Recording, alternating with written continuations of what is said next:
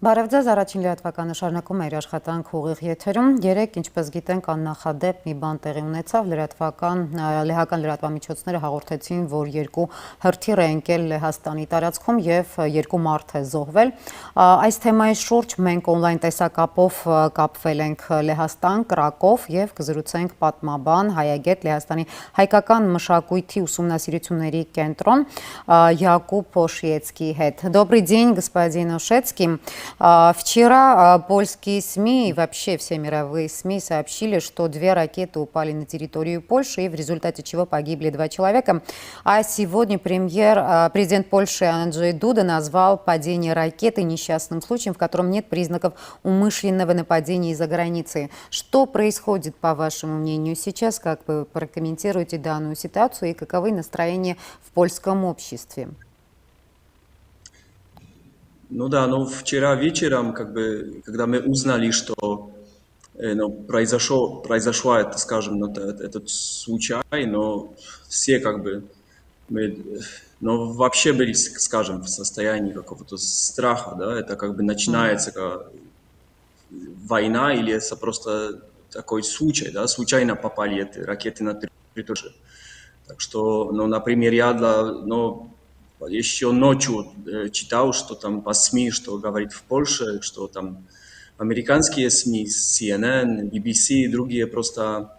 СМИ просто в Европе, они говорят по эту тему. Так что, к сожалению, никакого выступления со стороны нашего государства не было. И, может, это тоже повлияло очень, так скажем, плохо на общество в Польше. Но, как вы сказали, уже утром премьер-министр и президент страны Анджей Дуда и Матеуш Моровецкий в таком совместном заявлении они сказали, что действительно это просто ракеты попали случайно на нашу территорию.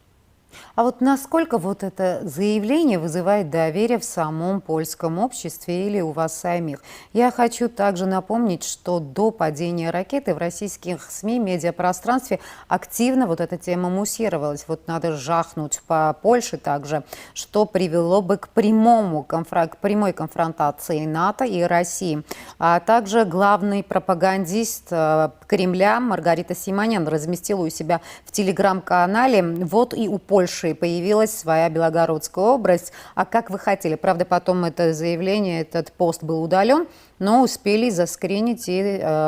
разные в телеграм-каналах оно было распространено. Насколько вы верите вот этому заявлению, официальному заявлению Польши? Это не так, что поддержка государства не маленькая в Польше. Настолько понимаем, это ситуация очень в Польше. С этой точки зрения надо просто поддерживать друг друга, которые сейчас у нас заниматься какими-то политическими играми, просто поддерживать какой-то или это не время для этого, по-моему. А по-моему, такой хаос, какой это тоже средство, по-моему, влияния на нашу политику со стороны России. Так что надо это тоже, по-моему, смотреть на так, что это может тоже сильно повлиять на наше общество, что мы почувствуем, что наше, не знаю, руководство не в состоянии сохранить наше общество. Но это не так, никто так не думает, по-моему.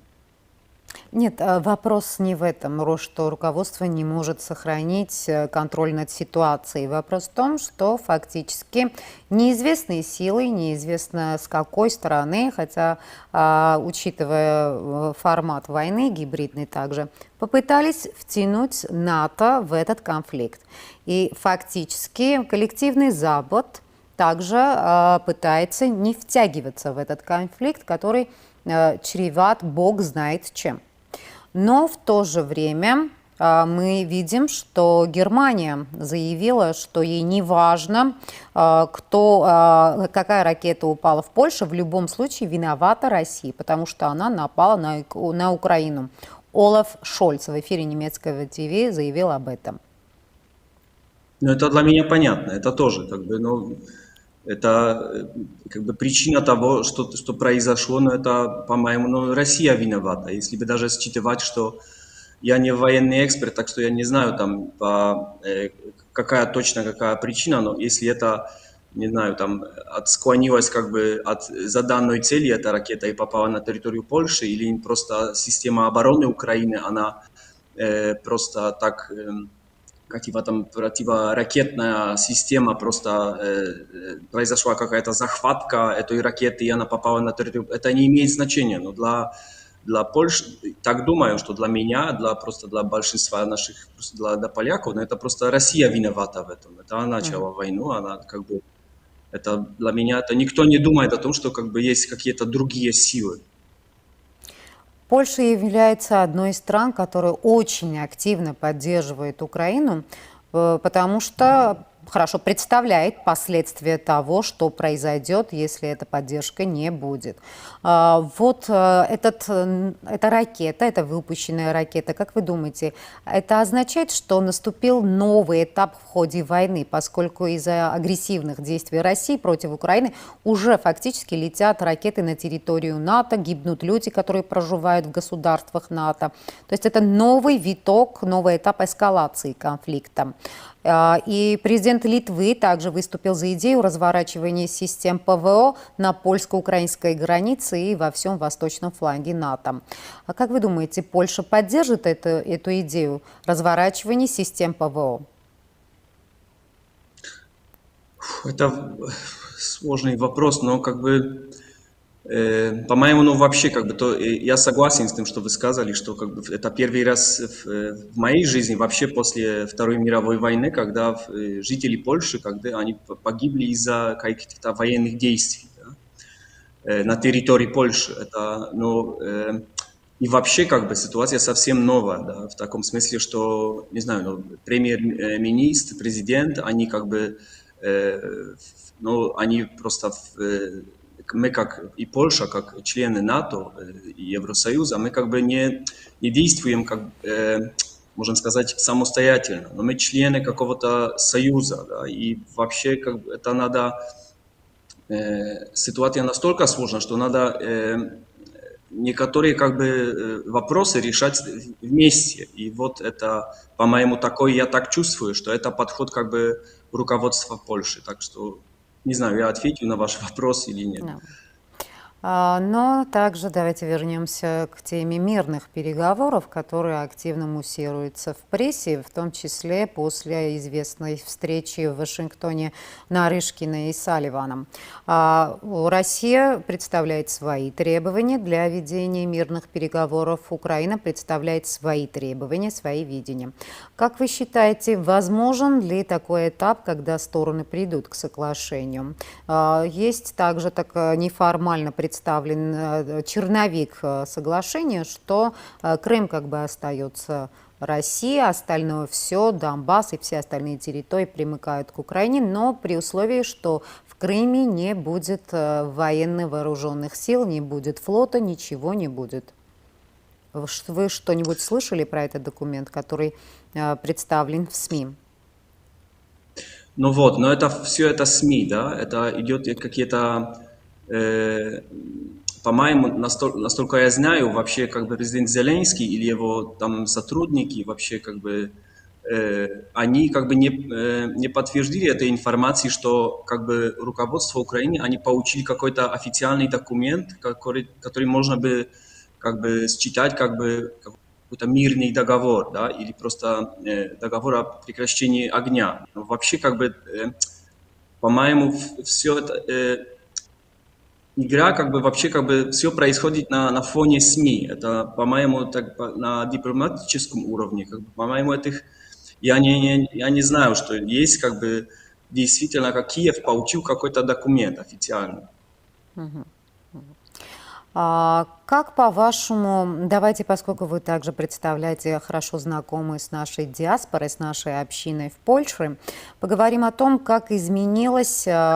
община, армянская община. Вообще, украинская война также стала результатом трансформации нашей диаспоры, потому что армянские общины на постсоветском пространстве, они традиционно были прорусскими, но сейчас мы видим, что они существенно меняются. Как изменилась армянская община в Польше в ходе вот этой войны? Но я бы сказал, что это один, да, это война в Украине, а второй это вообще, по-моему, тоже как бы война в Карабахе, в Арцахе. Это тоже имело значение, как бы по-моему, меняется как бы мнение общества в Армении и тоже как бы мнение армян, которые живут в Польше. И вообще как бы очень как бы часто сейчас действительно появляется такое мнение, что как бы, но Россия, он уже не становится нашим союзником. Это раньше это было очень редко, да, это как бы, так бы сказать, как бы это русофилия, я бы сказал, да, среди армян, которые живут в Польше, она была очень сильна, очень ранена. А сейчас как бы даже вчера у нас было такое заседание вот в Кракове, и как бы представители как бы меньшинства, армянского меньшинства в Кракове, они как бы прямо высказали, что как бы за эти, скажем, за эту ситуацию или в Нагорном Карабахе, в Арцахе, или вообще как бы, что происходит сейчас в Украине, это, Россия виновата. И это, по-моему, это уже, это резко изменилось, это мнение, скажем, армян, которые живут в Польше. И насколько вот эти настроения армян в Польше соответствуют настроениям в польском обществе? Они идентичны? Синхронизированы? Я бы сказал, что... да, по-моему, да. Но это, скажем, такая... да, потому что я бы сказал, что есть солидарность между поляками и армянами. Это уже как бы очень длинная традиция у нас, как бы армяне, которые живут в Польше с 15 века, они всегда являлись, как бы, мы говорили, что они, как бы, армянин в Польше это в 2 раза поляк, так, в смысле, что они как бы очень сильно как бы поддерживали в Польшу в разных там таких, скажем, очень важных в истории Польши моментах в истории. Так что сегодня я бы сказал, что тоже есть есть какая-то даже, как бы сказал, поддержка со стороны армян, которые живут в Польше, к этой политике, которая сейчас ведет как бы, государство Польши, как что поддерживает Украину, что как бы резко говорит, что как бы за всю эту войну как бы ответственность как бы по стране как бы России. По-моему, это очевидно, это как бы это ярко очень видно. Другая болезненная тема для Польши – это тема беженцев, это тема также релокантов, тема вынужденно переселенных. В российском медиапространстве активно говорят о том, что вот Европа, в том числе в первую очередь Польша, устала вот от этого потока беженцев, что к ним очень плохо относятся, что их разворачивают, возвращают в Украину. А какова реальная картина, хотелось бы услышать из первоисточника. Я бы не сказал, что мы устали от этой помощи. Я бы сказал, что как бы мы привыкнули к этой ситуации, но поток беженцев из Украины, он как бы не такой грандиозный, как бы в феврале, в марте, в апреле. Вообще как бы я бы сказал, что их становится меньше и меньше, этих людей, которые появляются сейчас на территории Польши. Не знаем, как эта ситуация изменится сейчас, когда нет там света, электричества. Вот после этого ракетного удара, который произошел вчера, я не знаю, может это изменится, как бы я не могу как бы догадаться, как будет ситуация выглядеть через, там, не знаю, через месяц, но Я не чувствую, что как бы появляются какие-то конфликты между поляками и украинцами. Это действительно есть, эта проблема существует. Есть так, что эм, это, по-моему, нормально, но я бы не сказал, что это часто и это как бы появляются конфликты, об этом говорится, или вообще как бы есть такое мнение в обществе, что как бы мы как бы устали от этой помощи к украинцам, что они должны вернуться на родину свою. Нет, это такого мнения, по-моему, пока нет. Есть как бы сильная поддержка со стороны Польши, чтобы пока эта война не закончится, мы должны просто помогать украинцам в Польше, в нашей стране, столько сможем. Польша активно строит стену между Польшей и Беларусью. Есть даже известный такой мем, как мы знаем, откуда на Беларусь готовилось нападение. Что ожидает Польша со стороны Беларуси? В смысле? Видите ли вы угрозу для Польши со стороны Беларуси? Активными темпами идет строительство стены между Польшей и Беларусью. Я согласен, но но эта стена, это результат, как бы уже несколько лет, как бы появились на границе между Польшей и Беларусью, появились беженцы, и они из Сирии, просто из Ближнего Востока. И вот это, но уже доказано, что как бы белорусское руководство, оно как бы сильно поддерживало этих людей, чтобы они как бы приезжали на территорию Беларуси, а потом как бы они их, скажем, насильно просто они их пытались как бы оставить там на границе Польши и Беларуси, чтобы они пересекали границу и перешли на страну Евросоюза. И вот эта стена, это результат этой как бы ситуации, которая произошла несколько лет тому назад. Эта стена, это не связано с тем, чтобы мы сейчас как бы чувствуем, что со стороны Беларуси есть какая-то угроза, и это как бы имеет какое-то военное значение, эта стена. Это не так. Среди экономистов очень много разговоров о том, что после окончания войны в Украине будет задействован план Маршалла-2. Польша, по вашему мнению, будет участвовать в процветании Украины и в этом новом плане Маршалла? Вообще, у нас есть какое-то, как я уже сказал, есть какая-то солидарность, есть как бы сочувствие к тому, что сейчас Украина страдает. И по-моему, есть очень такое сильное мнение, есть такое чувство, что как бы это тоже как бы наша задача, да, со стороны Польши, чтобы поддерживать Украину, пока как бы экономика нам как бы позволяет на это. Так что я думаю, что если закончится эта война и будет какой-то план, как восстановить Украину, я точно не знаю, но как бы я убежден, что Польша тоже хочет участвовать в таком плане и просто, не знаю, как бы финансовым, как бы, не знаю, другим, как бы на каком-то уровне, как бы поддерживать, как бы восстановление Украины после войны. На наших глазах мы видим, что Украина превращает свои вооруженные силы в одну из самых мощных армий НАТО.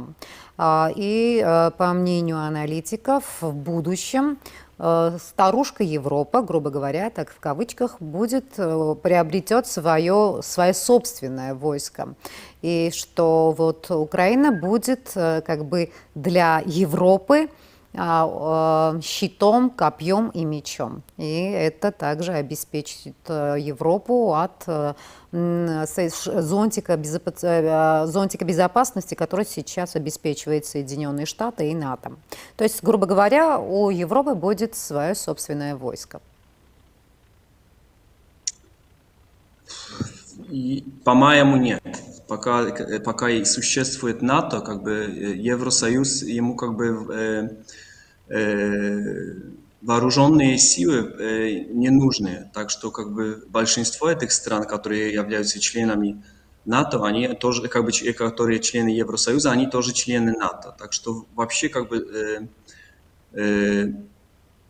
такого, как, если я не ошибаюсь, такой идеи, чтобы как бы установить, как бы соорганизовать как бы военные силы для Евросоюза, такой, по-моему, пока такой формально такой я об этом не слышал. Так что это, по-моему, НАТО, как бы, это задача НАТО, чтобы защищать как бы Евросоюз, так сказал. Также вернемся к теме усталости или привычки, как вы назвали. В российском медиапространстве также активно говорится о том, что вот в Европе также устали от поддержки и идут протестные такие течения. Очень многие недовольны, очень многие в преддверии зимы хотят, чтобы был мир, хотят, чтобы Украина и Россия наконец договорились и положили конец войне. А вот такие мысли в вашем обществе, в польском обществе присутствуют? Они имеют место быть или нет? Нас, знаете, это первый раз, как бы то, что произошло вчера, это как бы мы первый раз, по-моему, так мы серьезно почувствовали, что близко нашей границы там просто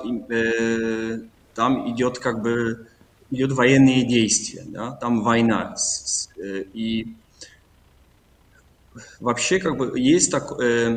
мы живем как по-прежнему, как бы вообще как бы эта война, как бы я бы сказал, кроме того, что появились беженцы в Польше, это нас как-то не касалось до сих пор. Так что я не знаю,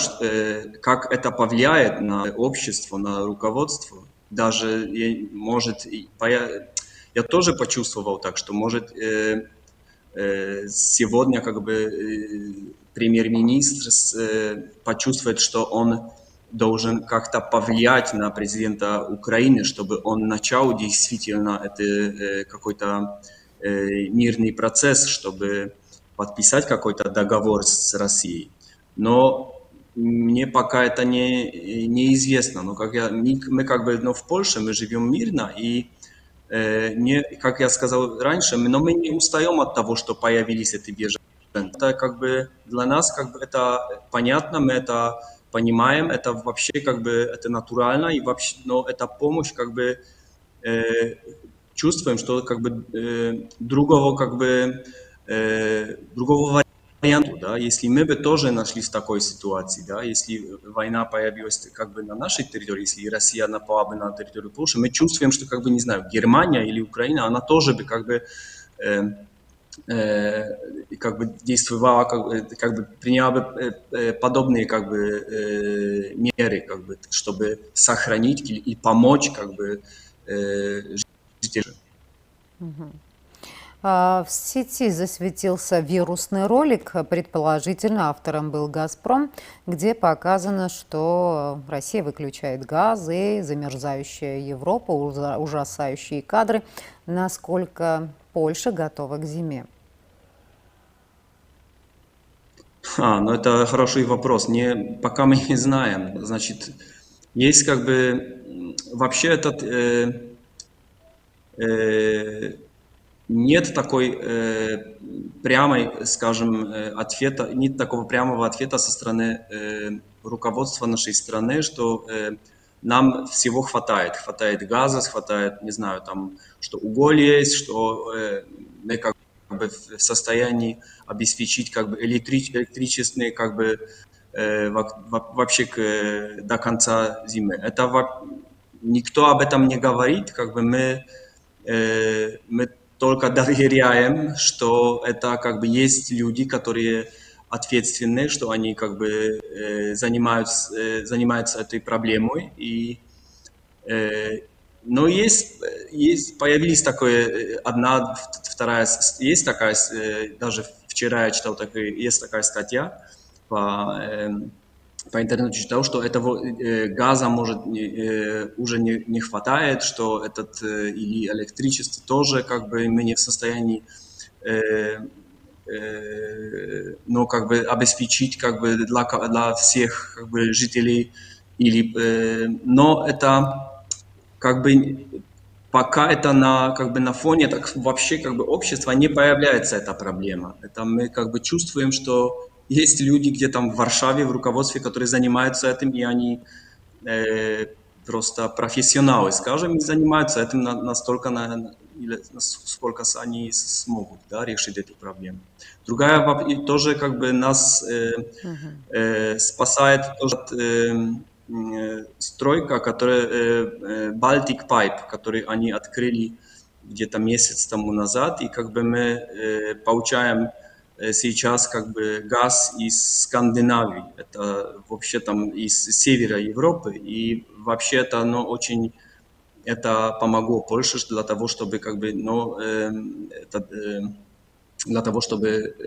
в каком-то мере это не пока газ из России, это количество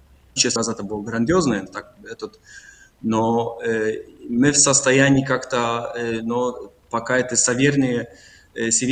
районы Польши, там как бы газ появляется благодаря этой стройке, как я сказал, Baltic Pipe. Польша одна из тех немногих стран постсоветского пространства, которая смогла встать на путь евроинтеграции и достигнуть очень больших успехов. И вот когда изучаешь этот феномен, как Польша смогла вот из разрозненной, разрушенной страны также вернуть свой суверенитет, вернуть свою государственность, оказалось, что поляки, все практически члены общества, они все были задействованы в каких-то клубах, в каких-то обществах, общества любителей собак, общество любителей аквариумных рыбок. И это говорит о том, о пассионарности польского общества. Вы как историк, как человек, который также сейчас работает, живет в Польше. Что изменилось в этом плане или в худшую, или в лучшую сторону в польском обществе? Насколько польское общество вот так же пассионарно, насколько оно активно в плане вот гражданского своей активности? Как гражданское общество?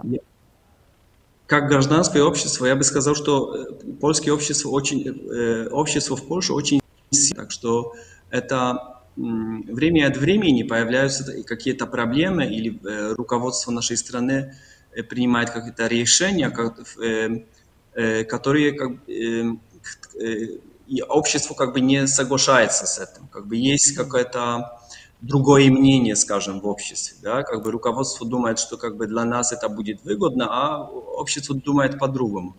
Так что Извините, в что такие вас моменты... прерываю, а общество может вот заставить руководство прислушаться к нему или пойти по другому сценарию? Например, в вопросе именно русско-украинской войны.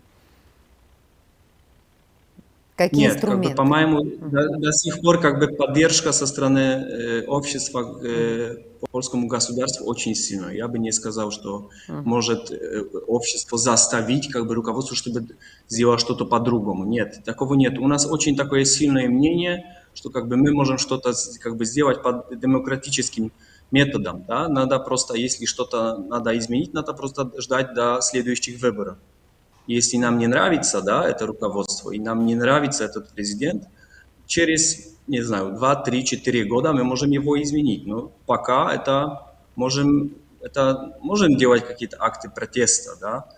но это как бы, чтобы выразить свое мнение. Да, не такое, чтобы как бы так сильно повлиять на руководство, чтобы они как бы сделали так, как мы хотели бы. Да. Это не так, это совсем другое мнение. Но можем, как бы, как я сказал, как бы высказать свою, скажем, что я против, да, но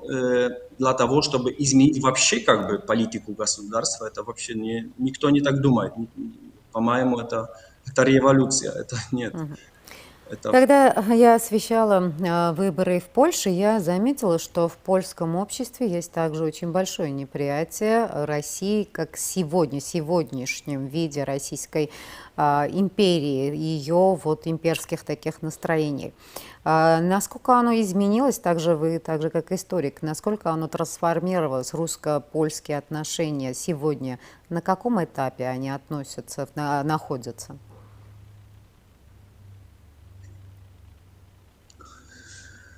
Знаете, вообще как бы у нас как бы отношение к России,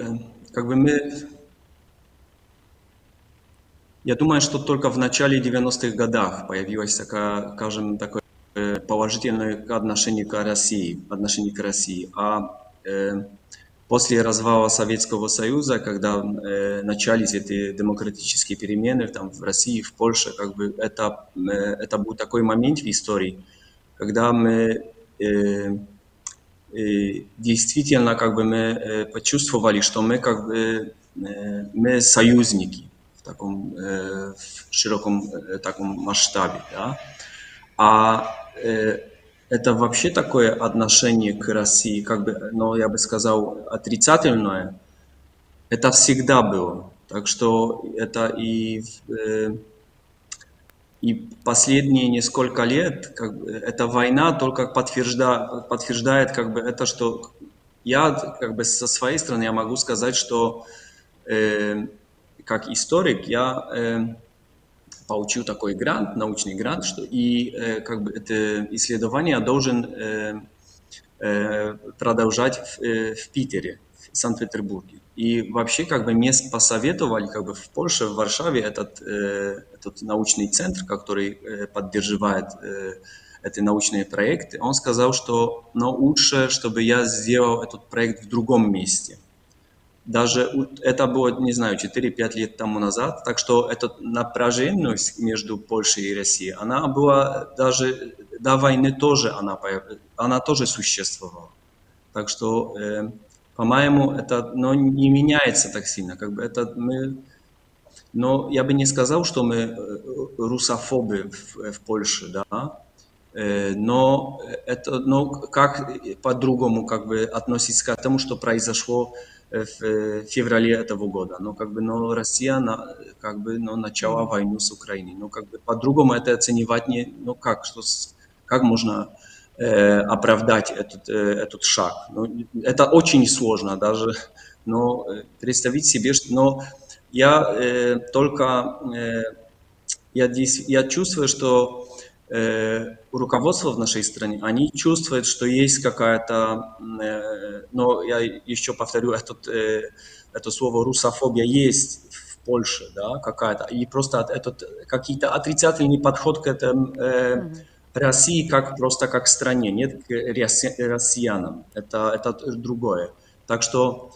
они как-то очень умно, они не поддерживают таких событий, когда, не знаю, например, что-то на улице, не знаю, это пример, не знаю, это происходит или нет, не знаю, кто-то узнал, что человек один с другим, они говорят на русском, и они начался, скажем, какой-то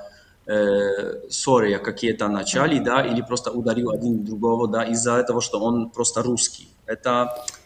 вообще таких случаев в Польше пока нету. Я очень рад, что до этого что как бы кто-то или полицейские, не знаю, есть какие-то просто люди, которые контролируют это, чтобы это не имело места на территории Польши. Это нам не нужно вообще. Да. Но из крайности в крайность не нужно впадать. Хорошо, спасибо за интервью, господин Ոշեցկի, спасибо за комментарий. Հիշեցնեմ, որ on-line տեսակապով մենք զրուցեցինք Կրակով պատմաբան, հայագետ Լեհաստանի հայկական մշակույթի ուսումնասիրությունների կենտրոնի հայագետ Յակուբ Ոշեցկիի հետ։ Մնացեք առաջինի հետ։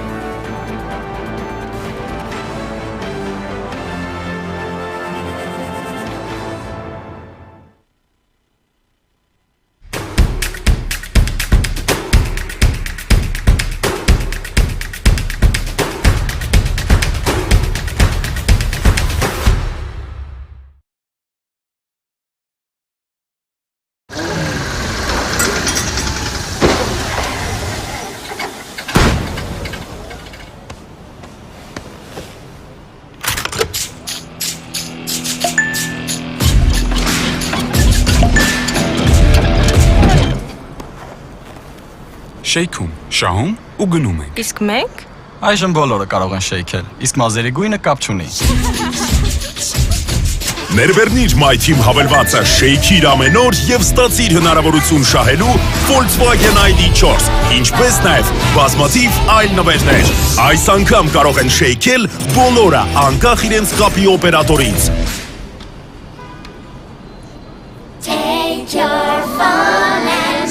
Team Telecom Armenia, շեյքիր և շահիր։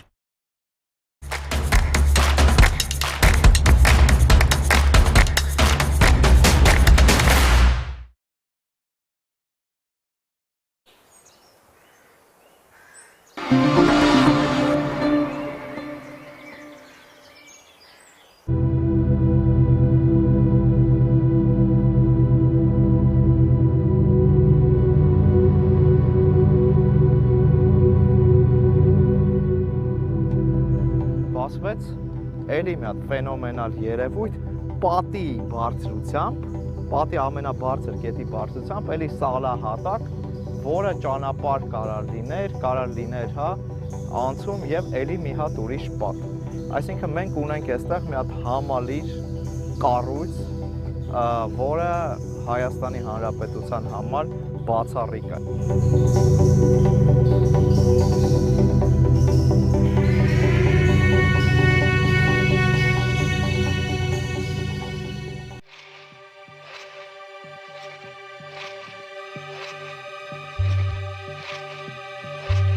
Ողջույն, առաջին լրատվականը գտնվում է Կարսում։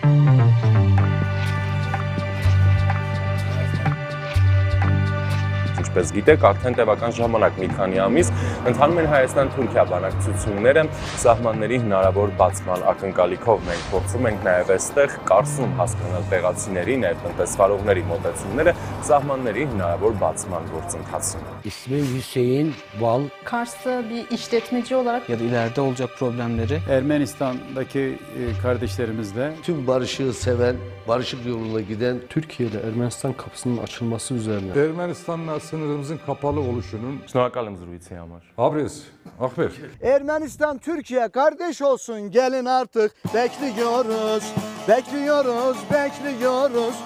gelin artık, bekliyoruz.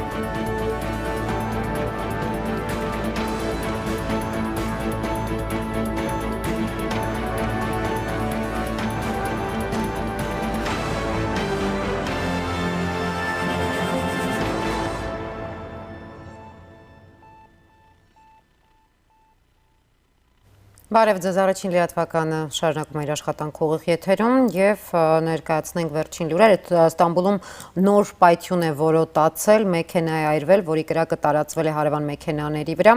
Հիշեցնենք, որ նախորդ շաբաթ Ստամբուլի Իսթիքլալ փողոցում պայթյուն էր որոտացել, որի արդյունքում տուժել էր 81 մարդ եւ ահաբեկչության կասկածանքով ձերբակալվածների թիվը հասել էր 30-ի։ Եվ այս առիթով մենք on-line տեսակապով միացել ենք Թուրքիա եւ կզրուցենք Թուրքիայում լույս տեսնող Ստամբուլում լույս տեսնող Կոս պարբերականի հայալեզու էջերի խմբագիր Բագրատ Էստուկյանի հետ։ Բարև ձեզ, պարոն Էստուկյան, դուք եթերում եք։ Ներկայացնենք վերջին իրավիճակը։ Մենք տեսնում ենք, որ արդեն տպավորություն է, թե Թուրքիայում ինչ-որ գործընթացներ են գնում։ Այս վերջին նոր պայթյունը որքանով է հավանական, որ նա նաեւ ահաբեկչական ակտ է։ Գասկած չկա, որ ահաբեկչական ակտ է։ Նախորդ գիրագի օրեր երեկոյան ժամը ճիշտ 4:20 անցած ուժքին բայթում տեղի ունեցավ, որը մենք լսեցինք այդ ցայնը, որոդումի պես էր, ամբի որոդման պես էր այդ ցայնը, նույնիսկ նախ այդպես գարձեցինք, հետո Twitter-յան քրարումներով շուտով արդեն դեղյակ եղանք, որ Իսթիքլալ բողոդայի վրա բայթում տեղի ունեցած է։ Այդ բանուն ես կգտնվեի հերոստակայանում եւ կպատրաստվեի մեր հերթական հաղորդումը նկարահանելու, բայց անմիջապես արդեն ծրագիրը խանգարվեցավ, մեր թղթակից ընկերները փութացին դեպքի վայր եւ սկսավ լրահոսը, այդպեսով իմացանք, որ նախ ըսվեցավ, որ մահաբարտ մներ, որ ինքզինք բայթեցուց, բայց հետո հայտնի դարձավ, որ ոչ մահաբարտ չէ, այլ արաբ կինը, որ այդտեղ իբրև թե ծրար մթողած էր եւ այդ ծրարն էր, որ բայթեցավ, որն հետևանքով 6 անձեր զոհվեցան եւ 81 վիրավորներ։ Երեկվա դվյալով այդ 81-ին արդեն 60-ը հիվանդանոցեն դուրս եկած էին ապակինված, իսկ 3 անձեր կմնան խդացյալ թարմանումի տակ։ Թե ինչ էր այդ բայթումին պատճառը, անշուշտ ասենք նախ եւ առաջ հաստատեցինք, որ ահաբեկչական արարքներ էր, բայց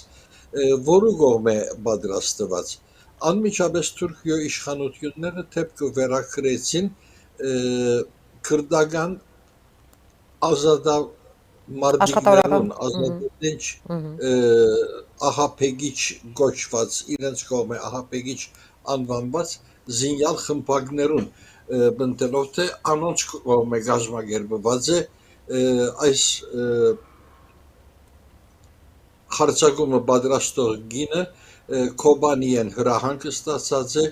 Աֆրինեն մտած է Թուրքիա եւ եկած, բայց շուտով այդ բնտումները չրող ուրիշ հայտարարություններ ալ վրա հասան, վկայություններ ավելի ճիշտը, որ գինը դարիեմը ի վեր է, որ բոլիսկը բնագի եւ հայտնի չէ սաբահուն, թե ով է իսկական այդ հարցակումի պատվիրատուն, որովհետև քրդական կազմակերպությունն ալ հերկեց Թուրքիո իշխանություններու, հատկապես ներքին գործոս նախարարի բնտումները, ըսելով, որ մենք կապ չունենք այս հարցակումին հետ։ Այդ մեկը հավաստի է, քանի որ անցյալին կարգ հարցակումներ իրենք արդեն յուրացուցած են, ասած են, որ այո, մեր մարտիկներն են այդ հարցակումը կատարողները, անունները այսինչն են եւ այլն, բայց այս անգամ հստակորեն մերժվեցավ այդ մտումը, հետեւաբար հիմա ավելի շատ կխոսվի այն վարկածի մասին, որ իշխող կառավարությունը հարաճիգա ընտրություններու ընթരാճ նման քայլերով պիտի ուզե ժողովրդին մեջ սարսափի զգացում մկոյացնել։ Իսկ որն է դրա նպատակը, պարոն Էստուկյան, որն է այդ սարսափի գոյացնելու մոտիվը, որն է նպատակը իշխանությունների ընտրություններից առաջ, ավելի արտաքին թշնամու վախի առջև կոնսոլիդացնել թուրք հասարակությունը,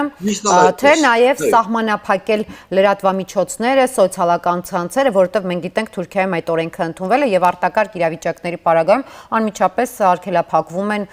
բոլոր սոցիալական ցանցերը, համացանցը։ երկու կորձոնը իրար լրացնող հատկություն ունին ամենևին,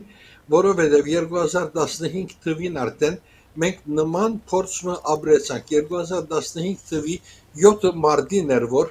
ընդդություններ դեղի ունեցան եւ այդ ընդդություններում մեջ 18 տարիներ 15-16 տարիներ վերջ առաջին անգամ նախագահ Էրդողանի գուսակցությունը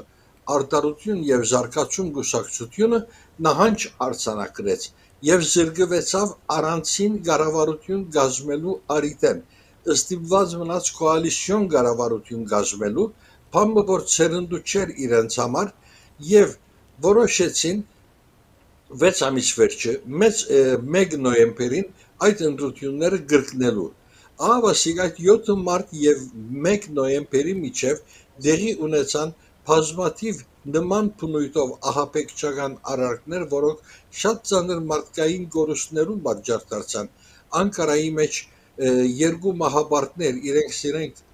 բայթեցնելով 101 կյանքեր խլեցին Սուրուջի մեջ նույնը բադահեցավ այս անգամ 34 երիտասարդներ մահացան եւ Դիարբեկիրի մեջ նույնը բադահեցավ երբ որ ժողովուրդներու ժողովրդավարության գուսակցությունը հավաք կազմակերպած էր այդ բոլորին հետևանքով քոյացած անորոշությունը անաբախով ընթացքը նպաստեց կորձող կառավարության եւ երկու ընդդություններու միջև իրենց ինպաստ 5 միլիոնի չափ ցայներու առավելություն արձանագրվեցավ այդ օրինակը անմիջապես մարտիկ հիմա գմդափերեն եւ արդեն նախաբեսալ այս մասին գանխադեսումներ գային թե կառավարությունը ընդդություններու առաջ կգնա նման քայլերու թիմել եւ հետեւաբար հիմա այս մեկնա այդ ընթացքի մեջ կքննադեն եւ ճիշտ է ծեր թիդել դված այն երևույթը թե սոցցանցերու նկատմամբ ամիջապես սահմանափակման արիթ կլա որովհետեւ այս դեպքեն հազիվ քանի մի ժամ վերջ արդեն լրատվության արկեր կրճակվեցավ եւ սոցցանցերու ծառայությունն սահմանափակվեցավ մարդիկ չգրցան իրարու Twitter-ով կամ այլ եղանակներով Թուրքական պրոիշխանական լրատվամիջոցներում տեղեկություն է տարածվում նաև կամ վարկած է շրջանառվում, որ իբրև թե սա նաև Միացյալ Նահանգների ձեռագիրն է այստեղ նպատակն է որպեսզի ընտրություններից առաջ Էրդողանի ուժերը դիրքերը թուլացնեն եւ ավելի ուժեղացնեն ընդդիմության դիրքերը, քանի որ Էրդողանը, ինչպես գիտենք, իր հիմնական հաղթանակներից մեկն էր ահաբեկչության դեմ պայքարներ ներկայացնում եւ երկար ժամանակ մոտ 5 տարի ահաբեկչությունները չկային որպես այդպիսին, որքանով է այս վարկածը ձեզ հավանական, թե դա հենց նաև Էրդողանի քաղաքականությունը ուզում հիշեցնել, որ Էրդողանը նաև Միացյալ Նահանգների կողմից ցավակցություններ չընդունեց։ Էրդողանը նախ եւ առաջ Բայդենի ցավակցությունը ընդունեց, բանը, որոնց համար զգուշացուցած էր ներքին գործոց նախարարությունը, ասելով որ չլա որ Միացյալ Նահանգներու Իստանբուլի հյուպատոսարանը ցավակցություն հայտնե, պիտի չընդունենք այդ մեկը։ Այստեղ ուրեմն հակասությունը կոյացավ ներքին գործոց նախարարի եւ նախագահ Էրդողանի միջև։ Այդ ասած բախուն Էրդողան նաեւ դեսակցեր կամ քիչ անց պիտի դեսակցեր Բայդենի հետ, հետեւաբար այդ դեսակցությունը խափանող բան մի եղավ այստեղ։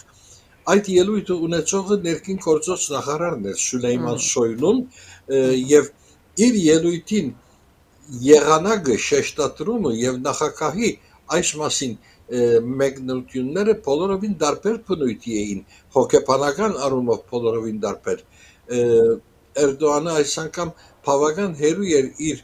այնքան մեզի ծանոթ հարցագողական եւ սպառնական լեզուին եւ շատ ավելի զուսպ մեկնաբանեց այս պատահածները փախտատմամբ ներքին գործոց նախարարին հետեւաբար այստեղ խնդիրներ կա նաեւ ներգարավարական առումով այսինքն կառավարության մեջ ներքին գործոց նախարարը զանազան հավասարակշռություններով է որ իր աթորը կբահե իրեն զորակցող խմբակներ կան այդ գուսակցության մեջ նույնիսկ կորշ խայլերու գուսակցությունը իրեն զորակցող ուժ մնե բայց նաև քախնիկ չէ, որ նախագահ Էրդողանը բավական թշկող է իր սակայն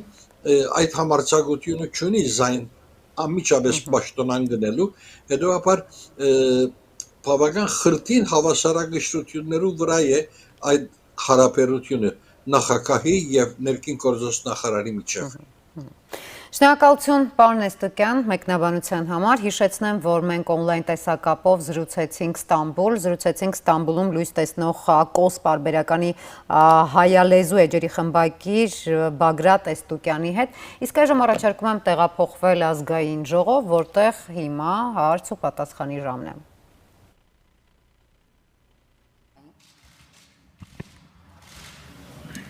Շնորհակալ եմ շատ, քանի որ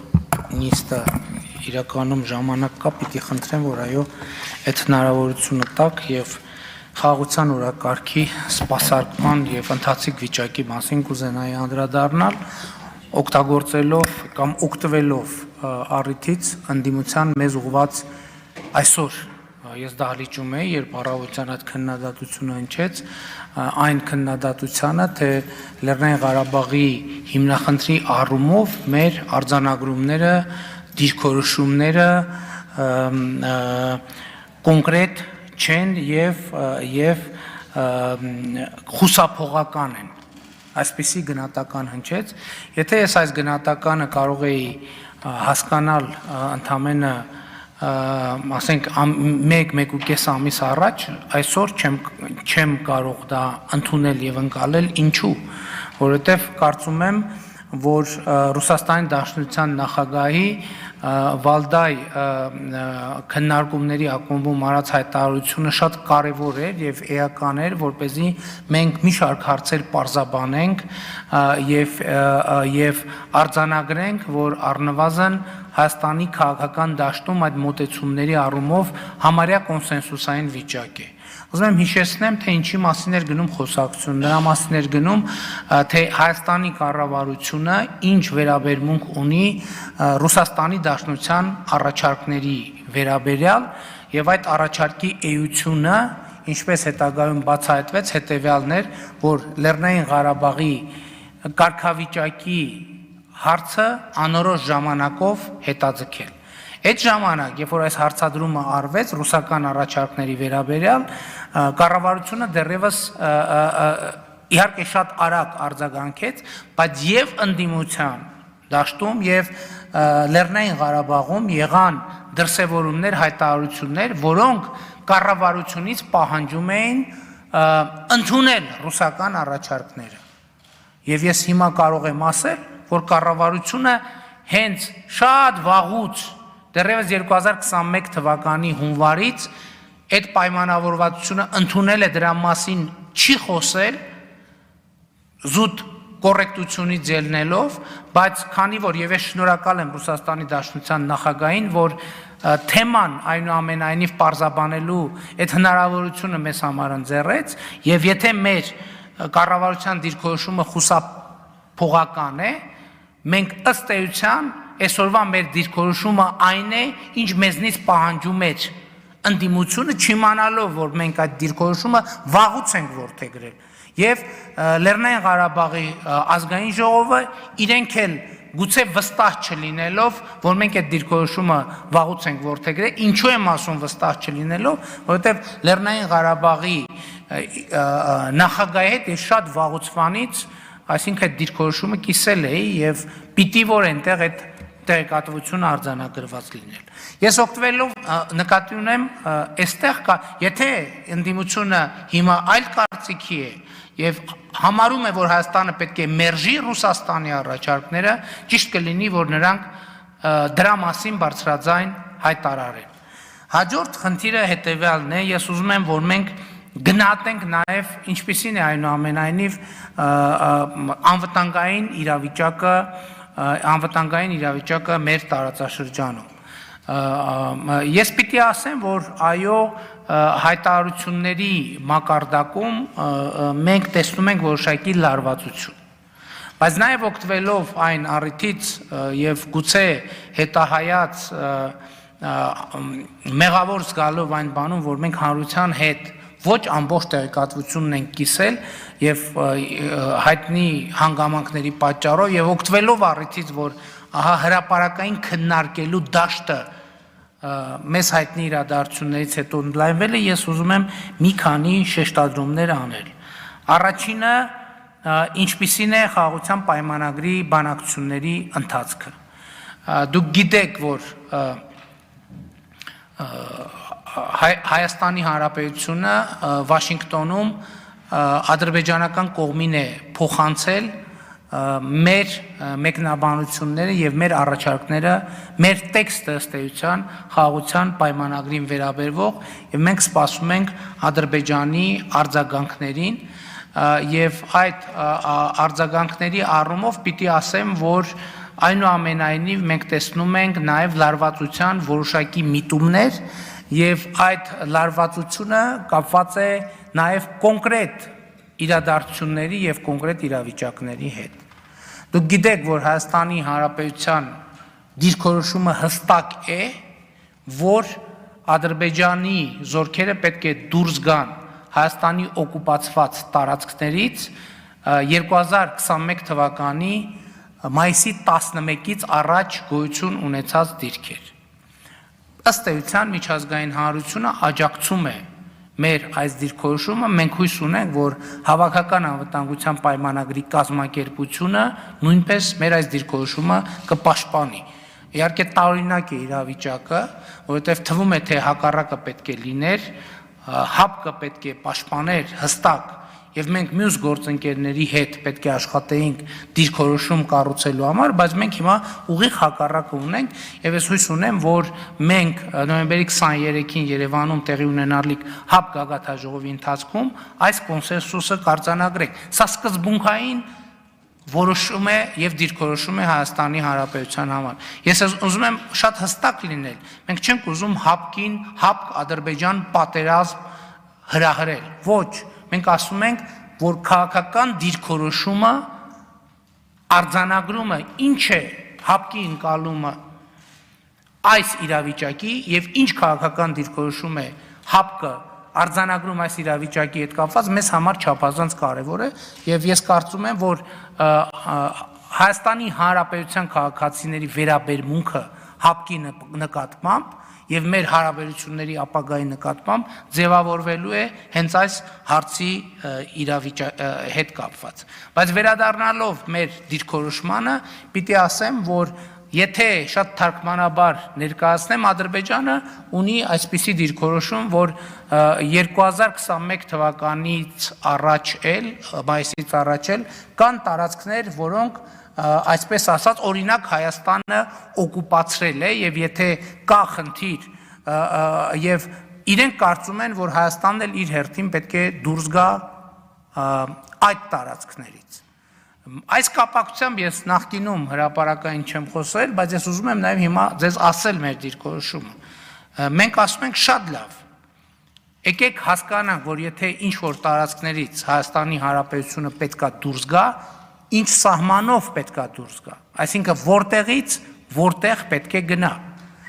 այսինքն եւ եթե մենք հասկանանք ճշգրտենք այդ սահմանը, դա կարող է Հայաստանի համար լինել շատ ընդունելի խոսակցություն, որովհետեւ օրինակ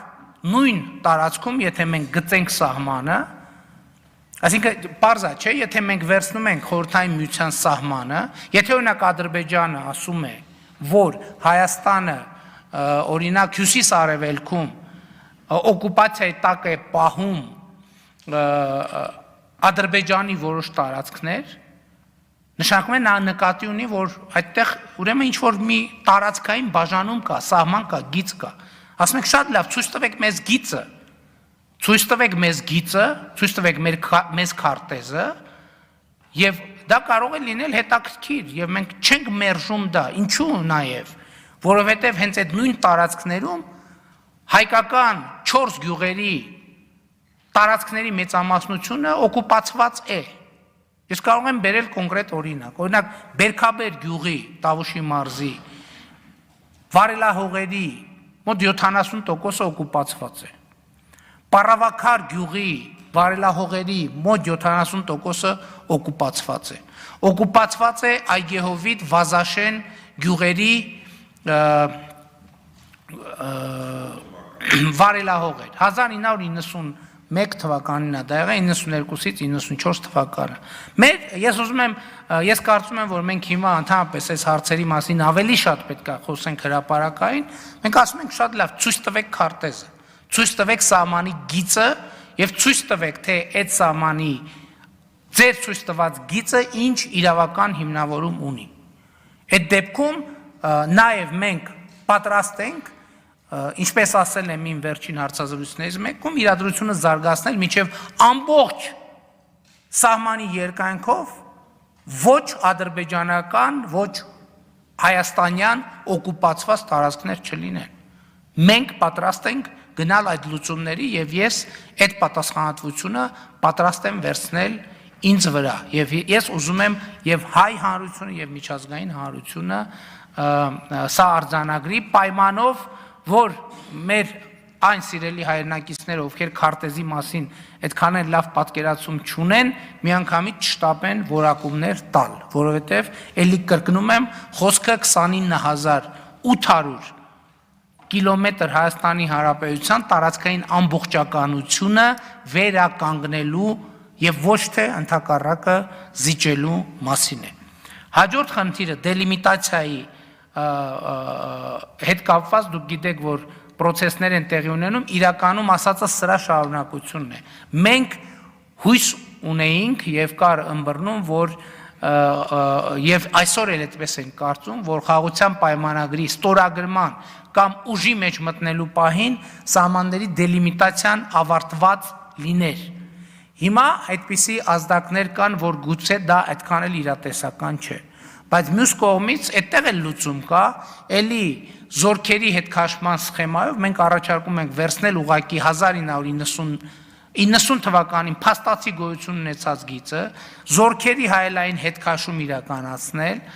մոնիտորինգի մեխանիզմ ստեղծել, զորքերը ընդհանրապես սահմանային հատվածում չունենալ, այդ ամբողջ հատվածը հանձնել սահմանապահ ծառայությանը, այս թեման առնվազն սահմանի գծի մասին պատկերացումը ֆիքսել, նոր հանգիստ պայմաններում գնալ դելիմիտացիայի գործընթացի, որը իսկապես կարող է շատ երկար տարիներ տևել։ Խաղաղության պայմանագրի վերաբերյալ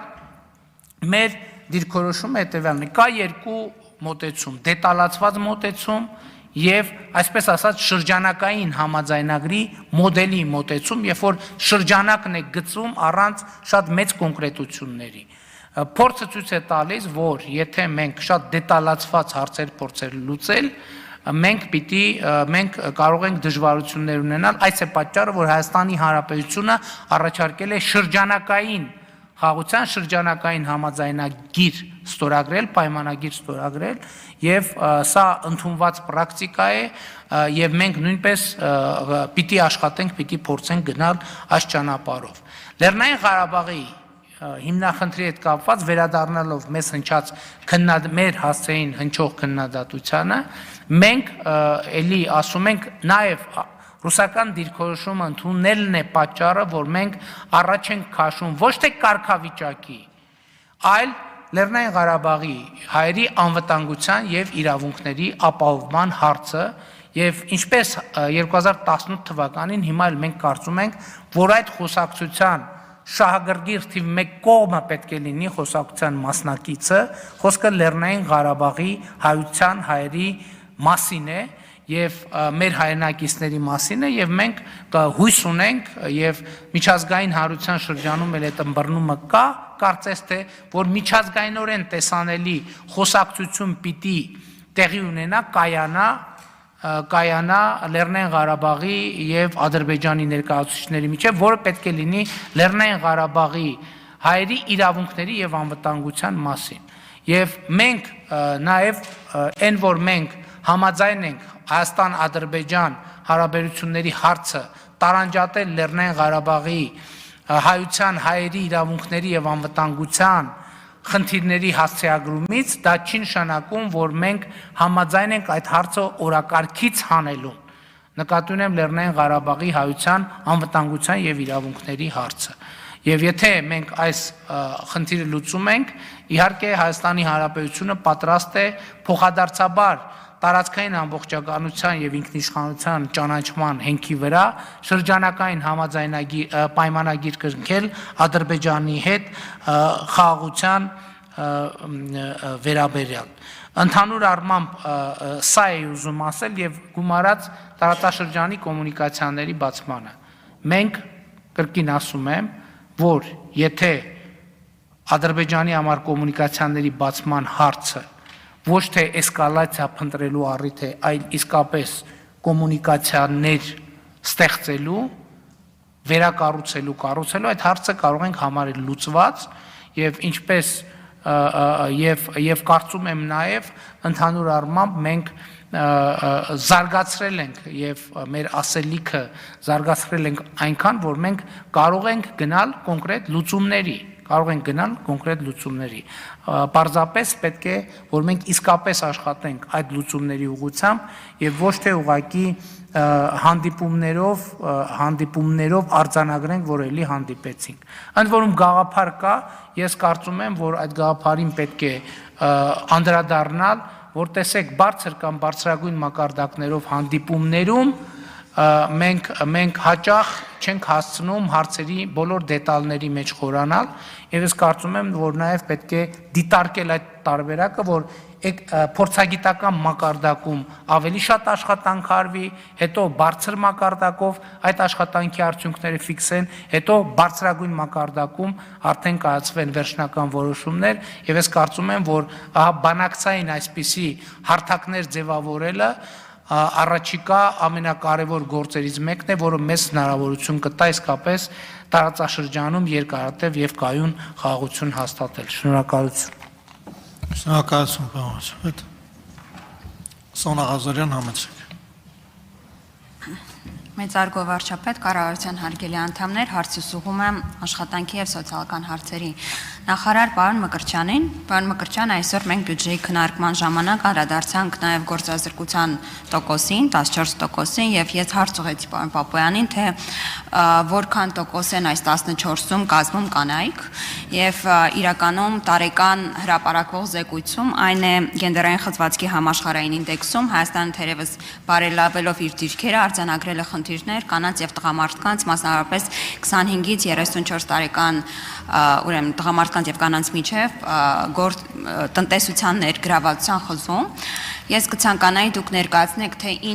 ինչ է անում նախարարությունը, որպեսզի ել ավելի շատ թվով կանայք ներգրավեն տնտեսության զարգացման, կայուն զարգացման գործընթացում։ Շնորհակալություն։ Հարցին կպատասխանի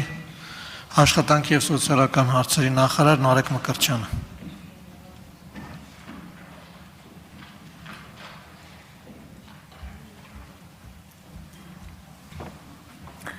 Շնորհակալություն հարցի համար, Տիկին Ղազարյան, պաշտոնապես գրանցված շուրջ 51,000 գործազուրկների մեջ կանանց թիվը բավականին մեծ է, ավելի քան 50%, հասնում է կոնկրետ շուրջ 64%-ի եւ ըստ էության կառավարության համար բավականին կարեւոր է, որպեսզի մենք կարողանանք հնարավոր բոլոր միջավայրերը ստեղծենք կանանց տնտեսական զորեղացումն ապահովելու համար, որովհետեւ մարդկային կապիտալը Հայաստանի Հանրապետության համար որպես փոքր երկիր հույժ կարևոր նշանակություն ունեցող հանգամանք է եւ մենք պետք է ամեն ինչ անենք, որպեսզի ներգրավվածությունը ապահովենք։ Նախարարության գենդերային ռազմավարության ծրագրային դրույթների առաջնահերթությունների մեջ, այսպես երրորդ առաջնահերթությունը կանանց սոցիալ-տնտեսական զորեղացումը ապահովումն է եւ բոլոր ծրագրերում հավասար հնարավորությունների ապահովումը եւ այս ուղղությամբ բնականաբար քայլեր իրականացվում են եւ խնդիրը հենց ռազմավարությամբ արդեն իսկ ընդունված է, որ պետք է այս ուրեմն խնդրին մենք անդրադառնանք եւ իրականացնում ենք տարբեր ծրագրեր Օրինակ ես կարող եմ մի արդեն վերջերս մեկնարկած ծրագիր ներկայացնել, որ իրականացնում ենք ՄԱԿ-ի զարգացման գործակալության, էկոնոմիկայի նախարարության հետ համատեղ կանանց տնտեսական զորեղացման աքսելերատոր ծրագիրը, որը մի կողմից ըստ էության սա պիլոտային ծրագիր է, կանանց բիզնես հմտություններն է զարգացնում, մյուս կողմից փոքր եւ միջին բիզնեսին աջակցելու ուրեմն նախագիծ է, եւ այս ծրագիրը բավականին այսպես լայն քննարկումների արդյունքում մենք որ հիմա արտադրի տնտեսական զարգացման համատեքստում նաև ասեմ որ ուրեմն աշխատանքից դուրս գտնվող բնակչության ավելի քան 60 կոնկրետ թիվը չասեմ, բայց ավելի քան 60%-ը նույնպես կանայք են, այսինքն այստեղ նույնպես մենք բավականին ուրեմն գործ ունենք անելու։ Տեսեք, պարոն նախարար, դուք ձեր խոսքում քանիցս նշեցիք, որ կանանց ներգրավվածություն տնտեսական գործունեությունում կապված է հմտությունների բացակայությամբ, չգիտեմ, նվազ կրթված լինելով, բայց ես այդ դիտարկման հետ այդքան էլ համամիտ չեմ եւ կարծում եմ, որ մի շարք գործոններ կան, որոնց արդյունքում կանայք դուրս են մնում տնտեսական գործունեություն կազմակերպման գործընթացից եւ դրանցից մեկը կարող եք դիտարկել եւ այդ քննարկումը այսօր ամբողջ օրը մենք ունենում ենք դեմոգրաֆիական աճի նվազման, բայց օրինակ երբ որ կանայք Հայաստանում երեխա են ունենում, նրանք հնարավորություն չեն ունենում 2 կամ 3 ամիս անց անցնել աշխատանքի մի շատ բարձ խնդրի արդյունքում, որովհետև մենք չունենք մանկապարտեզներ նախատեսված 2-3 ամսեկան երեխաների համար, որը օրինակ շատ ցույց օրինակ է Եվրոպայում, եւ մեր շփումների ընթացքում եվրոպացի տարբեր գործընկերների հետ նրանք հնարավորություն ունեն վերադառնալ աշխատանքի, քանի որ պետությունը միջավայր է նաև ստեղծել եւ ըստ այդմ 25-ից 34 տարեկան կանայք, ինչ այս զեկույցում արձանագրված է, հնարավորություն ունեն շարունակելու առնվազն իրենց գործունեությունը, որ մինչև այդ պահն են նախատեսել։ Այստեղ ես կխնդրեմ, որպեսզի դուք այդ ռազմավարության շրջանակներում, որը նախատեսել եք, այս հարցն էլ քննարկեք եւ իհարկե կարող եք հղում անել, որ կա դայակների ծրագիր, բայց դրանց շահառուների քանակը շատ փոքր է։ Այո, շահառուների շնորհակալություն արձագանքի համար, շահառուների քանակը փոքր է, որովհետև դա պիլոտային ծրագիր է եւ մենք այդ ծրագիրը մինչեւ չիրականացնենք արդյունավետությունը թույլ եւ ուժեղ կողմերը չիմանանք, չենք կարող գնալ ֆինանսների նախարարություն կամ առհասարակ ներգրավել մեր զբաղվածության ծրագրերում, բայց մի բան հստակ է եւ ես համաձայն եմ ձեզ հետ, որ զբաղվածության մեր ծրագրերը դա միայն մեր նախարարության ռազմավարություն չի, դա Հայաստանի Հանրապետության կառավարության ռազմավարություն է, այստեղ անելիքներ ունենք բոլորս եւ միջգերատեսչական մոտեցումը պահված է եւ դեռ քննարկումներ ունենալու են եւ առիթ կլինի նաեւ դուք էլ կարող եք մասնակցել այդ քննարկումներին, բայց դրական մի շարք կողմեր նույնպես կա կանանց ներգրավվածության առումով տարբեր ոլորտներում, օրինակ վերջերս Հայաստանի Հանրապետությունը ներգրավել է ՄԱԿ-ի հովանու ներքո գործող հավասարության սերունդ, այսպես գլոբալ ֆորումում որպես թեմատիկ դաշինքի առաջնորդ զուտ այն պատճառով, որ Հայաստանը տեղեկատվական տեխնոլոգիաների հետ արդյունաբերական ոլորտում կանանց ներգրավվածությունը համաձայն մի շարք ռեպորտների բարձր է եվրոպական միջինից։ Այսինքն անգամ զարմանալի չլինի զարգացած եվրոպական երկրներ կան, որոնք հետաքրքրված են նաև Հայաստանի փորձով կանանց ներգրավվածություն տեղեկատվական տեխնոլոգիաների ոլորտում բարձր լինելու հիմքերը հասկանալու առումով։ Շնորհակալություն։ Շնորհակալություն։ Հաջորդ հարցի համար Արման Եղոյան համեցեք։ Շնորհակալություն, հարցս ուղղում եմ փոխվարչապետ պարոն Մհեր Գրիգորյանին։ Պարոն Գրիգորյան, գիտեք, որ դոլարի փոխարժեքի տատանման փոփոխման հետ կապված IT ընկերությունները որոշակի խնդիրների առաջ են կանգնել։ Ես որոշակիորեն փորձեցի ուսումնասիրել խնդիրը ու եկան եզրահանգման, որ խնդիր իսկապես կա եւ նաեւ գիտեմ, որ կառավարությունում որոշակի քայլեր են ձեռնարկվում։ Կխնդրեի պարզաբանել նախ ինչ քայլեր են ձեռնարկվում, երբ դրանք կընդունվեն եւ երբ կհասցեագրեն այն խնդիրները, որոնց առջեւ որ կանգնած են այն ընկերությունները, որոնք որ պատվերը ստանում էին արտարժույթով, հետեւաբար իրենց գործունեությունը հիմնված էր արտարժութային հաշվարկի վրա, հիմա ստացվում է, որ իրենց շահույթը, հետեւաբար եկամուտները նվազել են, ոնց ենք այս խնդիրները հասցեագրելու եւ երբ։ Հարցին կպատասխանի փոխվարչապետ Մհեր Գրիգորյանը, համեցեք պարոն Գրիգորյան։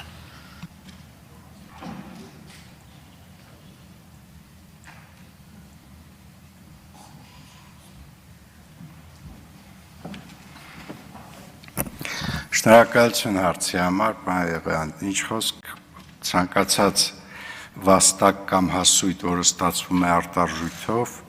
այս իրավիճակում նեգատիվ ազդեցություն է թողում թե վաստակի վրա եւ թե հասույթի, նույնիսկ վաճառքներից ստացած հասույթի եւ այս խնդիրը իրոք պետք է լուծում ստանա, կոնկրետ ոլորտային իմաստով ես կարծում եմ այս պահին իդրաֆտում դրված է կառավարության կողմից մշակված միջոցառման նախագիծը կամ եթե դրված էլ չի հանրային քննարկման մոտորերս կդրվի, որը վերաբերվում է դրամով արտահայտված վաստակի անկման հատուցման միջոցառմանը, որը ըստ էության եւ կարծում եմ ժամանակավոր պետք է լինի ամեն դեպքում, բայց ես կցանկանայի մի այլ բան ասել, որովհետեւ այնուամենայնիվ վաստակի պարագայում հաշվարկում են դրամով եւ խոսում են մարդիկ նվազեցման մասին, բայց չեն խոսում, որ դրան զուգահեռ գների աճը, որը պետք է տեղի ունենար ներմուծվող ապրանքների հետ կապված, չի աճել, այսինքն ամեն դեպքում, եթե եկամուտների մասում կա անկում մարդկանց մոտ, եթե կոնկրետ անհատներից ենք խոսում, պետք է ասել, որ նաև ծախսերի մասով չկա գների աճ, այնպիսի, որը այսօր կա աշխարհում, որովհետև մեր հարևան երկրներում ինֆլյացիոն ճնշումները շատ ավելի բարձր են եւ գնաճային ճնշումները շատ ավելի բարձր են, քան Հայաստանում, բայց էլի խնդիր չկա, ես չեմ ուզում, որպեսզի մենք հավելյալ էֆեկտներով այդ խնդրը կոմպենսացված համարենք եւ կարծում եմ ձեր կողմից նշված ոլորտում իրոք պետք է իրականացնենք միջոցառումներ, բայց ես անձամբ, ես չգիտեմ ինչով կավարտվի վերջնական քննարկումը, բայց օրենսդրական փոփոխություններին, որոնք պետք է այդ ադապտացիոն ֆունկցիան կատարեն, ես անձամբ դեմ եմ եւ ֆիսկալին էլ եմ դեմ, չի կարելի նման դեպքերում հարկային փոփոխություններ անել եւ չի կարելի օրենսդրական ֆունդամենտալ փոփոխություններ անել։ Միջոցառումով ես կարծում եմ կոժանդակենք եւ կոմպենսացնենք տվյալ կորուստը, բայց ճիշտ թիրախով։ Շնորհակալություն։ Արձագանքում եք, պարոն Համեցեք։ Պարոն Գրիգորյան, ես ձեր ակնարկից այնպես հասկացա, եթե սխալ հասկացա, խնդրում եմ ուղղեք ինձ, որ դե խոսքը բարձր վարձատրվող մասնագետների մասին է եւ քանի որ գնաճը միևնույն է իրենց ստացած վարձատրության համեմատ կրիտիկական չէ, ուրեմն խնդիրներ, միգուցե այդ մասնագետների համար կրիտիկական չէ, ես այդպես հասկացա ձեր ակնարկը, բայց այստեղ խոսքը ոչ թե մեկ մարդու աշխատավարձի մասին է, այլ ընկերության ընդհանուր շահույթի, որի ձևավորվում է ոչ միայն այդ աշխատողի աշխատավարձը, այլ ընկերության մյուս բազմաթիվ այլ ծախսեր, եւ եթե ստացվի այնպես, որ փոխարժեքի փոփոխությունը ավելի մեծ է, քան իրենց նախկին մարժան, շահույթի մարժան, հա, կստացվի, որ խնդիրներ կծագեն հենց բուն այն նախկին աշխատավարձը ապահովելու եւ ընդհանրապես ընկերության գործունեությունը որպես այդպեսին ապահովելու հետ կապված եւ ինքը փակման առաջ կկանգնի այդ ընկերությունը։ Սա է խնդիրը, Այո, սխալ հասկացաք իմ ակնարկը։ Իմ ակնարկը ավելի պարզ է։ Ես չափից կախված որևէ միջոցառման մասին չխոսեցի, շատ են ստանում, թող շատ ստանան ավելի լավ։ Իմ ակնարկը կայանում է հետևյալում, որ այնուամենայնիվ մեր սպառման մեջ ներմուծված ապրանքների կամ ներմուծված բաղադրիչի չափը բավականին մեծ է, ինչը նշանակում է, որ եթե փոխարժեքի կայունացում չլիներ, մեր կյանքը կթանկանար։ Ես չեմ ասում, որ դա լավ է, բայց դա փաստ է։ Ինչ եմ ես ասում։ Ես ասում եմ, անձը, որը արտարժույթով աշխատավարձ է ստանում, վաստակ, այո, իր վաստակը բացարձակ մեծությունը դրամով նվազում է, բայց նաև ինքը ավելի շատ դրամ է ծախսում, որովհետև ներմուծված բաղադրիչը չի թանկացի այնքան, եթե կթանկանար, ենթադրենք, անպայման կթանկանար փոխարժեքի թարս ուղղությամբ տատանման պարագայում։ Ես սրա մասին էի խոսում, չափը բնականաբար չի քննարկվում։ Շնորհակալություն, պարոն Գրիգորյան։ Հաջորդ հարցի համար Զարուհի Բաթյան, համեցեք։ Շնորհակալություն։ Հարցը ուղղված է պարոն վարչապետին։ Մեծարգո վարչապետ, ես ուզում եմ իմանալ 2023 թվականի բյուջեում ինչպես է արտահայտվում խաղաղության օրակարգի համար նաև ծառայող միջազգային հարաբերությունները, մասնավորապես դիվանագիտական կորպուսը, ինչ փոփոխություններ կան, արդյոք կան այս մասում եւ ունենք արդյոք քաղաքականության փոփոխություն, խոսքս հիմնականում ռեսուրսների եւս մեկ հարց վերաբերում է արդեն, եթե չեմ սխալվում, վերջերս Սոչիում կայացած հանդիպման ժամանակ նաև քննարկվել է Ադրբեջանի հետ միջխորհրդարանական համագործակցության որևէ ֆորմատ, ոնց է սա պատկերացում, եթե որևէ պատկերացում կա։ Հարցին կպատասխանի Հայաստանի Հանրապետության վարչապետ Նիկոլ Փաշինյանը։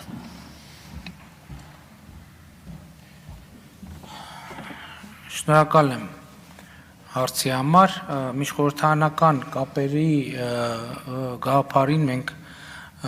զարգացման գաղափարին դրական ենք վերաբերվում, բայց եթե ուշադրություն եք դարձրել եռակողմ հայտարարության Սոչիի ձևակերպմանը, այնտեղ կարևորվում է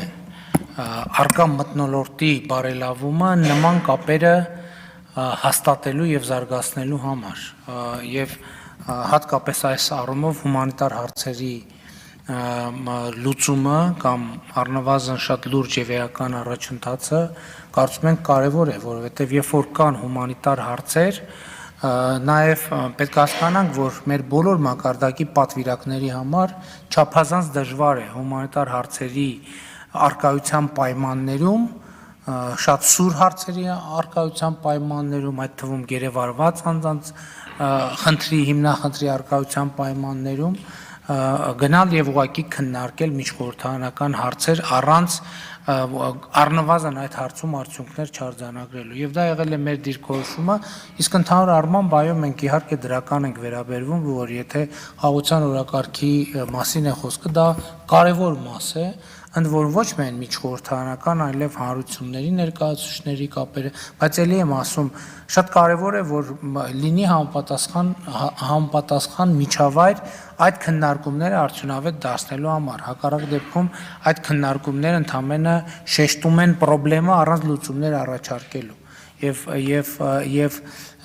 պետք է հասկանանք, որ պատվիրակների համար կան դժվարություններ։ Ինչ վերաբերում է պետական բյուջեին, խաղաղության օրակարգի մասով դուք նշեցիք արտաքին քաղաքական բլոկը, մենք վերջերս ընդամենը ես նույնիսկ չեմ հիշի, թե դա 19 թվականին էր, թե 21 թվականին էր, մեր դիվանագետներին վճարվող բավարարումները դրամային, եթե ճիշտ եմ հիշում, համապատասխանեցրել ենք ՄԱԿ-ի ստանդարտներին, ճիշտ եմ հիշում, եւ դա ուղղություններից մեկն է, որպեսզի մեր դիվանագիտական ծառայությունը դարձնենք ավելի արդյունավետ եւ հարցը մեր մշտական ուշադրության կենտրոնում է։ Ես ավելին ասեմ, հիմա մենք նաեւ որոշակի քաղաքականություն ունենք, ուզում ենք մեր դեսպանատների կարողությունները ենթակառուցվածքային ավելացնել եւ նաեւ այս առումով գիտեք, ես քանի որ խոսք գնաց դրա մասին, ես ասեմ հետեւյալը, որ 2018-19 թվականի արդյունքներով ես նկատեցի մի տարօրինակ եւ անընդունելի փաստ, որ արձագանքեք, կասեմ ինչ փաստի մասին է խոսքը։ Խնդրեմ արձագանք։ Խնդրում եմ շարունակեք եւ եթե կարելի է քաղաքական դեսպանների նշանակման հարցն էլ անդրադարձեք, եթե կհասցնեք, շնորհակալ եմ։ Մի րոպեում դժվար կլինի, բայց փորձեմ։ Մենք նկատեցինք, որ մեր դեսպանատների ֆինանսավորմանը մասնակցում էր մասնավոր անձինք։ Հասկանալ է, չէ՞ որ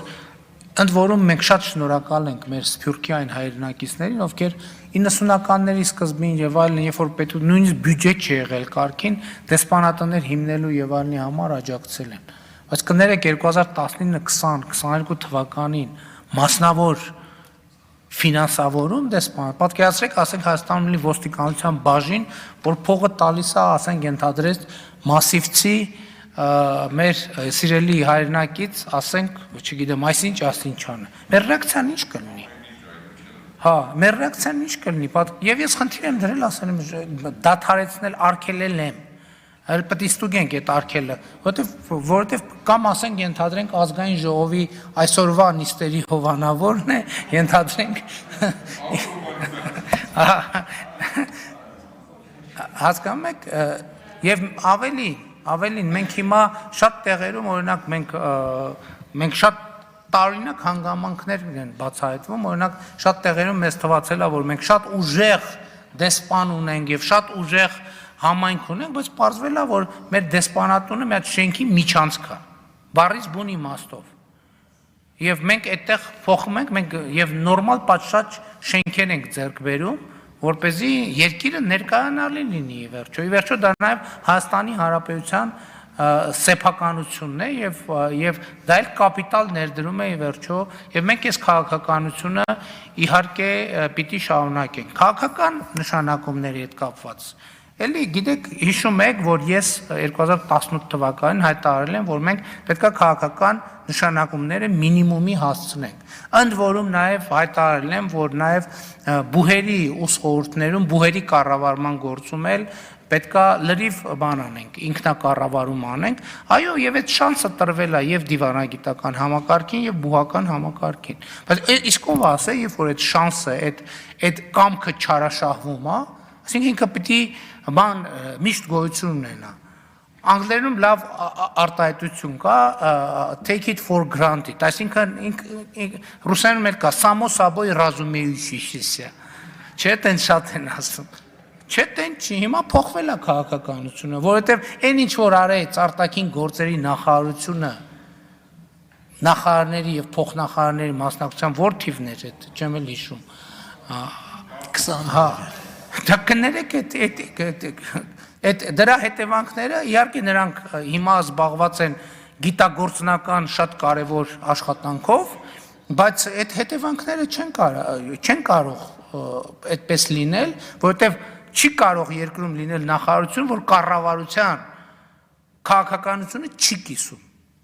Չի կիսում, թող գնան հանրահավաքի մասնակցեն, ինչը եւ արել են, եւ հիմա նրանք ազատ են, ցավոք վերջին հանրահավաքներին ինչ որ չեն մասնակցում, ինչը ինձ շատ մտահոգում է։ Ես կոչ եմ անում նրանց մասնակցել բոլոր հանրահավաքներին, նստացույցներին եւ ակցիաներին, կառավարության շենքի դիմաց կազմակերպով, որովհետեւ կարծում եմ դա իրենց դիվանագիտական պոտենցիալը իրացնելու ամենահարմար հարթակն է։ Շնորհակալություն։ Շնորհակալություն։ Հաջորդ հարցի համար Դավիթ Արուշանյան, խնդրեմ, պարոն Արուշանյան։ Շնորհակալություն։ Մինչ հարցը տալը թույլ տվեք մի պարոն Եղոյանի հարցին դիդարգում անել, պարոն Գրիգորյան, չգիտես ինչու միշտ փոխարժեքի մասին խոսելիս խոսում ենք IT ոլորտի մասին, մոռանալով զբոսաշրջությունը, խոսքս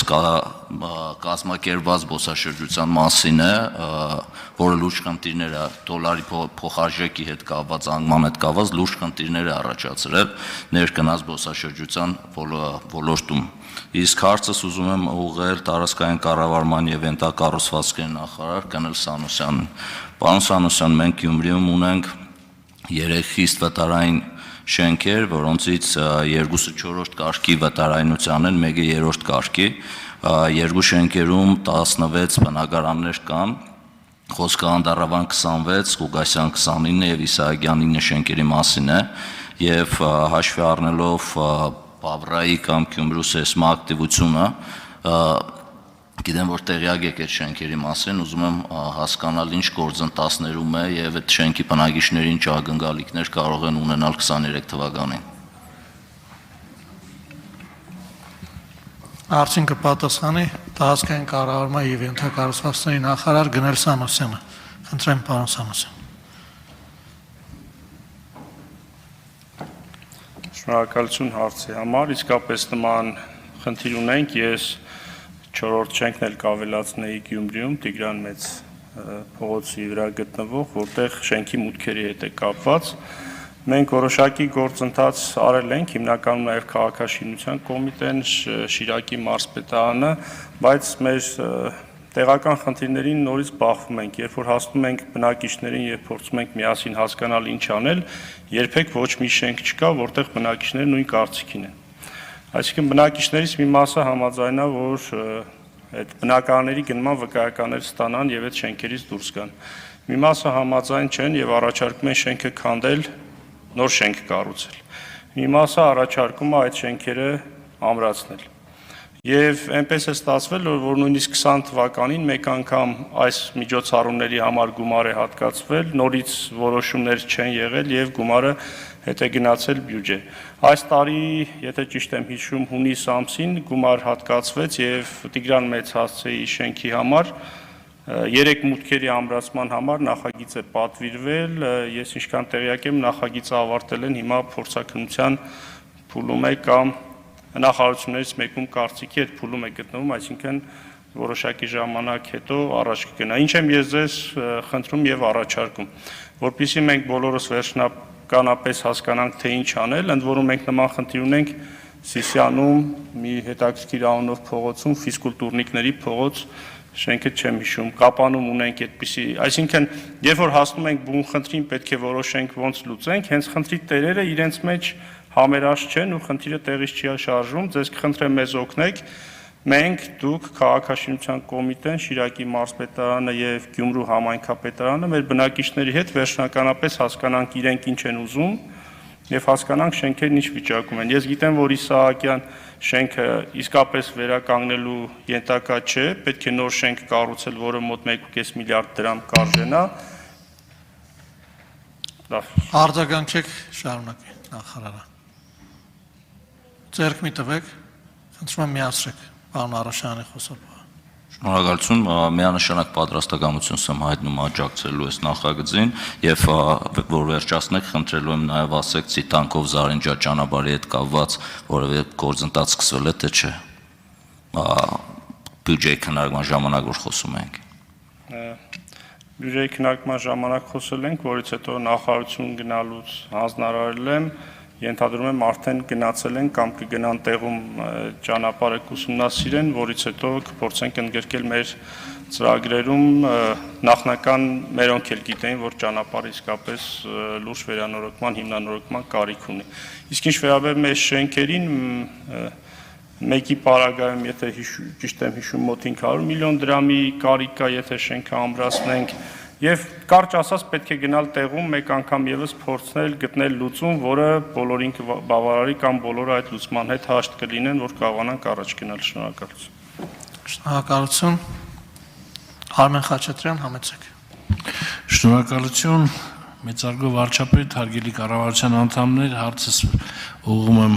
Գնել Սանոսյանին եւ հետեւյալն է հարցս։ Պարոն Սանոսյան, նշեցիք, որ 2022 թվականի սկզբին 500 կիլոմետր ընդհանուր երկարությամբ ճանապարհ նորոգելու քաղաքական խոստումը գերակատարված է։ Խնդրում եմ բացվածքը տալ, թե 500 կիլոմետրը ինչ ճանապարհներ են եւ որքանն է դրանցից նորոգված, որքանը հիմնանորոգված, դրանք ասֆալտապատ են թե ոչ, գուցե խճապատ են եւ հնարավորինս բացվածքը տալ այդ 500 կիլոմետրի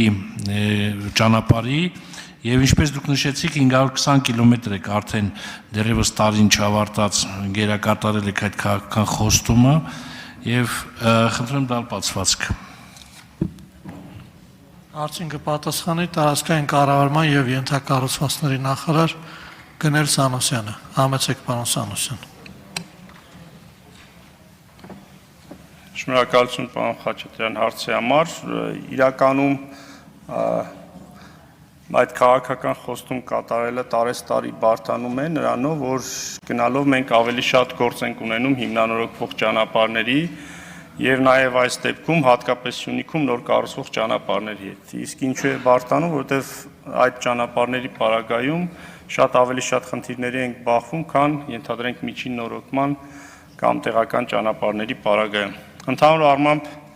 այս պահին արդեն մոտ 520 կիլոմետր հենց ասֆալտապատված ճանապարհ ունենք, մոտ 40 կիլոմետրից ավել ունենք խճապատված ճանապարհներ, որոնք նույնպես կառուցվել են, բայց ի սկզբանե մենք դեռ չենք պլանավորել դրանք ասֆալտապատել, բայց դրանք նույնպես շահագործման պատրաստ ճանապարհներ են։ Բացվածքը կարող եմ երկու կերպ ասել, 500 20 կիլոմետրից մոտ 250 կիլոմետրը միջպետական ճանապարհներ են, մոտ 160 կիլոմետրը հանրապետական ճանապարհներ են եւ մոտ 100 կիլոմետրը, մի քիչ կլորացված եմ թվերը ասում, տեղական նշանակության ճանապարհներ են։ Եթե նաեւ մենք վերջին տարիների ցուցանիշներին նայենք, կտեսնենք, որ գնալով այս թվերի մեջ աճում է տեղական նշանակության ճանապարհների թիվը, այսինքն գնալով մենք միջպետական հանրապետական ճանապարհներին այդքան շատ գործ չենք ունենում կամ համեմատության մեջ ոչ այդքան շատ, փոխարենը մենք տեղական նշանակության ճանապարհներն ենք ավելի շատ իրականացնում։ Եթե այլ բացվածքով ասենք, ապա 289 կիլոմետր դա հիմնանորոգված ճանապարհներ են, այսինքն հիմնական բաժինը 520 կիլոմետրի մեջ դա է, 145-ից 150 կիլոմետր միջին նորոգում է, այս տարի նույնպես նախորդ տարվա նման 50 կիլոմետր հյուսիս-հարավում է ճանապարհ ասֆալտապատվել, ընդ որում ուզում եմ ընդգծել, որ հյուսիս-հարավի 50 կիլոմետրը դա առնվազն 150 կիլոմետր է, որտեղ դա եռաշերտ ասֆալտապատում է, այսինքն 3 շերտ 350 կիլոմետր է տեղադրվել։ Ունենք 10 կիլոմետր M6 ճանապարհի, 8 կիլոմետր ունենք սև կետեր է կոչվում այդ ծրագիրը, դա վթարավտանգ հատվածների հայտնաբերելը եւ վերացնելն է, որը հիմնականում իրականացում է ոստիկանության գործընկերների հետ, հանրապետության այն ճանապարհահատվածներին, որտեղ շատ են վթարներ տեղ ունենում, ուսումնասիրության արդյունքում փորձում ենք այնտեղ երթևեկության կանոնները կարգավորելով, նոր նշաններ տեղադրելով, ճանապարհի թեքությունները եւ այլն փոխելով կամ նոր ծածկ ավելացնելով փորձել այդ տարածքներում վթարներից հնարավորինս խուսափել եւ ունենք կենսական նշանակության ճանապարհների ծրագիր, որտեղ 10 կիլոմետր է իրականացվել։ Մի բան էլ եմ ուզում նշել, որ եթե մենք հիմա դիտարկենք հատկապես բնակավայրերով անցնող հատվածները, կտեսնենք, որ շատ կապիտալ են արվում ծրագրերը։ Դա նույնպես մեր այսպես հանձնարարություն ու հանձնառությունն է, որ մաքսիմալ ընդհանուր բնույթի աշխատանքներ անենք մայթեր ջրահեռացման համակարգ, լուսավորություն, որպեսզի բնակավայրը, միջավայրը փոխվի։ Արձագանք ունեք, պարոն Խաչատրյան, համեցեք։ Շնորհակալություն, քանի որ նշեցիք տեղական նշանակության ճանապարհներին ծրագրով ավելի մեծ ուշադրություն դարձնելու մեր հեռանկարը, պետք է ասեմ, կուզեի լսել, թե Խնձորեսկ, ներքին Խնձորեսկ 6.5 կիլոմետր ճանապարհի ճակատագիրը ինչ կլինի, մենք արդյոք հնարավորություն կունենանք 23 թվականին հիմնանորոգենք, պետք է ասեմ, որ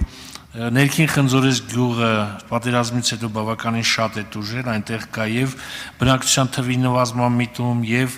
աջող ընտանիքների համար բնակմակերեսի սակավություն եւ հողագործական աշխատանքների համար հենց տարածքների բացակայություն ու սակավություն, բայց բնակչություն ամենից շատ գնահատում է ճանապարհի վիճակը, որ այս պահին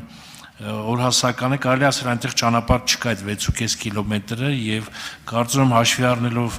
բացառիկ նշանակությունը այդ գյուղի սահմանամերձ լինելը, եթե կան ծրագրեր 23 թվականին, բանը կուզեի լսել այդ մասին, թե ինչ կարող ենք անել ավելի հրատապ ռեժիմով։ Շատ լավ, շնորհակալություն։ Մեզ զուգահեռ կարծում եմ մեր նախարարության համապատասխան աշխատակիցը ձեր հարցը լսեց։ Մենք միասին կաշխատենք, այսինքն դիտարկենք, որ դուք այդ հարցը բարձրացրեցիք, արդեն տեղում կհասկանանք ինչ անել, բայց առիթից օգտվելով պետք է ասեմ, որ Սյունիքում արվող աշխատանքները աննախադեպ են եւ որևէ մարզի հետ համատել չեն։ Եթե մենք բացված կտեսնենք այս ինչի մասին խոսեցինք, մարզերում գրեթե համաչափ բաշխվածություն կա, շատ քիչ տարբերություններով, ապա մոտ 230 կիլոմետր Սյունիքում կառուցվել է կամ կառուցվում է ճանապարհ, ինչը աննախադեպ է եւ կիլոմետրի առումով եւ գումարային առումով։ Շնորհակալություն։ Շնորհակալություն, հաջորդ հարցի համար Սերգեյ Բագրատյան, համեցեք։ Շնորհակալություն, հարգելի կառավարություն, վերջերս նորից թարմացվեց հյուսիս-հարավ ճանապարհի կառուցման հետ կապված որոշակի խնդիրներ, մասնավորապես Սյունիքի հատվածում իրանական կապիտալ ներգրավելու եւ իրանական ընկերություններին պատվիրելու չնայած որ մրցութային կարգով է, բայց ամեն դեպքում նախապատվություն տալու հնարավորություններ քննարկելով, բայց այդ ճանապարհի հետ կապված նաեւ ինձ հետաքրքիր է կառավարությունը դիտարկում է, որ մենք կարող ենք նաեւ առաջարկել իրանական կողմին գազային հաբի տարբերակով, ինչպես որ Ռուսաստան առաջարկում է Թուրքիային, մենք նույնպես կարողանանք իրանական գազը տարանցել դեպի Եվրոպա Վրաստանով եւ դառնալ իսկապես լուրջ հանգույց եւ աշխարհաքաղաքական իմաստով ճեղքել այն պատը, որը կարծես թե երկար ժամանակ ձգտում են կառուցել հյուսիս հարավի դիմաց։ Շնորհակալություն։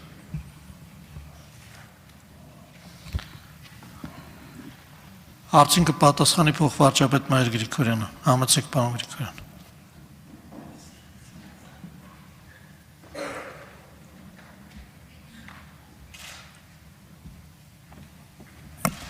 Շնորհակալություն հարցի համար, պարոն Բագրատյան։ Իհարկե, տենց շատ տրամաբանական է ձեր ասածը, բայց նաև ենթադրում է երկրորդ շերտի ուսումնասիրություն, այն է, ինչ պաշարներ կան, ինչ տրանսպորտային ծախսեր կան, ես նկատի ունեմ գազամուղային, եւ ինչ ներդրումներ են անհրաժեշտ, որպեսզի այնուամենայնիվ այդ ծավալի գազ լինի մեր հարավում իրենց հյուսիսում եւ այդ արդյոք հնարավոր է ողջամիտ ծախսերով ապահովել նման ծավալի գազ, որը իմաստ ունի հետագայում մտածել նաեւ իր տարանցման մասին։ Դա բավականին բարդ է։ Մենք այդ հարցերին բնականաբար անդրադառնում ենք, երբ որ սվոբ գործարքներն են քննարկում, ներսը հասկանալով թե տարածաշրջանում սվոբ գործարքների ինչ հնարավորություն կա, բայց այնուամենայնիվ ստեղ անհրաժեշտ է նախ եւ առաջ գնահատել տեխնիկական հագեցվածությունը եւ պոտենցիալ ծավալները, որոնք կարող են այնտեղ գոյանալ կամ հասցնեն Իրանի հյուսիս մեր հարավ։ Ստեղ շատ որքան էլ միանշանակ, որքան էլ հետաքրքիր թվա գաղափարը, շատ միանշանակ չի, որ տնտեսական տրամաբանություն կունենա նմանատիպ պրոյեկտը գլոբալ իմաստով եւ դրա մասին է վկայում նաեւ սահմանափակ ծավալները այսօրվա մենք կարծում ենք, որ դրանից է բխում նաեւ սահմանափակումը ծավալների, որը մենք այսօր ունենք մեր գազ էլեկտրաէներգիայի դիմաց ծավալային ընդհանուր կոնտեքստում։ Շնորհակալություն։ Համեցեք արձագանքի համար, պարոն Բագրատյան։ Շնորհակալություն։ Հետարքի քննարկվում է իրանական կողմի հետ, որ գազ էլեկտրականության դիմաց ծրագիրը այնքան ընդարձակվի, որ դա նաև արտահանվի, ոչ միայն Իրանը գնի, այլ նաև արտահանվի որպես էներգիա արտադրության հետարքիր բաղադրիչ եւ բացի այդ Իսկ ինչու ոչ եթե այսօր մենք բոլորս գիտենք Եվրոպան էներգետիկ ճգնաժամ է սպասվում եւ իրենք փնտրում են ցանկացած հնարավորություն էներգակիրներ ներկրելու։ Մենք ասում ենք ֆինանսավորման խնդիր եթե կա, եթե աշխարհական խնդիրը հաղթահարում ենք ֆինանսական խնդիրը դա կարգավորող խնդիր է, նույն Եվրոպան պատրաստ է ֆինանսավորելու նման ծրագրերը, որովհետեւ ի վերջո այն մեծ գումարները, որ հիմա վճարվում են չունենալով գազի անհրաժեշտ պաշարներ, մինչև 3000 եվրո, հիշում եք 1000 խորանարդ գինահատներ, դա հաշվարկները պարզություն են տալի, որ շատ ավելի հեշտ է խողակաշարը անցկացնել, հաղթահարելով իհարկե, նաև համաձայնեցնելով, համադրելով աշխարհաքաղաքական որոշակի խնդիրները։ Եթե հնարավոր է ամեն դեպքում ես կարծում եմ, որ արժե առաջարկը դրել քննարկման, շնորհակալություն։ Էլեկտրաէներգիայի արտահանումը ընդհանրապես շատ հետաքրքիր թեմա է եւ կարծում եմ, որ մեզ համար ընդգծված ակտուալություն ունի եւ շատ լավ է, որ մենք երկու ուղղությամբ էլ ըստ էության իրականացնում ենք էներգետիկ հաղորդակցության գծերի կառուցման ծրագրեր եւ դեպի հյուսիս դու գիտեք եւ դեպի հարավ։ Եվ կարծում եմ ճիշտ է եւ զգում եմ նաեւ ձեր հորդորը մենք պետք է շատ ավելի ինտենսիվ դա անենք, որովհետեւ այո տարածաշրջանում այնուամենայնիվ էներգետիկայի էլեկտրաէներգիայի արտահանման հնարավորությունները էականորեն մեծացել են, իսկ մենք ունենք այնուամենայնիվ էներգետիկ համակարգ արտադրության ենթակառուցվածքը, որը շատ ավելի մեծ պոտենցիալ ունի, քան մենք ի վիճակի ենք օգտագործել։ Դա նույնիսկ այդ պոտենցիալը, եթե մենք ճիշտ օգտագործենք, դա դրական ազդեցություն կունենա մեր ներքին սակագների վրա, որովհետև ներքին սակագների չնվազման հիմնական պատճառներից մեկը այն է, որ վաճառքը քիչ է, ծավալին ադեկվատ չի, այն ինչ որ հնարավոր անել եւ այդ իմաստով կարծում եմ այո պետքա տեմպ տանք, որպեսզի մենք մինչեւ մեր հյուսիսային եւ հարավային սահման էլեկտրական գծերի լիարժեք բան ունենանք, արդիական համակարգեր, շնորհակալություն։ Վիգեն Խաչատրյան, համեցեք։ Շնորհակալություն, հարցս ուղղում եմ նախարար հարգելի պարոն Դումանյանին, վերջերս մեծարգո վարչապետը իր հայտնի հարցազրույցում հմեկով նկատեց, որ մեր ինքնիշխան պետականության կառուցման հիմքում տեսական սխալներ են թույլ տրվել, որի հետ ես համաձայն եմ, եւ կարծում եմ, որ այդ ինքնիշխան պետության կառուցման ճանապարհին այն դժվարագույն մարտահրավերները, որ մենք պիտի հաղթահարենք, մեծապես պայմանավորված է ոչ միայն նյութական, այլ նաեւ մշակութային արժեքներով ու մեր ինքնության գիտակցությամբ։ Եվ կարծում եմ այս առումով մեր ինքնիշխան պետականության կառուցման ճանապարհին լուրջ բացեր են թույլ տրվել ու շարունակում են թույլ տրվել։ Մասնավորապես երեք ես մոտ մի 4 ժամ մասնակցել եմ հնագիտության եւ ազգագրության ինստիտուտի կոլեկտիվի հանդիպման իրենց երիտասարդ տնօրենի հետ, որտեղ քննարկվում էին իրենց առաջիկա անելիքները եւ համոզվել եմ, որ գործ ունենք իրենց ազգին ու գործին նվիրված գիտնականների հետ, որոնք մատնվել են բացարձական ուշադրության եւ այդ հնագիտության ինստիտուտի տարածքում այսօր կարելի արդեն պեղումներ անցկացնել։ Դեռ ավելին փորձում են այդ ինստիտուտը տեղափոխել, չհասկանալով, որ այդ ինստիտուտը կարիք ունի բաց տարածքի։ Ես ուզում եմ ճշտեմ մեր նախարարի վերաբերմունք այս հարցին եւ ասեմ շարունակեմ, որ նույնը վերաբերվում է լեզվի կոմիտեին ու լեզվի ինստիտուտին, որտեղ ես վաղը նախաձեռնել եմ քննարկում։ Պատիվ չի բերում մեր հանրապետությանը այն ինչ որ ունի այսօր լեզվի ինստիտուտը որպես տարածք, առավել եւս լեզվի կոմիտեն։ Սա կարծում եմ լրջորեն այս են կառույցներն են, որոնք լրջորեն կարող են ամրացնել մեր ներքին դիմադրողականությունը հասարակության հարկա մարտահրավերների հաղթահարման ճանապարհին ու կարծում եմ նախարարությունը իր վճռական խոսքը պիտի ասի։ Շնորհակալություն։ Հարցին կպատասխանի Կրթության, գիտության, մշակույթի եւ սպորտի նախարար Վահրամ Դումանյանը։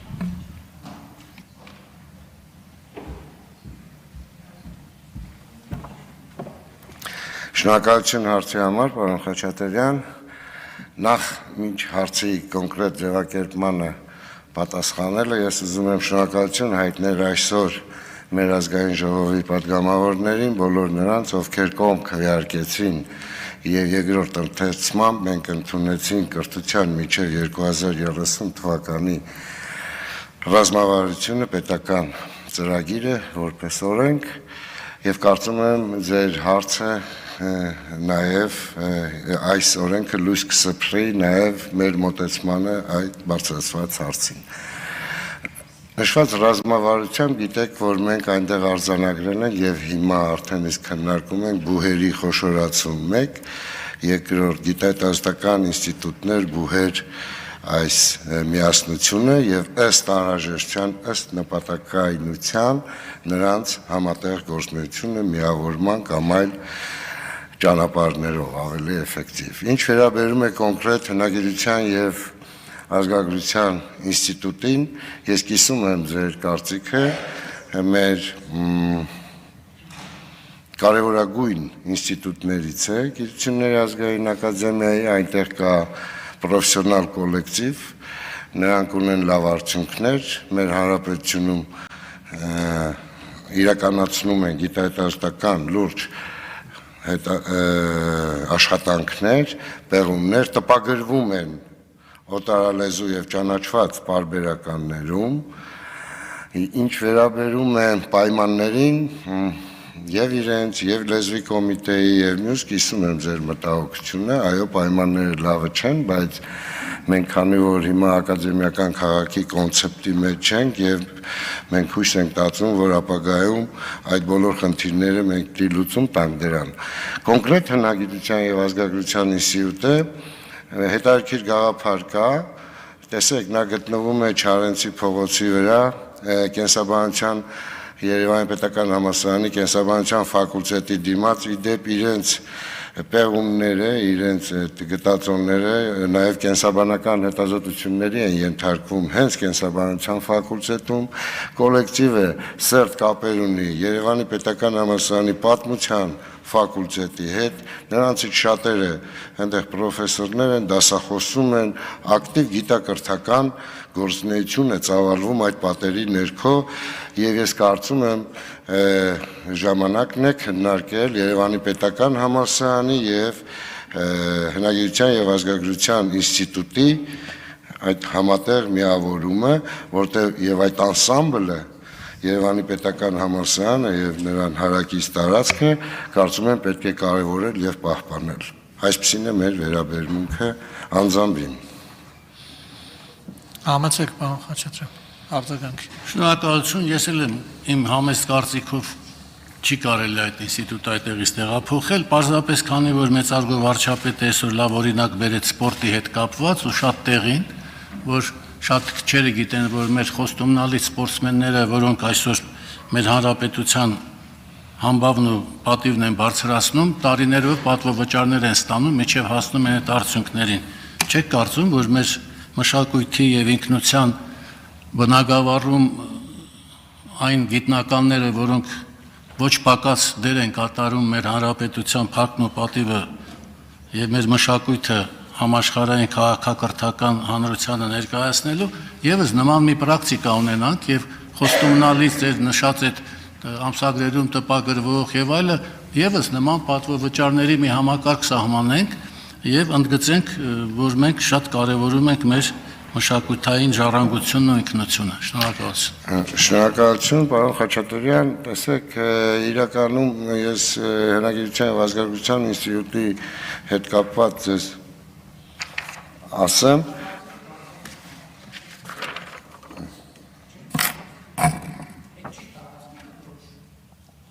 ինչպես պարոն։ Ես դա եմ ասում, գիտության կոմիտեն այդ մեր այսպես ակնոցներս չեն վերցրել, հիմա թվերը չասեմ, մենք հրապարակայնորեն մենք դա տարածել ենք, հա, իհարկե, ես հենց դա է ասում, պարոն Խաչատրյան, գիտության կոմիտեի այդ մրցույթներին մասնակցում են մեր գիտնականները եւ նրանք հենց նույն հնագիտության եւ ազգագրության ինստիտուտի մեր գիտնականները ունեն ծրագրեր եւ նրանք շատ լավ աշխատում են, միջազգային լուրջ գրանտներ ունեն, համագործակցություն ունեն, ֆինանսական խնդիրը այդտեղ այդքան ակտուալ չէ եւ իրենք շատ ինքնաբավ կոլեկտիվ են եւ աշխատում են։ Շնորհակալություն։ Շնորհակալություն, պարոն Դումանյան, եւ վերջին հարցը Խաչատուր Սուքիասյան, համեցեք։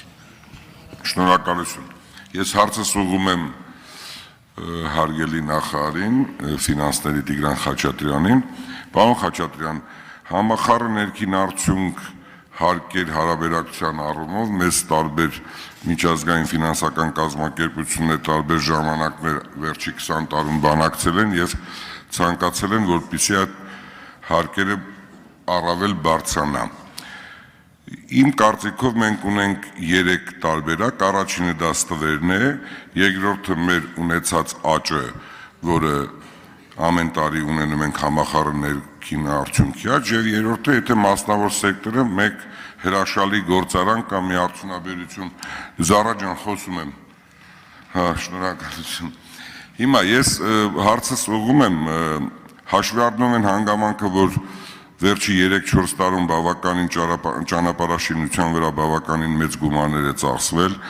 եւ սուբվենցիոն ծրագրերով տարբեր համայնքներում մեծ աշխատանք է կատարվել, արդյոք ժամանակը չի, մենք մեր կառուցվածքը լավ գիտենք տնտեսության եւ լավ պատկերացնում ենք, որ այս վերջի ժամանակներս տուրիզմը զարգացավ, սկսեցին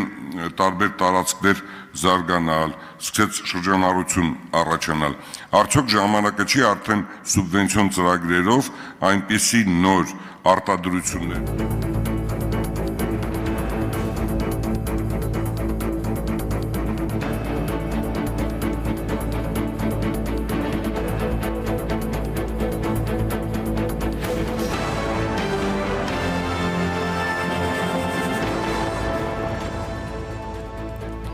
Եթերում լրատվության ժամն է, բարև ձեզ, շարունակում ենք աշխատանքը առաջին լրատվական եթերում, ներկայացնեմ այս ժամի երեկոյան գրահոսը։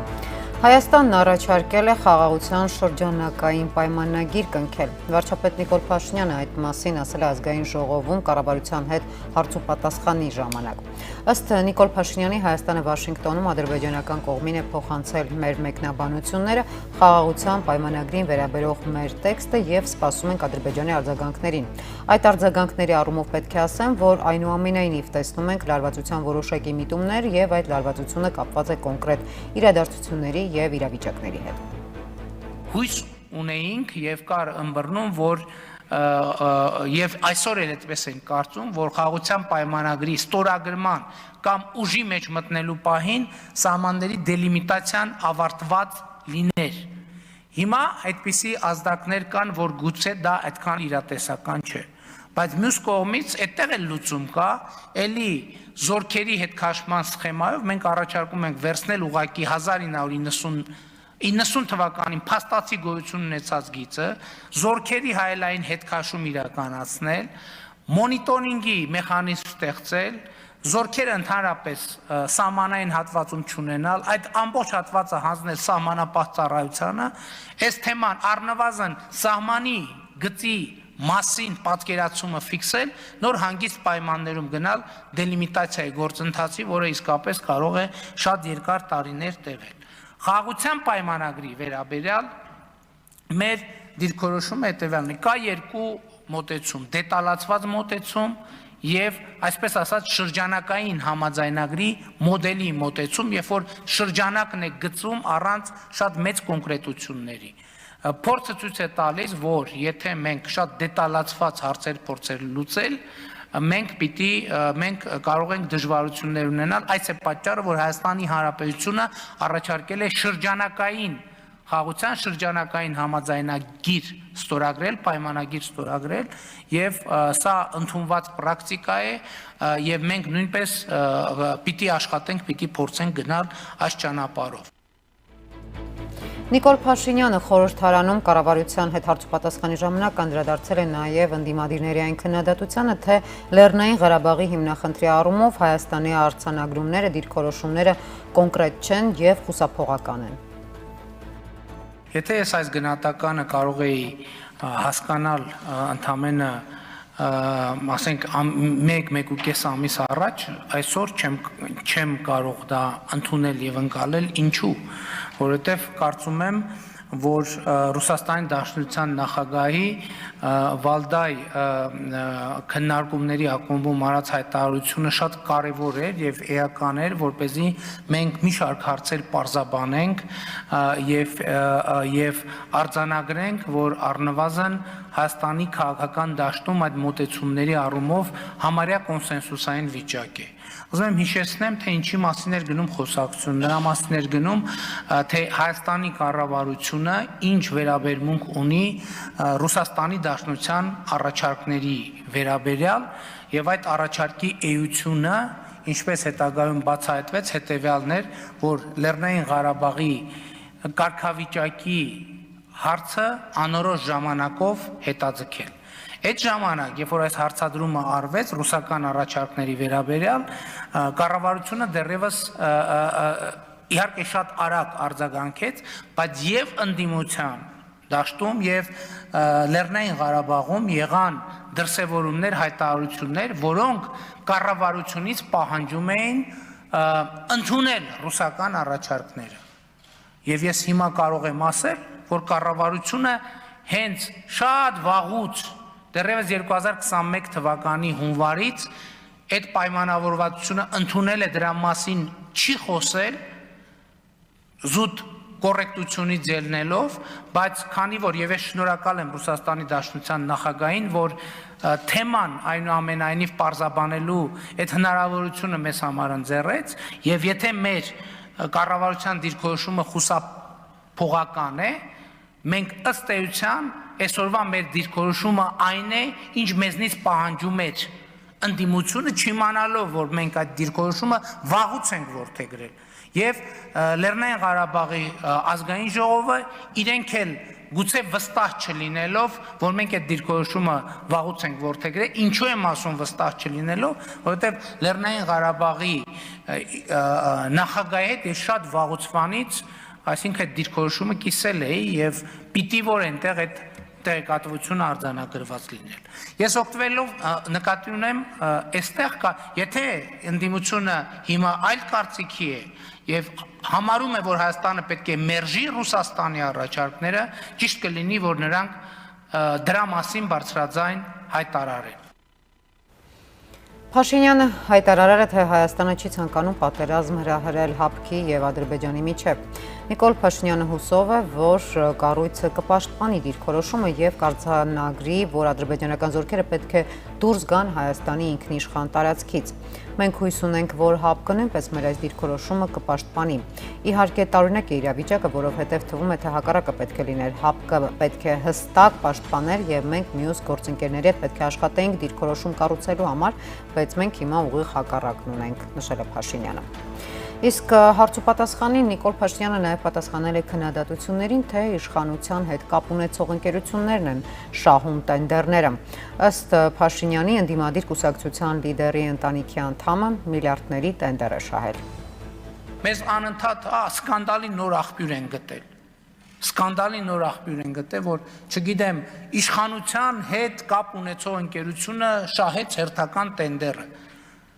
Որ մենք սկսենք ասել ընդդիմության հետ կապ ունեցող ինչքան մարդ է շահում տենդերը։ Այդ տենդերների կեսից շատը դեռ նախկին իշխանության բանի մենաշնորի արդյունքում զորով ստեղծված բանը ընկերություններն են շահում, հլա մի բան է, որ ձեռներն անի, դա սաբոտաժ են անում։ Նույնիսկ ռազմավարական նշանակության ճանապարհները դիտավորյալ դանդաղացնում են, որ չկատարեն, հետո մեկ բան անում, մեղադրում։ Դա մի հատ ընկերություն կա, ձեր լիդերի ընտանիքի անդամն է։ Միլիարդների բանը տենդեր է շահել։ Միլիարդների տենդեր է շահել։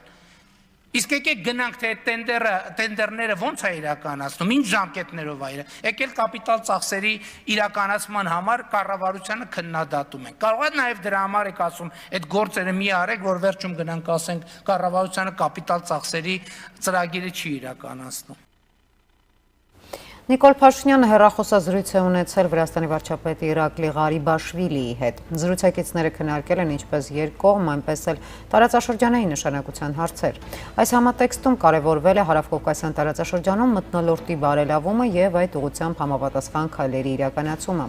Ընդգծելով Հայաստանի եւ Վրաստանի միջև առևտրատնտեսական կապերի շարունակական զարգացման անհրաժեշտությունը, կողմերը պայմանավորվել են 2023 թվականի սկզբին Երևանում անցկացնել հայ-վրացական միջկառավարական հանձնաժողովի նիստ։ Ֆրանսիայի Սենատը ձայների 296 կողմ 1 դեմ հարաբերակցությամբ ընդունել է բանաձևը, որով կոչ է անում կառավարությանը պատժամիջոցներ սահմանել Ադրբեջանի դեմ։ Փաստաթուղթը նաև կոչ է անում Բաքվին դուրս բերել ուժերը Հայաստանի տարածքից եւ երաշխավորել, որ Լաչինի միջանցքի կարգավիճակը մնա անփոփոխ 2020 թվականի նոյեմբերի 9-ի հայտարարության համաձայն։ Ֆրանսիական խորհրդարանի վերին պալատը նաև խնդրում է Ֆրանսիայի կառավարությանը դիտարկել Լեռնային Ղարաբաղում մարդասիրական գրասենյակ ստեղծելու հարցը, ինչպես նաև բոլոր միջոցներով ցույց տալ Փարիզի աջակցությունը Երևանին, քննարկելով Հայաստանի պաշտպանական կարողությունների ամրապնդումը։ Իսկ Ադրբեջանի արտաքին գործերի նախարարությունը հայտարարել է, թե Ֆրանսիայի Սենատի 3 ընդունած բանաձևը եւս մեկ անգամ ի ցույց է դնում Փարիզի կողմնակալ քաղաքական դիրքորոշումը որպես երկրի, որը մտադրություն է հայտնում նպաստելու հայ-ադրբեջանական կարգավորմանը։ Ուշագրավ մեկ այլ նիստ էլ կայանալու է Միացյալ Նահանգների Սենատում այսօր Երևանի ժամանակով ժամը 19-ին Սենատի արտաքին հարաբերությունների հանձնաժողովը, որը նախագահում է Ռոբերտ Մենենդեսը, լսումներ է նախաձեռնել Հարավային Կովկասում ստեղծված իրավիճակի վերաբերյալ։ Ողբերգական մի լուր այսօր առավոտյան Կամազ մակնիշի ավտոմեքենայի կողաշրջման հետևանքով մահացել է զինծառայող 22-ամյա Գրիգոր Արթուրի Գրիգորյանը։ Մարմնական վնասվածքներ են ստացել 7 զինծառայողներ, որոնք տեղափոխվել են կայազորային հոսպիտալ, հետազոտվել են եւ ստանում են անհրաժեշտ բուժօգնություն։ Զինծառայողների կյանքին վտանգ չի սպառնում, ասված է Պաշտպանության նախարարության հաղորդագրության մեջ։ Դեպքի հանգամանքները լիարժեք բարձելու համար տարվում է քննություն։ Նախագահ Վահագն Խաչատուրյանը ընդունել է Եվրամիության անդամ երկրների արևելյան գործընկերության հարցերով հատուկ բանագնացների պատվիրակությանը, նրանց ներկայացրել տարածաշրջանային իրողություններն ու գործընթացները, անվտանգային խնդիրները, անդրադարձել Հայաստանի ինքնիշխան տարածքի նկատմամբ ադրբեջանական ագրեսիային եւ կարեւորել ԵԱՀԿ կարիքների գնահատման առաքելության ներկայությունը Հայաստանում։ Նախագահ Վահագն Խաչատուրյանը իր խոսքում ընդգծել է, որ Հայաստանի սկզբունքային դիրքորոշումը տարածաշրջանում խաղաղության եւ հարևանների հետ բարի դրացիական հարաբերությունների հաստատումն է։ Հնդկաստանի ներքին գործերի նախարար Ամիտ Շահի հրավերով անվտանգության խորհրդի քարտուղար Արմեն Գրիգորյանը նոյեմբերի 18-ից 19 կմեկնի Նյու Դելհի, մասնակցելու ոչ մի գումար ահաբեկչությանը համաժողովին։ Այցի շրջանակներում քարտուղարը ունենալու է աշխատանքային հանդիպումներ։ Անվտանգության խորհրդի քարտուղար Արմեն Գրիգորյանը հանդիպել է Միացյալ Նահանգների եվրոպական հրամանատարության ծրագրավորման, քաղաքականության, ռազմավարության եւ կարողությունների գծով տնօրեն գեներալ-մայոր Դանիել Լասիկասի հետ։ Գրիգորյանը զրուցակցին է ներկայացրել զինված ուժերի կառուցվածքային եւ բովանդակային բարեփոխումների ուղղությամբ Հայաստանի կառավարության կողմից իրականացվող ջանքերը։ Եռակողմ հայտարարության ստորագրումից հետո ադրբեջանական կողմը դիմել է Արցախի ժողովրդի իրավունքների խախտումներին հանգեցնող հանցավոր գործողություններին։ Արցախի մարդու իրավունքների պաշտպան Գեղամ Ստեփանյանն է արձանագրել, որ 2020 թվականի նոյեմբերի 10-ից 2022 թվականի նոյեմբերի 13-ը ընկած ժամանակահատվածում Արցախի իրավապահ մարմինների կողմից արձանագրվել է նյութական եւ մարդկային վնասի հանգեցրած հանցագործության 121 դեպք։ Սպանվել է 18 անձ, սպանության փորձի ենթարկվել 132 անձ, հրազենային վիրավորում է ստացել եւ ֆիզիկական բռնության ենթարկվել 67 անձ։ Ադրբեջանի վերահսկողության տակ գտնվող արոտավայրեր անցած կենդանիները չեն վերադարձվում, իսկ հափշտակվում եւ օգտագործվում են ադրբեջանական զինված ուժերի ներկայացուցիչների կողմից։ Ըստ պաշտպանի բացահայտ խոչընդոտվում են շփման գծի հարևանությամբ գտնվող տարածքներում իրականացվող գյուղատնտեսական աշխատանքները։ Հայաստանի պաշտպանության նախարարությունը բանակում կանանց դերի բարձրացման խնդիր է դրել։ Ազգային ժողովում այդ մասին պաշտպանության եւ անվտանգության հարցերի մշտական հանձնաժողովի նախագահ Անդրանիկ Քոչարյանն է ասել։ Եվ շուտով 2023 թվականին կզարմանաք տեսնելով կանանց ներգրավվածությունը բանակում։ Դա գրավիչ կլինի մյուս բոլոր պետական կառույցների համար եւս։ Դա շատ կարեւոր է, կանանց այնպիսի ներգրավվածություն պետք է ունենանք, որ տղամարդիկ գոնե մի քիչ ձգված լինեն բանակում, ասել է Քոչարյանը։ Հայաստանի հաջորդ տարվա պետական բյուջեով պաշտպանության ոլորտի ծախսերը նախատեսված են 509 միլիարդ դրամ, ռազմական ծախսերի աճը 2018-ի նկատմամբ կազմում է 113%։ Նիկոլ Փաշինյանը ազգային ժողովում նշել է, որ 2022 թվականին մեկնարկում է կամավոր ատեստավորման միջոցով զինծառայողների աշխատավարձերի առնվազն կրկնապատկումը։ Կլինեն դեպքեր, երբ նույնիսկ աշխատավարձը կեռապատկվի։ Սրանով մենք անցում ենք կատարում պրոֆեսիոնալ բանակի, իրականացնում ենք այդ անցումը, ասել է Նիկոլ Փաշինյանը։ Գլխավոր դատախազությունը 27 դրվագով քրեական հետապնդում է հարուցել Երևանի նախկին քաղաքապետ Գագիկ Բեգլարյանի նկատմամբ։ Պարզվել է, որ 2002-2010 թվականներին կենտրոն թաղային համայնքի ղեկավարի, այնուհետև Երևանի քաղաքապետի պաշտոնը զբաղեցրած Բեգլարյանը պաշտոնեական դիրքը օգտագործել է ծառայության շահերին հակառակ, ինչպես նաև պաշտոնեական դիրքի օգտագործմամբ յուրացման եղանակով հափշտակել է առանձնապես խոշոր չափերի Երևան քաղաքում եւ այլ բնակավայրերում գտնվող 2 տասնյակից ավելի անշարժ գույքեր։ Հանցավոր գործունեության արդյունքում հափշտակվել են մի շարք մանկապարտեզների շենք-շինություններ, ձեռնարկվում են անհրաժեշտ միջոցներ կոռուպցիոն սխեմայում ներգրաված անձանց ամբողջական շրջանակը պարզելու ուղղությամբ։ Իսկ հակակոռուպցիոն կոմիտեն բացահայտել է պաշտպանության նախարարության պաշտոնատար անձի կողմից ընդհանուր $3500 կաշառք ստանալու դեպքեր։ Ձերբակալվել են Զորամասի հրամանատար, ծառայության պետ, դասակի հրամանատար, Զորամասի գումարտակի հրամանատարի տեղակալ շտաբի պետ։ Քննիչը միջնորդություն է ներկայացրել դատարան, նրանցից երկուսին կալանավորելու վերաբերյալ։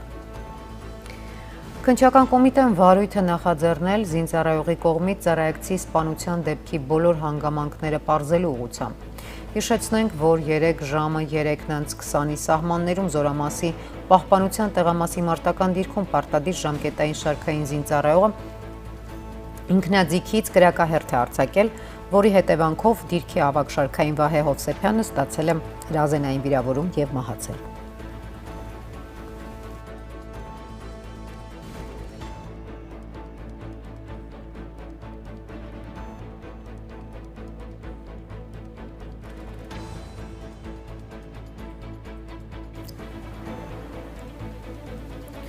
Ֆինանսների նախարար Տիգրան Խաչատրյանը 2023 թվականի պետբյուջեի նախագծի քննարկումների ժամանակ հայտարարել է, որ 2022 թվականի 9 ամիսների ընթացքում տնտեսական ակտիվությունն աճել է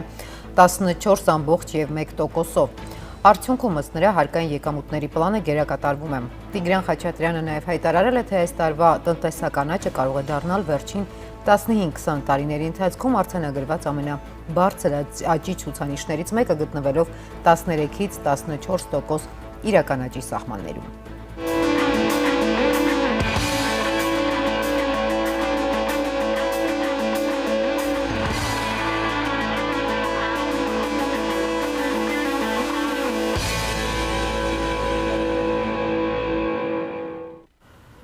Տարածաշրջանային լուրերը սկսենք Վրաստանից։ Վրաստանի նախագահ Սալոմե Զուրաբիշվիլին նշել է, որ այս պահին հատկապես կարևոր է երկրի Եվրամիության անդամակցության թեկնածուի կարգավիճակը, խուսափելու համար արտաքին վտանգներից։ Ըստ նախագահի այժմ, երբ Ուկրաինան հաղթում է, շատ կարևոր է, որ Ռուսաստանում տպավորություն չստեղծվի, թե կա մի գորշ տարածք, որի վերաբերյալ միջազգային հանրությունը, Եվրոպան, Ամերիկայի Միացյալ Նահանգները պակաս վճռական են տրամադրված։ Զուրաբիշվիլիի խոսքով Վրաստանին անհրաժեշտ է նաև անվտանգության երաշխիքներ միջազգային հանրության կողմից։ Microsoft Ադրբեջանը, որը համաշխարհային ընկերության ներկայացուցչություն է Ադրբեջանում, փակվում է։ Այս մասին հայտարարել է ադրբեջանական ինտերնետ ֆորումի նախագահ Օսման Գյունդուզը։ Նա հայտնել է, որ Ադրբեջանում Microsoft-ի ներկայացուցչության ղեկավարը եւ նրա աշխատակիցների մեծ մասը արդեն դադարեցրել են աշխատանքը։ Թուրքիայի Իսպարտա քաղաքում անցկացվում են զորավարժություններ, թյուրքական պետությունների անդամ երկրներ Թուրքիայի, Ադրբեջանի, Ղազախստանի, Ղրղստանի եւ չճանաչված Հյուսիսային Կիպրոսի թուրքական հանրապետության զինծառայողների մասնակցությամբ։ Թուրքիայի ազգային պաշտպանության նախարարության փոխանցմամբ զորավարժություններն անցկացվում են բնակավայրերում ահաբեկիչների դեմ պայքարի 21-րդ օպերատիվ դասընթացի շրջանակում։ Իսկ Իրանի իշխանությունները հայտարարել են, որ ամիսներ շարունակվող բողոքի ցույցերից կազմակերպիչների եւ ակտիվ մասնակիցների թվում այլ երկրների քաղաքացիներ կան։ Ներքին գործերի նախարար Ահմադ Վահադին նշել է, թե բողոքի գործողությունների ընթացքում ֆրանսիական հատուկ ծառայությունների մի շարք գործակալներ են ձերբակալվել։ Նշենք, որ Իրանում Ֆրանսիայի իրանական ծագումով 7 քաղաքացու են ձերբակալել։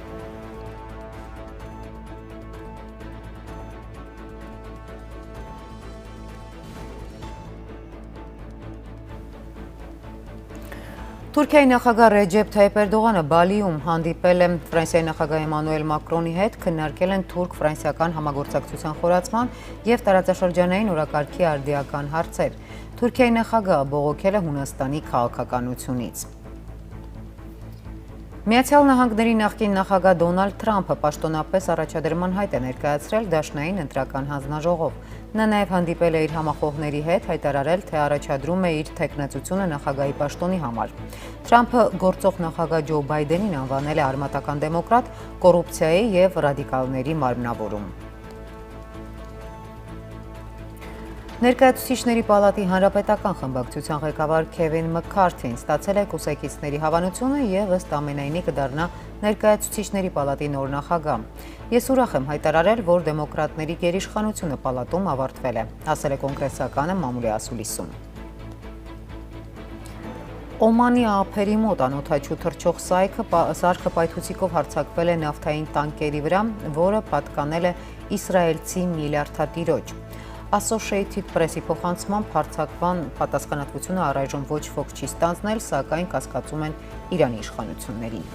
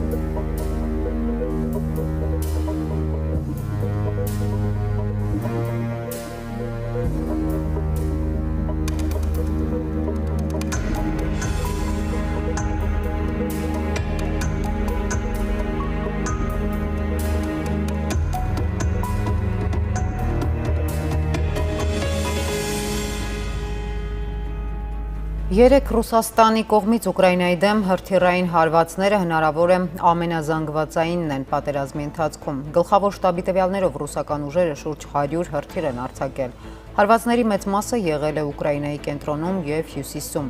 Կիևի մոտ խոցված հրթիռներից զատ հարված է հասցվել Ուկրաինայի հյուսիս-արևմուտքում Բելարուսի և Լեհաստանի սահմաններին գտնվող Կովել քաղաքի էներգետիկ ենթակառուցվածքի օբյեկտին։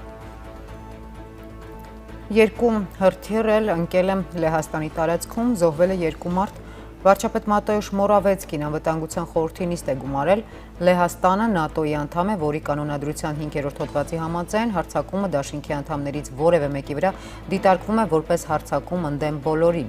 Associated Press-ի աղբյուրները հայտնել են, որ նախնական տվյալներով հրթիռները արձակվել են ուկրաինական կողմից հարվածելու ռուսական հրթիռներին, որի թիրախում եղել է ուկրաինական էլեկտրակայաններից մեկը։ Միացյալ Նահանգների կենտրոնական հետախուզակավարչության տնօրեն Ուիլյամս Բըրնսը 3 Կիևում հանդիպել է Ուկրաինայի նախագահ Վլադիմիր Զելենսկիի և Ուկրաինայի հետախուզության ներկայացուցիչների հետ։ Այս մասին հայտնում է The Washington Post-ը հղում անելով իր աղբյուրներին։ Ըստ հրապարակման Բըրնսը ուկրաինացիներին պատմել է Անկարայում Ռուսաստանի արտաքին հետախուզության ծառայության ղեկավար Սերգեյ Նարիշկինի հետ հանդիպման մասին։ Իսկ Ուկրաինայի պաշտպանության փոխնախարար Աննա Մալյարն ասել է, որ այժմ պաշտպանության ուժերը մի քանի ուղղություններով առաջ են շարժվում։ Նոյեմբերի 1-ից ուկրաինացի զինվորականները ազատագրել են մոտ 5000 քառակուսի կիլոմետր և մոտ 200 բնակավայր երկրի հարավում։ Ուկրաինայի զինված ուժերի գլխավոր շտաբի տվյալներով պատերազմի սկզբից ուկրաինացիներին հաջողվել է վնասազերծել 82900 ռուս զինվորի։ Ոչնչացվել է 2874 տանկ, 5798 զրահամեքենա, 1861 հրետանային համակարգ, համազարգային կրակի 393, հակաօդային պաշտպանության 210 համակարգեր, 278 ինքնաթիռ և 261 ուղղաթիռ։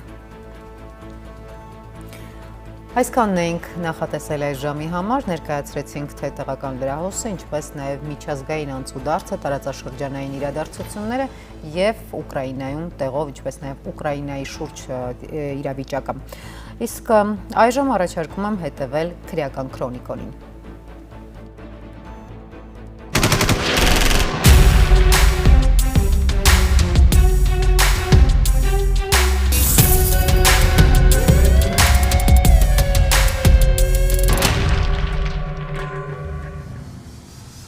Գլխավոր դատախազությունը 27 դրվագով քրեական հետապնդում է հարուցել Երևանի նախկին քաղաքապետ Գագիկ Բեգլարյանի նկատմամբ։ Պարզվել է, որ 2002-ից 10 թվականներին կենտրոն թաղային համայնքի ղեկավարի, այնուհետև Երևանի քաղաքապետի պաշտոնը զբաղեցրած Բեգլարյանը պաշտոնական դիրքն օգտագործել է ծառայության շահերին հակառակ, ինչպես նաև պաշտոնական դիրքի օգտագործմամբ յուրացման եղանակով հափշտակել է առանձնապես խոշոր չափերի Երևան քաղաքում և այլ բնակավայրերում գտնվող 2 տասնյակից ավելի անշարժ գույք։ Հանցավոր գործունեության հետևանքով հափշտակվել են մի շարք մանկապարտեզների շենքշինություններ։ Ձեռնարկվում են անհրաժեշտ միջոցներ կոռուպցիոն սխեմայում ներգրաված անձանց ամբողջական շրջանակը պարզելու ուղղությամբ։ Քննչական կոմիտեն վարույթ է նախաձեռնել զինծառայողի կողմից ծառայակցի սպանության դեպքի բոլոր հանգամանքները պարզելու ուղղությամբ։ Հիշեցնենք 3 ժամը 3:20-ի սահմաններում Զորամասի պահպանության տեղամասի մարտական դիրքում պարտադիր ժամկետային շարքային զինծառայող ինքնաձիգից կրակահերթ է արձակել, ինչի հետևանքով դիրքի ավագ շարքային Վահե Հովսեփյանը ստացել է մահացու հրազենային վիրավորում։ Նույն օրը պարտադիր ժամկետային շարքային զինծառայողը ձերբակալվել է, կատարվում է նախաքննություն։ Հակակոռուպցիոն կոմիտեն բացահայտել է պաշտպանության նախարարության պաշտոնատար անձի կողմից ընդհանուր $3500 կաշառք ստանալու դեպքեր։ Ձերբակալվել են Զորամասի հրամանատար, ծառայության պետդասակի հրամանատար, Զորամասի գումարտակի հրամանատարի տեղակալ շտաբի պետ։ Քննիչը միջնորդություն է ներկայացրել դատարան նրանցից 2-ին կալանավորելու վերաբերյալ։ Շիրակի մարզի Պեմզաշենում տեղի ունեցած սահմռկեցուցիչ սպանության գործով 2 անձ կալանավորվել է։ Քննչական կոմիտեի փոխանցմամբ 32-ամյա եւ 41-ամյա անձինք ներխուժել են տուն գողության նպատակով, պարզել, որ տանը գումար չկա, սպանել են 31-ամյա կնոջը, տանտիրուհուն, ապա նրա 2 երեխաներին։ 2 տղամարդկանց Արկադի եւ Վրյուր Բարսեղյաններին կալանավորել են, նախաքննությունը շարունակվում է։ Երեք վանդալիզմի դեպքեր են գրանցվել Երևանում, անայդ անձին գրառումներ են արել ռազմական եւ պետական գործիչ Գարեգին Նժդեի արձանի եւ Արգենտինայի ազգային հերոս Մանուել Բելգրանոյի կիսանդրու պատվանդանների վրա։ Նժդեի արձանի վրա կապույտ ներկով գրել են «Մահ Խամենեին»։ Ոստիկանությունն օպերատիվ արձագանքել է եւ խմբեր ուղարկել դեպքի վայր։ 3 ժամը 15-ի սահմաններում Վանաձորում պարեկները իրավախախտում կատարած մեքենային նկատել, կանչել վարորդին եւ հորդորել հեռացնել սխալ կայանված մեքենան։ Վարորդը հրաժարվել է կատարել պարեկի պահանջը, հայհոյանքներ հնչեցրել։ Պարեկներն օգտագործել են արդյունքաբեր գազ, ապա ձեռնաշղթայել եւ տեղափոխել Տարոնի բաժին։ Դեպքի փաստով նյութեր են նախապատրաստվում։ Պարեկներին չենթարկված երիտասարդը Լոռու մարզպետի խորհրդական քաղաքացիական պայմանագիր կուսակցության անդամ Տիգրան Հովսեփյանն է։ Դանակով զինված ավազակային հարձակման փորձ է տեղի ունեցել Երևանում 3 ժամը 19-ի սահմաններում։ Դեմքը ծածկած մի քաղաքացի դանակով զինված մտել է Ավան վարչական շրջանում գործող Յուքոմի սպասարկման գրասենյակ եւ ակնհայտ այնտեղից փորձել է հափշտակել թանկարժեք բջջային հեռախոսներ։ Հարձակվողին տեղում վնասազերծել է քրեակատարողական ծառայության աշխատակից արտահայտության ավագ լեյտենանտ Սարգիս Մկրտչյանը, որն այդ պահին անցնելիս է եղել նշված վայրով։ Ձերբակալվել է Երևանի 39-ամյա քաղաքացի։ Այսօր վթար է տեղի ունեցել Երևանում 1 հոգի մարմնական վնասվածքներով տեղափոխվել է հիվանդանոց Տոյոտայի վարորդը եղել է Արցախի պաշտպանության բանակի նախկին հրամանատար Լևոն Մնացականյանը։ Դեպքի վայրում է եղել նաև արցախցի գեներալ Սամվել Օգանովսկին։ Թերթերի տեղեկություններով վթարի է ենթարկվել հակակոռուպցիոն կոմիտեի նախագահ Սասուն Խաչատրյանի տեղակալ Մուշեղ Բաբայանի որդին Ավետիք Բաբայանը։ Նոյեմբերի 14-ին է տեղի ունեցել պատահարը, իրար են բախվել 4 մեքենաներ, բռնկվել է հրդեհ։ Ավետիք Բաբայանը եւ եւս մեկ վարորդ մարմնական վնասվածքներով տեղափոխվել են բժշկական կենտրոն։ Այսօր արտակարգ իրավիճակ է ստեղծվել Լոռու մարզում ժամը 11:30-ի սահմաններում ազանգ է ստացվել, որ քննչական կոմիտեի Լոռու մարզային քննչական վարչության շենքում ռումբ է տեղադրված։ Տարածքը սահմանազատվել է, քննիչներին տարհանել են, սակայն սակրավորները շենքում կասկածելի ոչինչ չեն գտել։ Պարզվել է, որ կեղծ ազանգը հնչեցրել է Վանաձոր քրեակատարողական հիմնարկում գտնվող մի դատապարտյալ։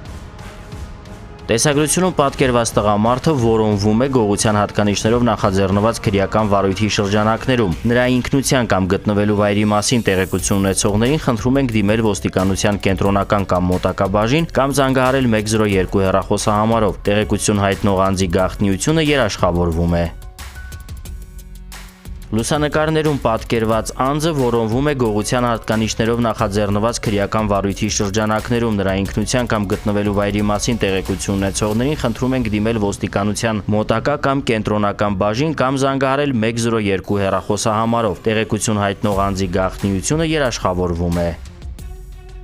Նոյեմբերի 7-ին ոստիկանության կենտրոնական բաժնում ստացվել էր հաղորդում, որ ցերեկը գողացել են Մայրաքաղաքի Հերացու փողոցում կայանված Toyota Magnishի մի մեքենայի կողային հայլիների ապակիները։ Մեքենան հենց փողոցում էր կայանված, ոչ թե բակում, տերն էլ ցերեկվա ժամին եկել էր աշխատավայր։ Հասկանալի է, որ ցերեկով բակում գողություն անել չէին հանդգնի, եւ այս հանգամանքը բացահայտման հարցում որոշիչ էր լինելու։ Նախաձեռնվեց քրեական վարույթ։ Մարաշի բաժանմունքից դեպքի վայր մեկնած քրեական հետախույզները ձեռնարկեցին օպերատիվ միջոցառումներ։ Ի վերջո տարբեր տվյալների համադրմամբ պարզեցին, որ գողությունը կատարել է Մայրաքաղաքի Արշակունյաց պողոտայի բնակիչ 46-ամյա մի տղամարդ։ Հարկավոր էր նրան արագ գտնել հնարավոր նոր գողությունները կանխելու նպատակով, սակայն ըստ տվյալի տղամարդն արդեն տնից դուրս էր եկել։ Չարենցի փողոցում նա հայտնվեց իրավապահների տեսադաշտում, հերթական մեքենայից գողություն անելուց հետո։ Մարաշի քրեական հետախույզներն անցան գործի, հետապնդումը կարճ տևեց մինչև Ալեք Մանուկյան փողոց ու թեև այս ընթացքում տղամարդը հասցրեց գողացած ապակիների մի մասը գցել, սակայն մնացած մասը դեռ մոտն էր, ինչպես ասում են, բռնվել էր փաստով։ Հետագա օպերատիվ հետախուզական միջոցառումների եւ քննչական գործողությունների արդյունքում պարզվեց, որ նա առավոտից նույն Չարենցի փողոցում արդեն հասցրել էր կատարել կողային հայելու ապակիների մի շարք գողություններ։ Այսպես ժամը 10-ին նա հանել էր մի Lexus-ի հայելիների ապակիները, 10:10-ին մի Toyota-ի, եւս 10 րոպե անց կրկին Toyota-ի, 10:50-ին Nissan-ի, ապա էլի մի Toyota-ի, հետո էլի մի Lexus-ի։ Նշված բոլոր դրվագներով գողոնն արգրավված է, մեքենայատերերից ընդունվել են հաղորդումներ, նախաքննությամբ հանգամանքները պարզվում են։ Ապօրինի թմրաշրջանառության դեմ պայքարի շրջանակներում աշտարակի քրեական հետախույզները համագործակցելով բաժնի համայնքային ոստիկանների հետ թմրանյութ պահելու եւ օգտագործելու կասկածանքով նոյեմբերի 12-ին ձերբակալել են Արագածոտնի մարզի Ագարակ համայնքում բնակվող 25-ամյա մի երիտասարդի։ Նրա խոզարկությամբ հայտնաբերվել են մարիխուանայի նմանվող դեղնականաչավուն զանգվածներով փաթեթներ։ Ձերբակալվածի հայտնածով դրանք թմրամիջոց են։ Դեղնականաչավուն զանգվածներով փաթեթներն ուղարկվել են փորձաքննության, հանգամանքները պարզվում են։ Նոյեմբերի 8-ին ոստիկանության Մաշտոցի բաժնի Դավիթ Հաշենի բաժանմունքի քրեական հետախույզները Երևանի Տեր-Պետրոսյան փողոցում ձերբակալել եւ մեքենայով հանդերձ Դավիթ Հաշենի բաժանմունք են տեղափոխել մայրաքաղաքում բնակվող 39-ամյա մի տղամարդու։ Նրա խոզարկությամբ հայտնաբերվել են մեթամֆետամինի նմանվող բյուրեղանման զանգվածներ, մարիխուանայի նմանվող դեղնականաչավուն զանգված, ապակյա սրվակ եւ կաթուցիչ։ Դեպքի առթիվ նախաձեռնվել է քրեական վարույթ, որի շրջանակներում նրա մեքենան խոզարկվել է։ Հայտնաբերվել են 28 փաթեթ մոտ 60 գրամ ընդհանուր քաշով մարիխուանայի նմանվող զանգվածներ եւ 2 փաթեթ մեթամֆետամինի նմանվող բյուրեղանման զանգվածներ։ Օրեր անց իրավապահները խոզարկել են նաեւ նրա բնակարանը եւ կանեփի սերմեր ու դեղնականաչավուն հետքերով ապակյա տարա հայտնաբերել։ Հանգամանքները նախաքննությամբ պարզվում են։ Ոստիկանության ստորաբաժանումները մեկ օրում բացահայտել են հանցագործության 58 դեպք, անցած մեկ օրում արձանագրվել է 20 պատահար, 30 մարդ ստացել է տարբեր աստիճանի մարմնական վնասվածքներ։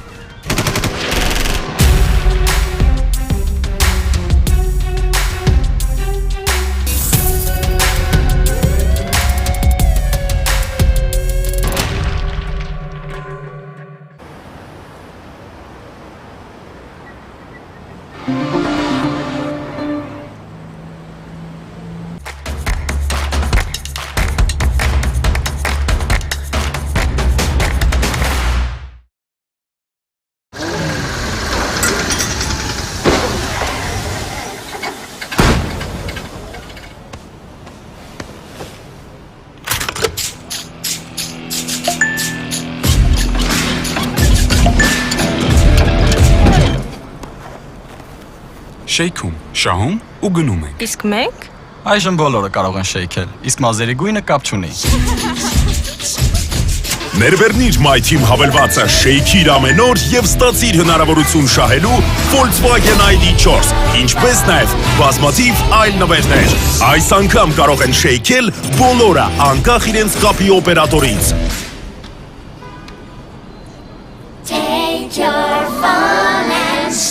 Team Telecom Armenia, շեյքիր եւ շահիր։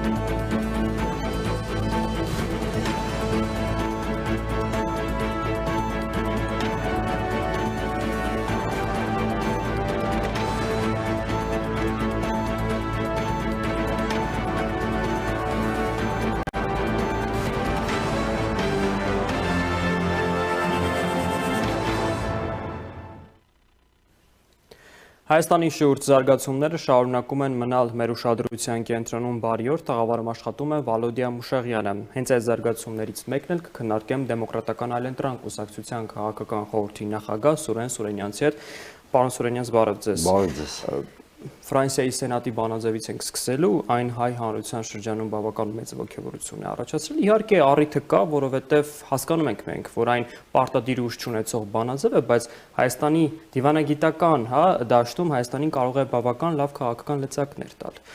Նախ բանաձևի վերաբերյալ ձեր գնահատականը, այնուհետև կանդրադառնանք Ֆրանսիայի քաղաքականությանը։ Գիտեք, բանաձևը ինքնին դրական է, այստեղ վիճելու առանձնապես ոչինչ չկա, որովհետև դա առնվազն դրական իրավաքաղաքական համատեքստ է ստեղծում, որից հետևողական լինելու պարագայում եւ նպատակային լինելու դեպքում կարող է անշուշտ հայկական դիվանագիտությունը օգտվել։ Իսկ տեղի ունեցածը այս առումով իսկապես դրական է եւ խոսում եմ նաեւ հայ-ֆրանսիական հարաբերությունների որոշակի առանձնահատկությունների մասին։ Սա որպես իրողություն արձանագրենք։ Մյուս կողմից մենք պետք է սովորենք որպես հասարակություն եւ առաջին հերթին քաղաքական էլիտային է խոսքս վերաբերում, տեքստերը մի քիչ ուշադիր կարդալ կամ տեքստերի ենթատեքստերը ճիշտ հասկանալ ավելորդ ցնծության կամ էյֆորիայի մեջ չընկնելու համար, որտեղ հիմա մենք տեսնում ենք, որ ցանկացած փաստաթուղթ, որտեղ բարենպաստ կամ հայանպաստ ձևակերպումներ են լինում, մեր հասարակությանը կտրում են ինչ-որ առումով ռացիոնալ կամ ռեալ իրականությունից եւ գցում են էյֆորիկ։ Հետո մենք զգացական մակարդակում ենք Այո, ես ուզում եմ այս առիթով հիշեցնել, որ մեր ազգը շատ ավելի պերճախոս փաստաթղթեր է ստացել, օրինակ Սևրի դաշնագիրը։ Չմոռանանք, ինչպես նշեցիք, որ սա իմպերատիվ բնույթ չունեցող փաստաթուղթ է, այսինքն ինքը որոշում չի, բանաձև է, որից ըստ անհրաժեշտության կօգտվի կամ չի օգտվի Ֆրանսիայի գործադիր իշխանությունը։ Ուզում եմ հիշեցնել, որ մեկ այլ փաստաթղթից, օրինակ, Ֆրանսիայի իշխանությունը առանձնապես չի օգտվել կամ դա որպես պրակտիկ քաղաքականություն չի օգտագործել։ Խոսքս 2 տարվա վաղեմություն ունեցող սենատի մեկ այլ բանաձևի մասին է, որով հորդոր կար ճանաչելու Արցախի անկախությունը։ Հիմա համատեքստի մասին մի քիչ էլ խոսենք։ Այս բանաձևի շուրջ տեղի են ունենում շատ ակտիվ դիվանագիտական շարժեր։ Դրանից 2 օր առաջ Մակրոնը խոսել է Իլհամ Ալիևի հետ եւ ըստ էության, ըստ հրապարակային հաղորդագրությունների անաչառ միջնորդության, անկողմնակալ միջնորդության փոխադարձ մեսիջներ են հասցեագրել իրար 2 առաջնորդները։ Շեշտել Պրահայի բանակցությունների կարևորությունը։ Այո, դա հենց անկողմնակալ միջնորդության մեսիջն է։ Ըստ ամենայնի 3 Էրդողանի հետ հանդիպմանը Մակրոնը նույնպես անդրադարձած կլինի նույն շեշտադրումներով Ֆրանսիայի դերակատարությանը կասկածից վեր է։ Իսկ ստացվում է, որ Ֆրանսիան մի ձեռքով անկողմնակալ միջնորդության մեսիջներ է հղում Բաքվին եւ Անկարային, մյուս կողմից ինչ-որ մեսիջներ է հղում մեր հասարակությանը։ Եվ այս համատեքստում գրեթե վստահ կարելի է կանխատեսել, որ այս բանաձևը ուղղակիորեն չի դառնալու Ֆրանսիայի կառավարության քաղաքականության համար ուղենիշ։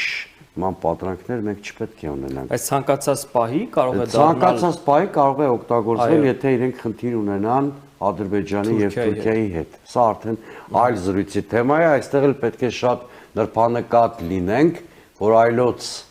հարաբերություններում չխաղարկվենք։ Բնականաբար մեր դիվանագիտությունը պետք է փորձի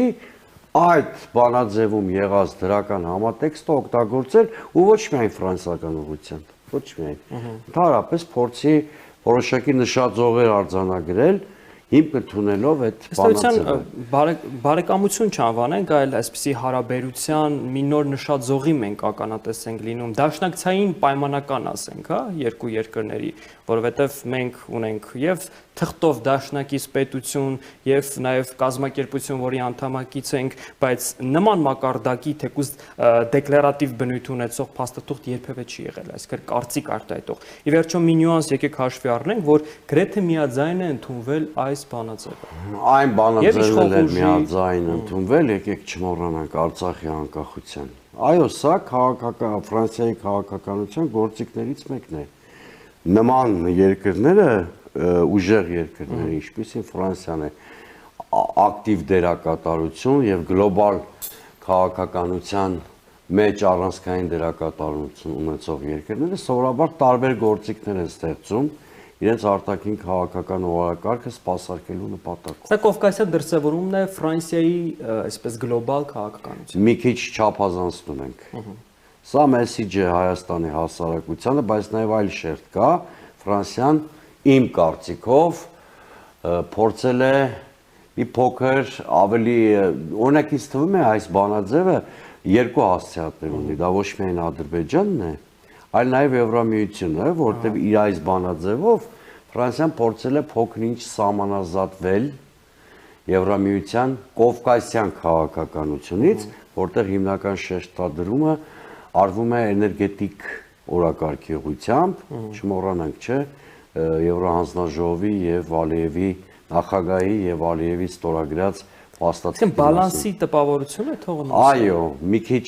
դրա համար եմ ասում, ակցենտները ճիշտ տնենք, որովհետև այնուամենայնիվ այո, հայ-ֆրանսիական հարաբերությունները առանձնահատուկ են, բայց դաշնակցային հարաբերությունների հաստատման կամ տեսլականի համար մի շարք այլ պարամետրեր են անհրաժեշտ, այդ թվում ռազմաքաղաքական բաղադրիչներ, որոնք բնականաբար չկան այս հարաբերություններում։ Իդեպ առաջիկայում ըստ էության հանդիպում է ունենալու Նիկոլ Փաշինյանի Էմանուել Մակրոնի հետ ֆրանկոֆոնիայի գագաթնաժողովի շրջանակներում։ Սա էլ բավական հետաքրքիր է, թե ինչ կարող են քննարկել երկու երկրները, մասնավորապես Փաշինյանի վերջին այն մեսիջներից հետո, երբ ըստ էության կարծես թե առաջին անգամ որպես օրակարգ Փաշինյանը խոսում էր ոչ միայն խաղաղության պայմանագիր կնքելու անհրաժեշտության մասին, այլ դրա երաշխավորի փնտրտուքի մասին։ Շատ հետաքրքիր հարց տվեցիք բազմաշերտ, բնականաբար Մակրոնը ամեն ինչ արել է, որ այս բանաձևը ընդունվի իր ու Փաշինյանի հանդիպումից առաջ, սա համարենք դիվանագիտական ժեստ, բայց նաև որպեսզի չփչացնի իր հարաբերությունները Անկարայի եւ Ադրբեջանի եւ ուրեմն Թուրքիայի հետ տեղի ունեցան այդ հեռախոսազրույցը Ալիևի հետ, նաև հանդիպումը, կարճ հանդիպումը թեկուզ եւ Էրդողանի հետ։ Հիմա գանք ձեր բարձրացրած մյուս ավելի ֆունդամենտալ խնդրին։ Գիտեք, իդեալական կլիներ, որպեսզի հայ-ադրբեջանական հարաբերությունները կարգավորվեին ուղղակի երկխոսության ճանապարհով։ Դա կլիներ իդեալական։ Բայց հակամարտության նստվածքը այնքան խորն է եւ հակամարտությունը այնքան բևեռացված կարծիքներ է իր հետ բերել հայկական եւ ադրբեջանական կողմերից, որ ակնկալել, որ առանց բարեխիղճ միջնորդների մենք կարող ենք կամ երաշխավորների միջնորդը պիտի դառնա երաշխավոր, այդ տրամաբանությունն է գործում։ Մենք կարող ենք ունենալ հայ-ադրբեջանական հարաբերությունների կարգավորում միամիտ կլինի, որտեվ ուղղակի կրկնում եմ, շատ խորքային են անհամաձայնությունները, ընդ որում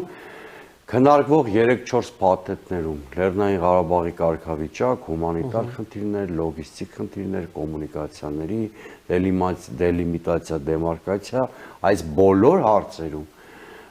Երևանի ու Բաքվի դիրքորոշումները այնքան բևեռային են, որ բարեխիղճ արբիտրի անհրաժեշտություն ունեն։ Ըստ այդմ երաշխավորների ինստիտուտը ուղղակի պահանջարկված է։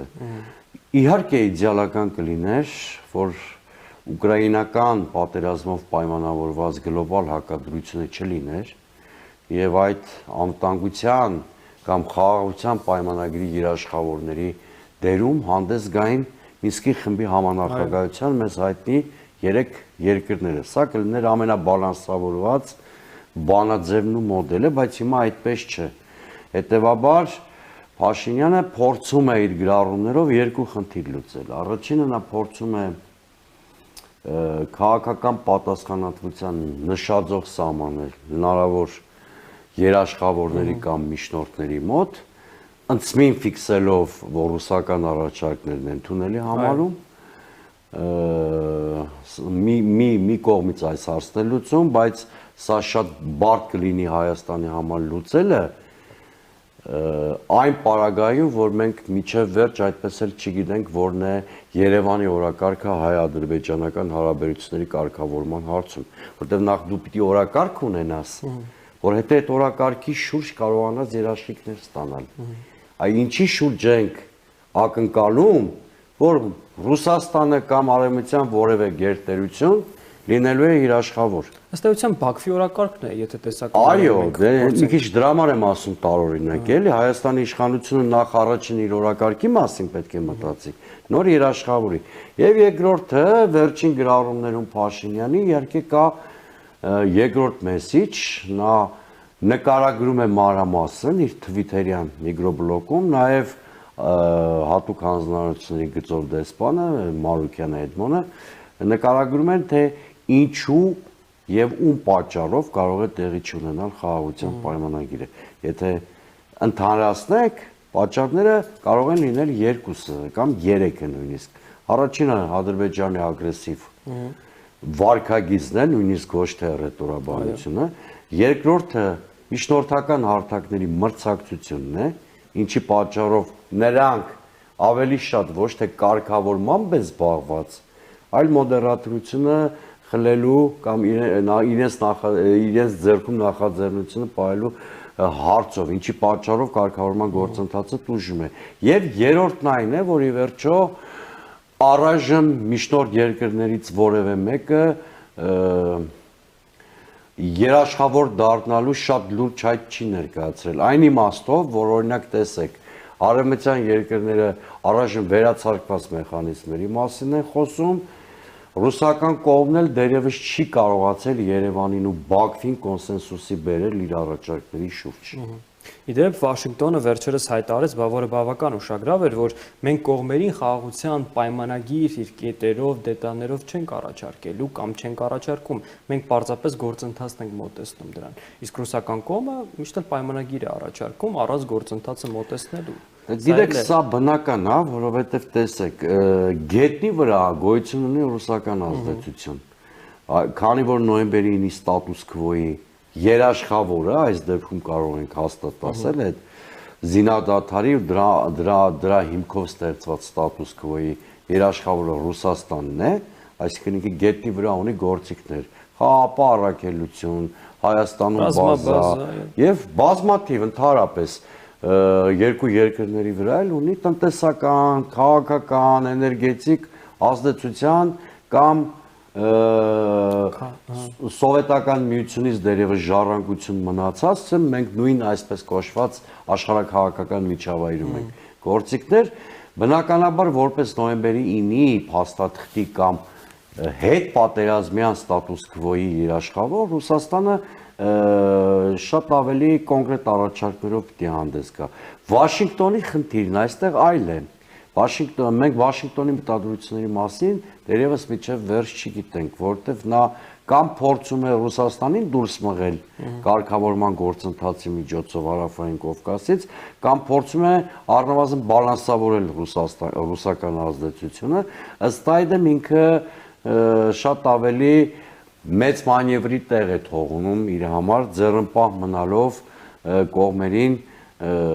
որոշակի փաստաթղթային ձևակերպումներ, ասեմ, ներկայացնել կամ պարտադրել, բայց դա իհարկե չի նշանակում, որ Վաշինգտոնը չունի պատկերացումներ, ի վերջո մենք արևմտյան պատկերացումների մասին ինֆորմացիա կազմեցինք, երբ որ մամուլում արտահոսք եղավ եւ անկեղծ լինենք, հերքում էլ չեղավ, այսինքն ինչ-որ պատկերացումներ կան, ավելի պայմանական ասած, մենք գիտենք, որ Բրյուսելում եւ Վաշինգտոնում հակված են հայ-ադրբեջանական հարաբերությունների փաթեթային կարգավորմանը, ներառյալ Լեռնային Ղարաբաղի կարգավիճակը, այսինքն բոլոր հարցերը մեկ զամբյուղում սկզբունքով, ռուսական տարբերակը փուլայինին է հակված, որովհետև մի պարագայում համապարփակ կարգավորման ձգտողները փորձում են չեզոքացնել այն մոտիվացիոն հիմքերը, համաձայն որոնց այստեղ տեղակայված է ռուսական խաղապահարակելությունը, ռուսները ընդհակառակը փորձում են կարգավիճակի հարցը սառեցնել, որպեսզի լեգալ գործիք հակազմով երկարաձգեն իրենց ռազմական ներկայությունը։ Այստեղ ի՞նչն է ուշագրավ, պարոն Սուրենյանց։ Հայաստանի անվտանգության խորհրդի քարտուղար Արմեն Գրիգորյանը օրերս հայտարարեց ըստ էության այն մասին, որ Հայաստանին պետք է կամ Հայաստանը ձգտում է փաթեթային կարգավորմանը։ Նկատի ունենալով խոսեց առանց Լեռնային Ղարաբաղի հարցի հստակեցման մենք որևէ պայմանագիր եւ այլն, մինչդեռ վարչապետ Փաշինյանը քանիցս հայտարարում է ռուսական տարբերակին կողմնակից լինելու մասին, ինչը դուք էլ նշեցիք, փունային տարբերակ։ Գիտեք, իրականության դրամատիզմը ինչու՞մ է կայանում։ Ճիշտ այն ժամանակ, դա 3-4 օրն էր, երբ որ վարչապետ Փաշինյանը իր նստավայրում հյուր ընկալել էր Ռուսաստանի Դաշնության ԱԳՆ ներկայացուցիչ Խովայևին, որը հակամարտություններով է զբաղվում։ Միսկի խմբի ռուս համանախագահական։ Նաև այդ պաշտոնը ունի։ Եվ դարձյալ շեշտում էր հայկական կողմի պատրաստակամությունը կարգավորված տեսնել խնդիրը ռուսական փաթեթի շրջանակներում, ընդ որում դա շեշտել է ոչ միայն Փաշինյանը Խովայևի հետ հանդիպանը, դրա մասին նաև Միրզոյանն է խոսել Խովայևի հետ հանդիպանը, ճիշտ նույն ժամին կայքերից մեկով հեռարձակվում է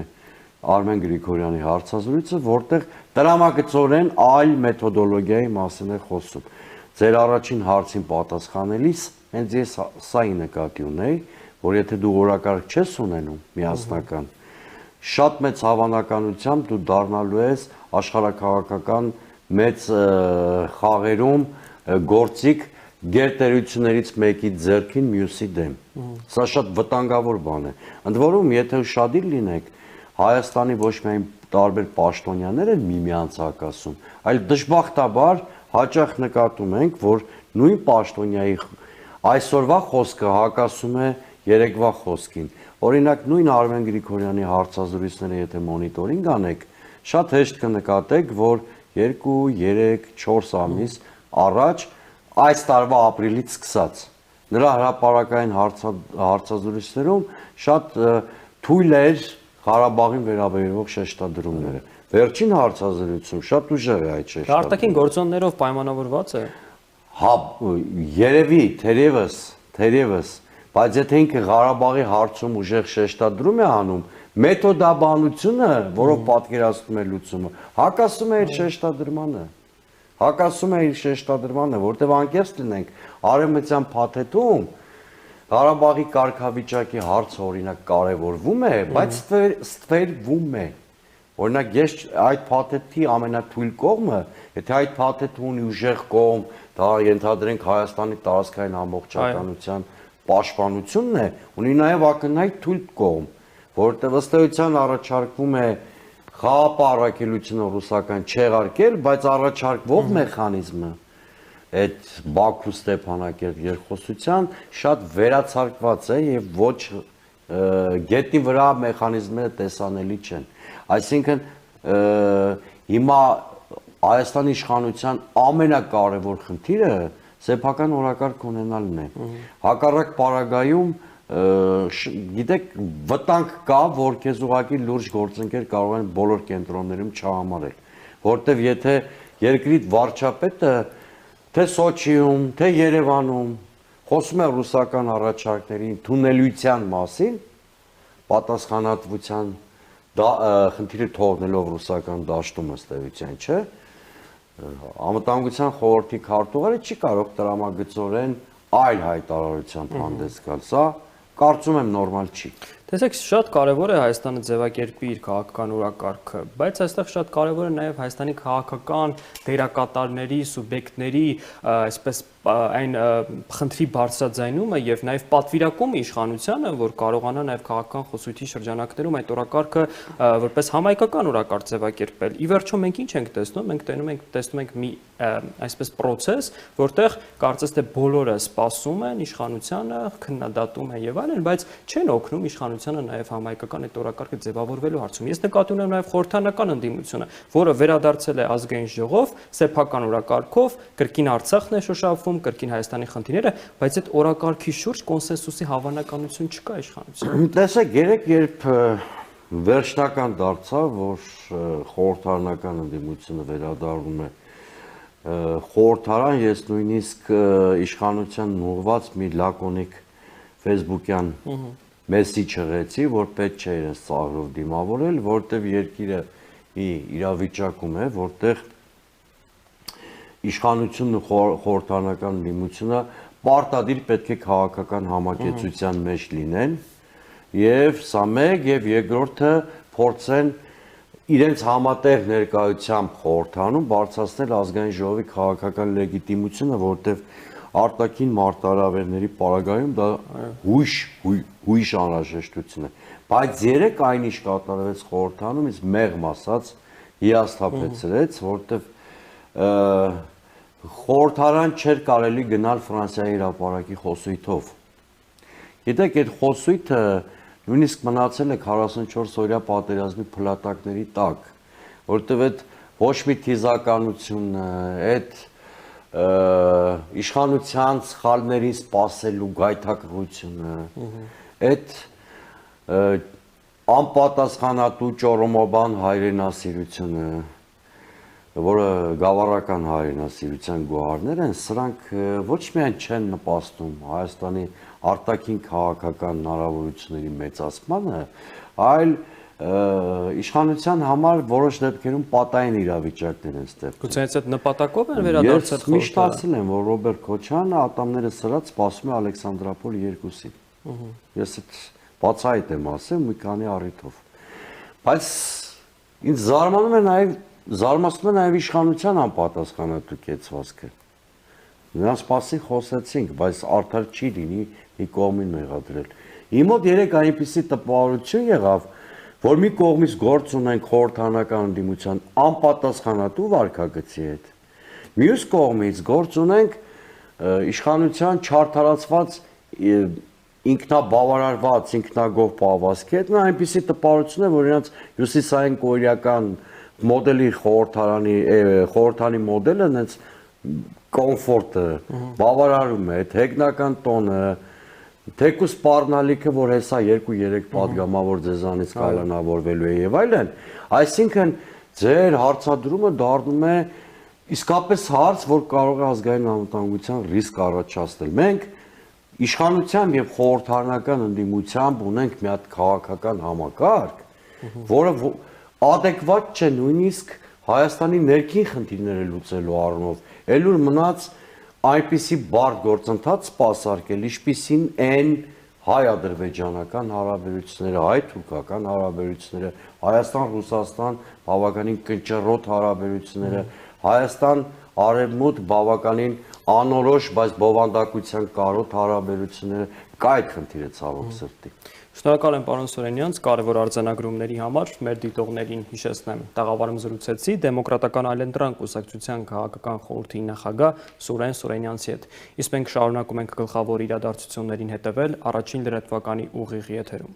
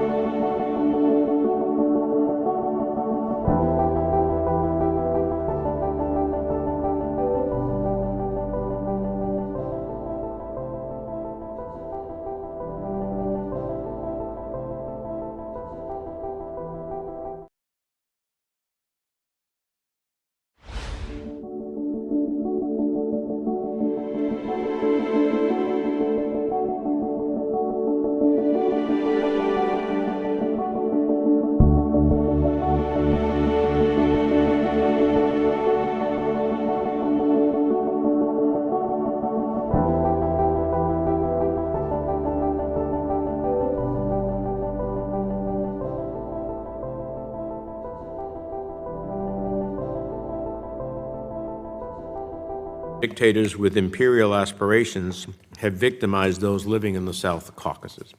From Russian-backed aggression in Abkhazia or South Ossetia to Turkish-supported Azerbaijani aggression against Armenia, their disregard for human life has been clear. In 2020, Azerbaijan's war uprooted close to 100,000 Armenians from their homes in Nagorno-Karabakh. 6,500 people died. Today, Armenians in Nagorno-Karabakh, the land they know as Artsakh, still face an acute humanitarian crisis, including threats of ethnic cleansing and chronic shortages of water, energy, healthcare, and food. That's why I've pushed for more humanitarian assistance to help the victims, both in Armenia and Nagorno-Karabakh, because the U.S. humanitarian response has been, in my view, insufficient. So today I want to hear from you about what more we can do and could be helping these affected areas. But incredibly, it's not just that the United States is failing to meet these humanitarian needs. We're still sending security assistance to Azerbaijan. How on earth can the United States justify sending any kind of support, security or otherwise, to a regime in Baku? It's inexcusable. I personally think it's morally repugnant, and it makes a mockery of the Freedom Support Act. Section 907 of this act is meant to ban security assistance to Azerbaijan until Azerbaijan is, quote, taking demonstrable steps to cease all blockades and other offensive uses of force against Armenia and Nagorno-Karabakh. And yet, the Department of State has waived Section 907 over and over again. It requested $600,000 for fiscal year 22 to provide Azerbaijan with international military education and training, a program meant to, quote, provide a professional military education to countries selected by the Secretary of State. Suffice it to say that I'm strongly opposed to having any aid go to a fighting force known for war crimes and aggression against a neighbor state. And the department greenlit security assistance to the regime in Baku just months before it invaded Armenia in September. Months before a video caught Azerbaijani forces killing unarmed Armenian soldiers in cold blood. Months before reports surfaced of Azerbaijani soldiers sexually assaulting and mutilating an Armenian female soldier. The GAO report I commissioned to get to the bottom of this found both the Department of State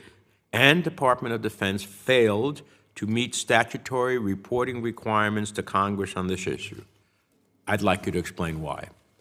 It simply makes no sense to say that the United States assistance and training has not impacted Azerbaijan's military balance with Armenia. So I want you to give us all the details Congress has asked for so we can assess any assistance the U.S. provides to Baku. And finally, I want to be clear. I still have hopes for a lasting peace in the region. I know Secretary Blinken hosted Armenian and Azerbaijani foreign ministers here in Washington last week. I welcome senior-level U.S. engagement in this region. The lack of attention to the Caucasus over successive administration has only benefited Russia's interests, so I appreciate this new approach. But I hope to hear from you about what more we could be doing for peace in the Caucasus, and specifically following the recent attack on Armenia. I also remain skeptical that authoritarians in Baku or Moscow, or Turkey for that matter, will agree to let the Armenian people choose their own destiny. And it's not just Armenia, but Georgia as well. This is a nation with so much potential, and yet today we see intimidation of independent media, arrests of opposition leaders, and continued efforts to block the very democratic reforms Georgia needs to advance on its Euro-Atlantic path. The United States must remain engaged to support the democratic development of Georgia during this tenuous period, and I look forward to hearing from the witnesses about these efforts. The people of this region don't want to live under the threat of violence. They don't want autocratic rule imposed on them by the barrel of a gun. No one wants to live that way. Not you, not me, not the Armenian people, not the people of Nagorno-Karabakh. They deserve to live in peace, they deserve freedom and security, and that means ensuring that a peace deal does not lead to ethnic cleansing for the Armenian people of Nagorno-Karabakh. It means tackling the needs of the humanitarian crisis there. It means holding accountable those who order and carry out the violence who's seen in this region. So I look forward to hearing from you today about where things stand with the administration's efforts to help facilitate a peace process and address these issues. When Senator Risch arrives, I'll be happy to recognize him for any opening statements. Let us introduce our two witnesses today. Assistant Secretary Karen Donfried leads the Bureau of Europe and Eurasian Affairs at the Department of State, having previously served as president of the German Marshall Fund, the National Security Council, and the National Intelligence Council. She's no stranger to the committee, and we look forward to hearing from her today. We're also joined by the State Department's Senior Advisor for Caucasus negotiations, Ambassador Philip Rieker. Ambassador Rieker serves as the U.S. OSCE Minsk Group co-chair and lead negotiator for the U.S. delegation to the Geneva International Discussions. He previously served at the U.S. Embassy in London as Acting Assistant Secretary of State for European and Eurasian Affairs and a Civilian Deputy and Policy Advisor to the Commander of EUCOM. Welcome to both of you. Your full statements will be included in the record without objection. I'd ask you to summarize them in about 5 minutes or so that members of the committee can have a conversation with you, and we'll recognize Assistant Secretary Donfried first. Chairman Menendez, distinguished members of the committee, thank you for inviting me to discuss the administration's priorities and engagement efforts in the South Caucasus. I appreciate and welcome your advice as we work collaboratively to advance U.S. interests across the region. Armenia and Azerbaijan have an historic opportunity to secure a lasting peace to a conflict that was triggered during the fall of the Soviet Union and has lasted for more than 30 years. There have been setbacks, such as the fighting that broke out September 13-14. When hostilities erupted, we immediately engaged to halt the fighting. This setback reminded all of us of the fragility of the situation and the importance of securing a comprehensive, sustainable peace agreement. Secretary Blinken's leadership has been instrumental in promoting dialogue. He hosted joint meetings of the foreign ministers on September 19 and November 7, along with a telephone call with both on October 4. National Security Advisor Jake Sullivan met with his counterparts in Washington on September 27, demonstrating the administration's whole-of-government commitment to securing peace. Thanks in part to our engagement, on October 4, Azerbaijan released 17 Armenian POWs detained during the September fighting.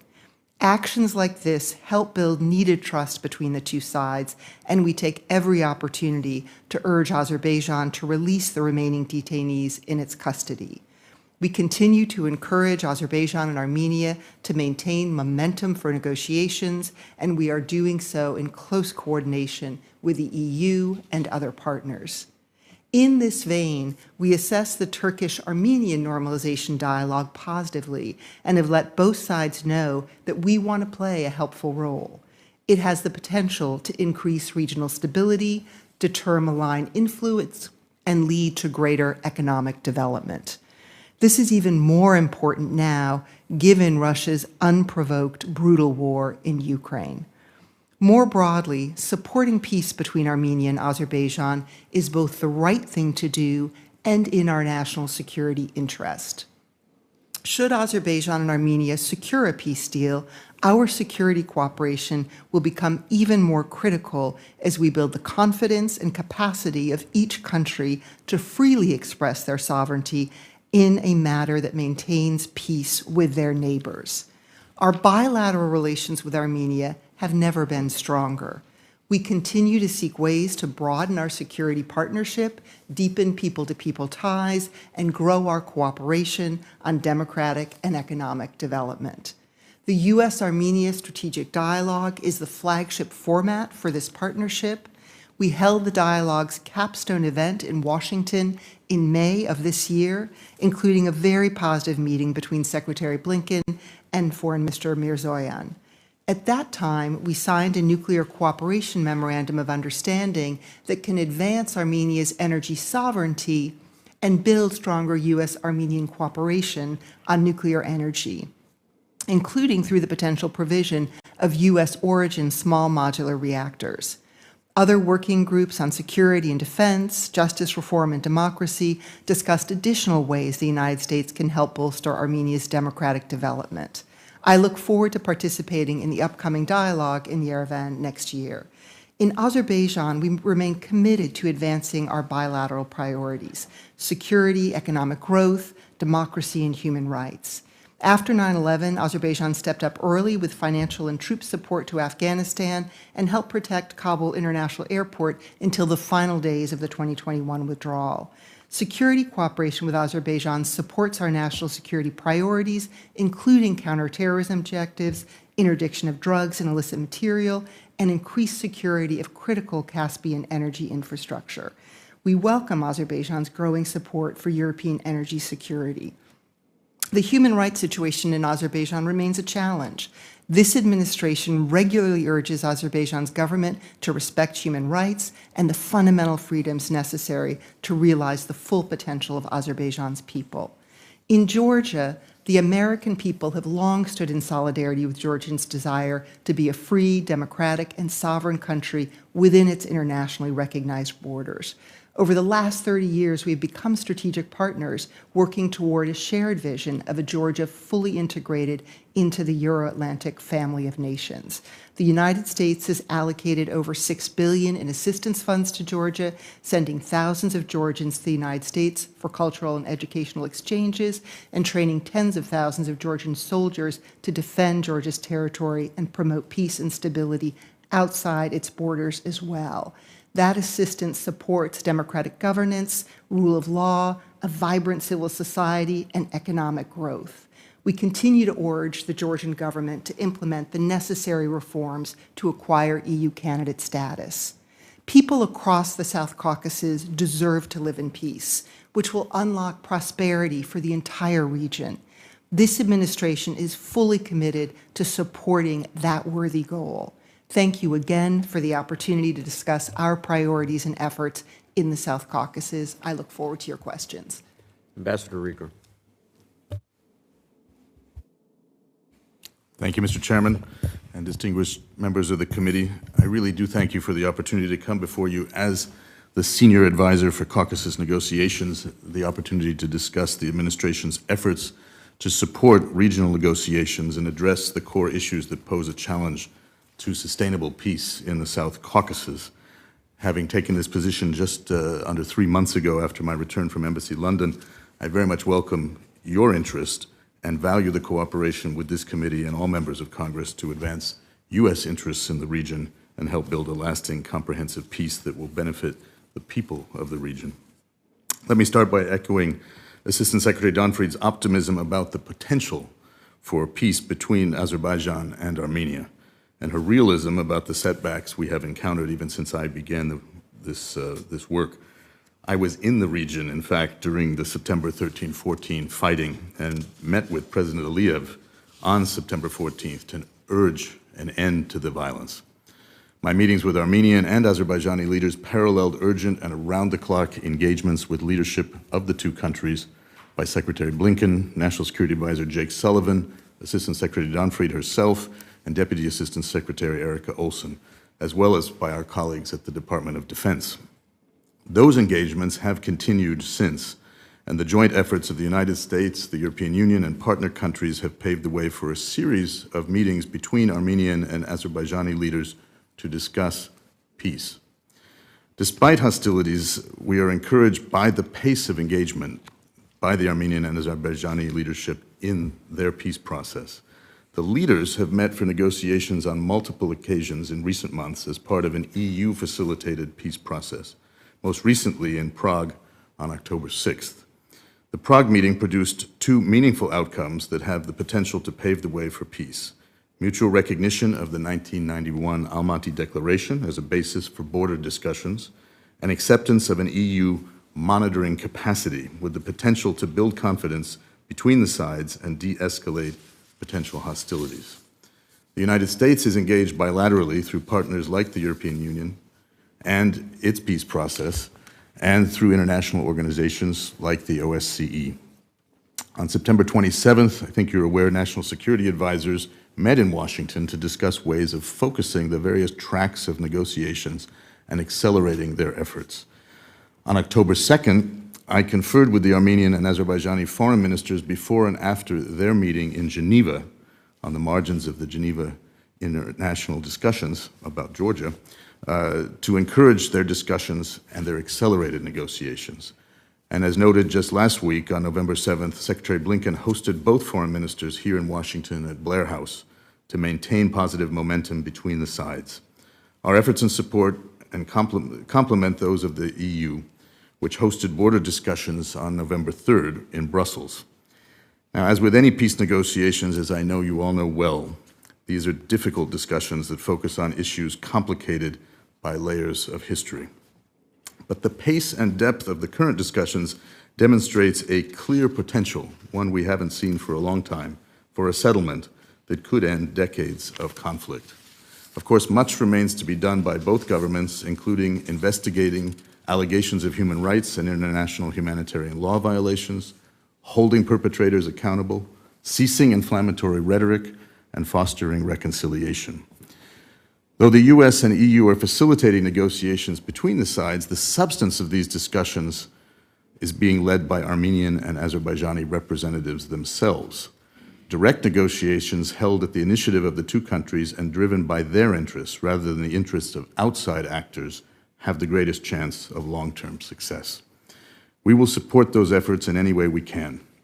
Secretary Blinken has offered not only his counsel, but he has also offered US technical assistance on issues ranging from border delimitation to the planning of transportation routes. While the resolution of contentious issues remains the responsibility of Armenia and Azerbaijan, I've made it clear the international community and the United States has a specific responsibility to ensure that the rights and security of ethnic Armenians are addressed credibly and in line with a peace settlement. To that end, I've repeatedly encouraged the leaders in both countries to consider an international mechanism or construct to ensure, monitor, and report on any agreement involving Nagorno-Karabakh. The sides are at an historic crossroads. We're encouraging them to choose a future of prosperity and demonstrate the wisdom of working together on a peace that will benefit the people of the region for generations to come. Our efforts will continue toward this goal, and we'll do so in any way we can. Thank you, and I look forward to your questions. Well, thank you. We'll start around. I have to be honest with you, this testimony is unresponsive to the concerns that I've raised, either in my opening statement or in the past. So let me try to get responses to it through questions. In 2020, Azerbaijan's war uprooted close to 100,000 Armenians. Is that true?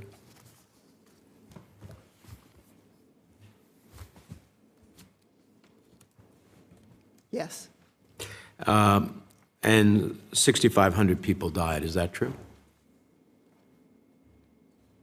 I believe that's the numbers I've seen, although I don't know that there are exact counts, Senator. Have you seen the video that caught Azerbaijani forces killing unarmed Armenian soldiers in cold blood? I've seen a number of videos. My email box is filled with them. Have you been able to verify the videos? I have not, no. Are we making efforts to verify the videos? I'd have to check with others. I know in the region they were undertaking efforts in both countries. How about the reports of Azerbaijani soldiers sexually assaulting and mutilating an Armenian female soldier? I think we've all seen those reports, many reports of atrocities. Well, this is the problem. I don't understand, my understanding also, are you familiar with reports of Azerbaijan's reported use of illegal weapons, including white phosphorus cluster bombs, both of which are internationally prohibited munitions? I am not as familiar with those specific reports. Well, the white phosphorus is very well reported, unfortunately provided by Ukraine. So here's my point. You all seem to be looking the other way because of whatever interest we have with Azerbaijan. You mentioned Assistant Secretary, there's some security interests, some drug trafficking interests, but that should not trump, at the end of the day, violations that go to the very core of the instability. My frustration with the State Department is that they always say, well, both sides should refrain. But when there is an aggressor, we should call out the aggressor. And I think it doesn't take a rocket scientist to figure out who is the aggressor, who has the ability to even be an aggressor in this conflict. It's Azerbaijan.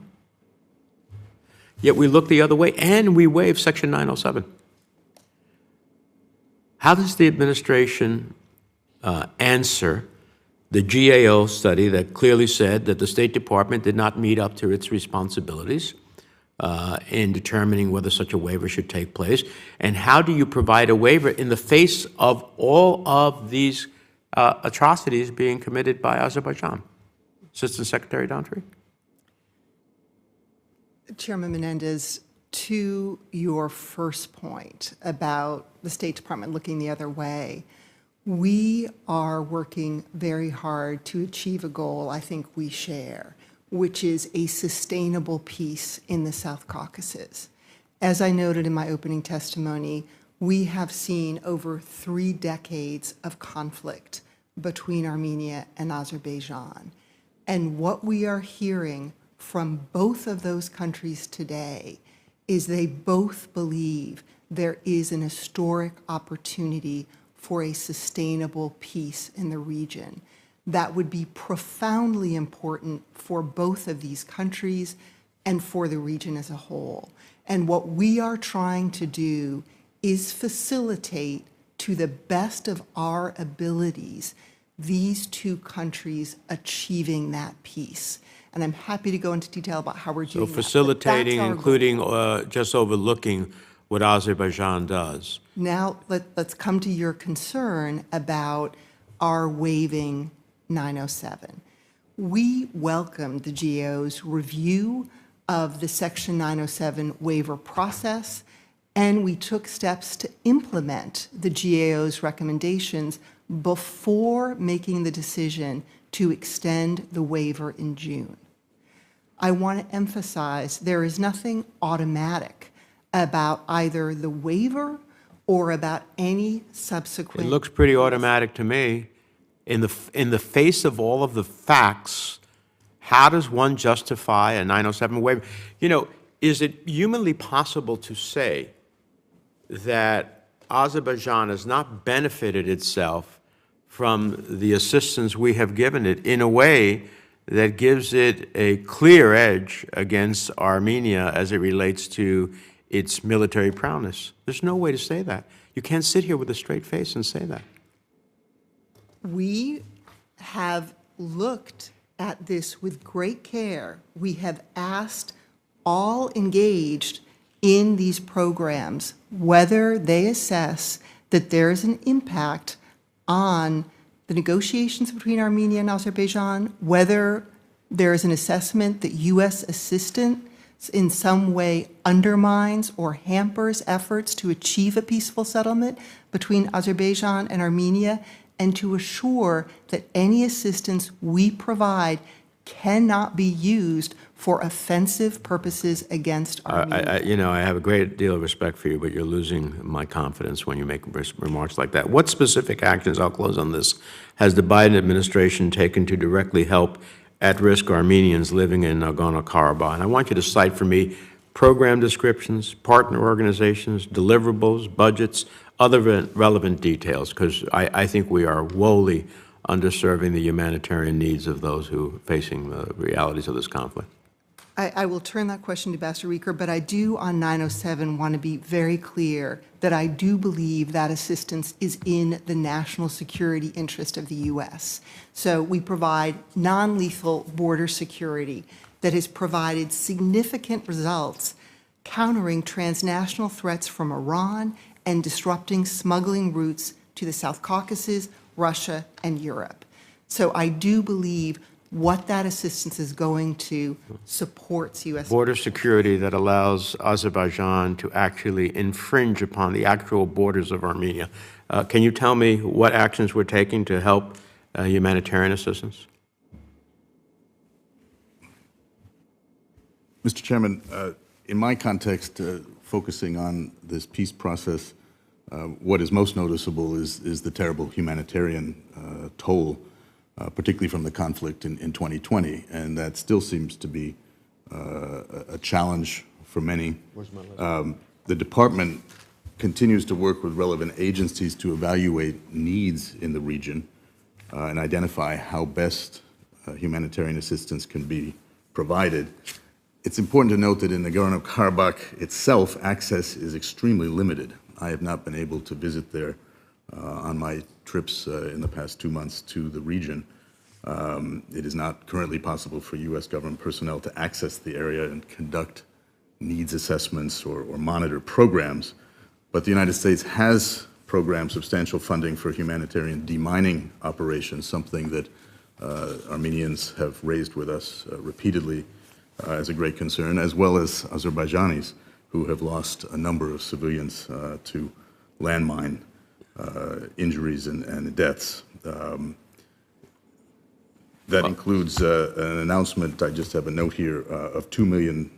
announced on September 11th for that. I have met, when I've been in the region, with the ICRC representatives and UNHCR representatives based in Yerevan, who are able to travel in, and working with both of our embassies in the region, including also our embassy in Tbilisi, which has access on that area. The department does continue to develop programs to strengthen and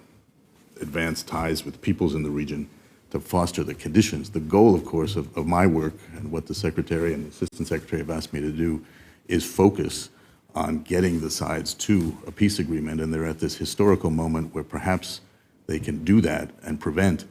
any more horrific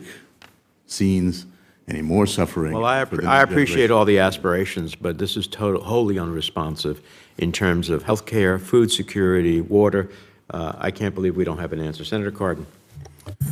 Thank you, Mr. Chairman. Let me thank both of our witnesses. I have the honor of being the chair of the U.S. Helsinki Commission, which is, of course, monitors our participation in the OSCE. So, Ambassador Rieker, I want to ask you a question.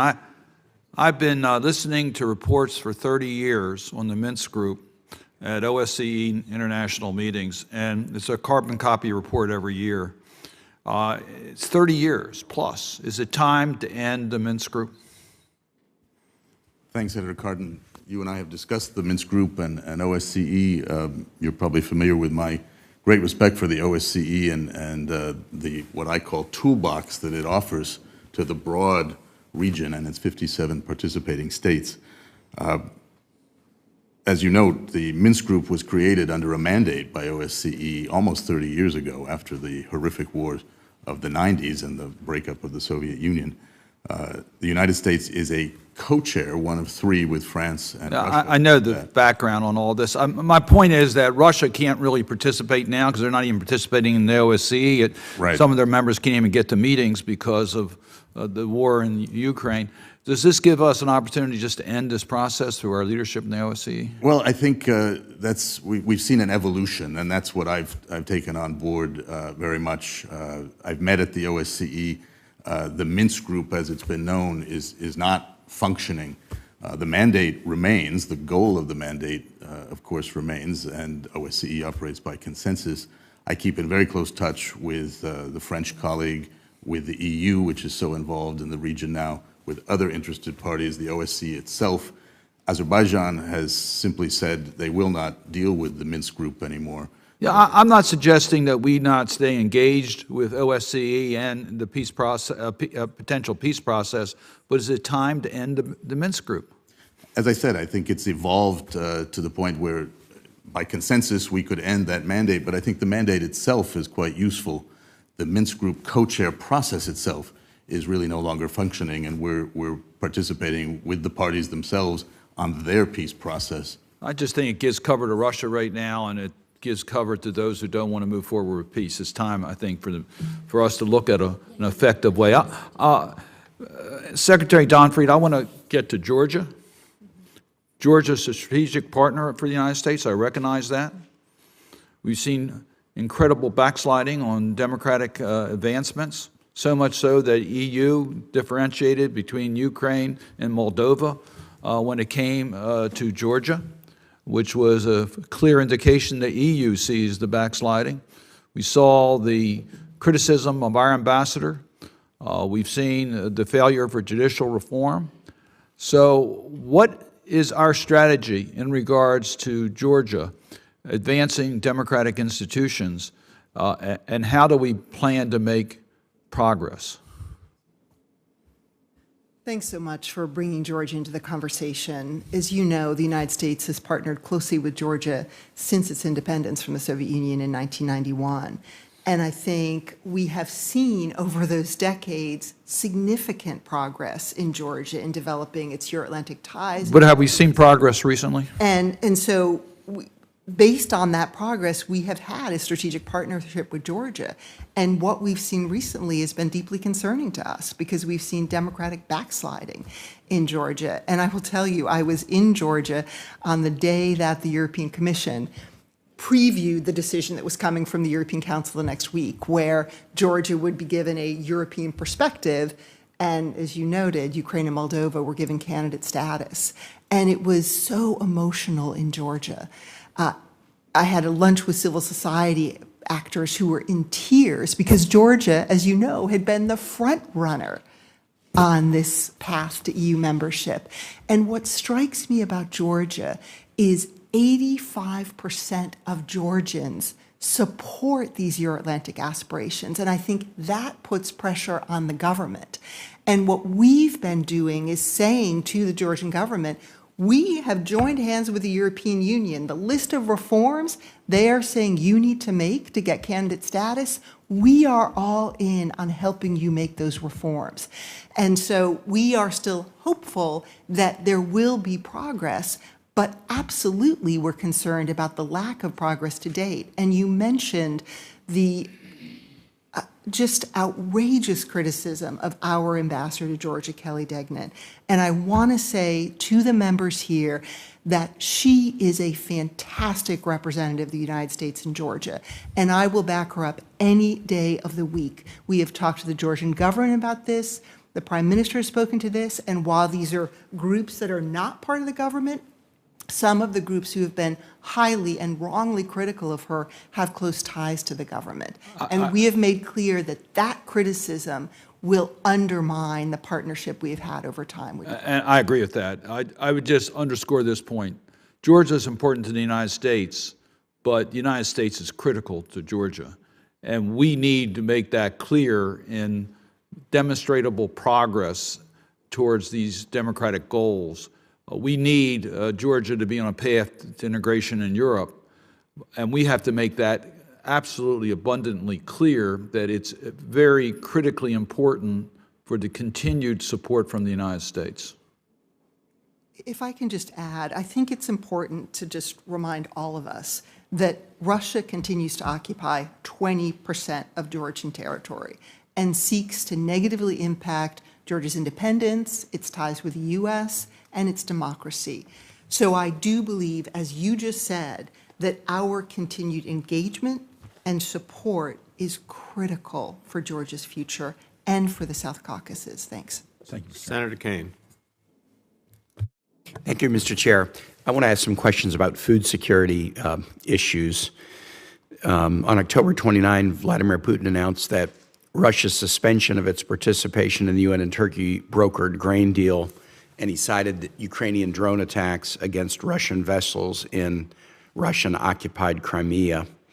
They agreed to resume participation on November 2, but that agreement is slated to expire on the 19th of November. I don't buy Putin's explanation for the withdrawing from the agreement in the first place because the Ukrainian drone attacks were on their own sovereign territory, which continues to be illegally occupied by Russia.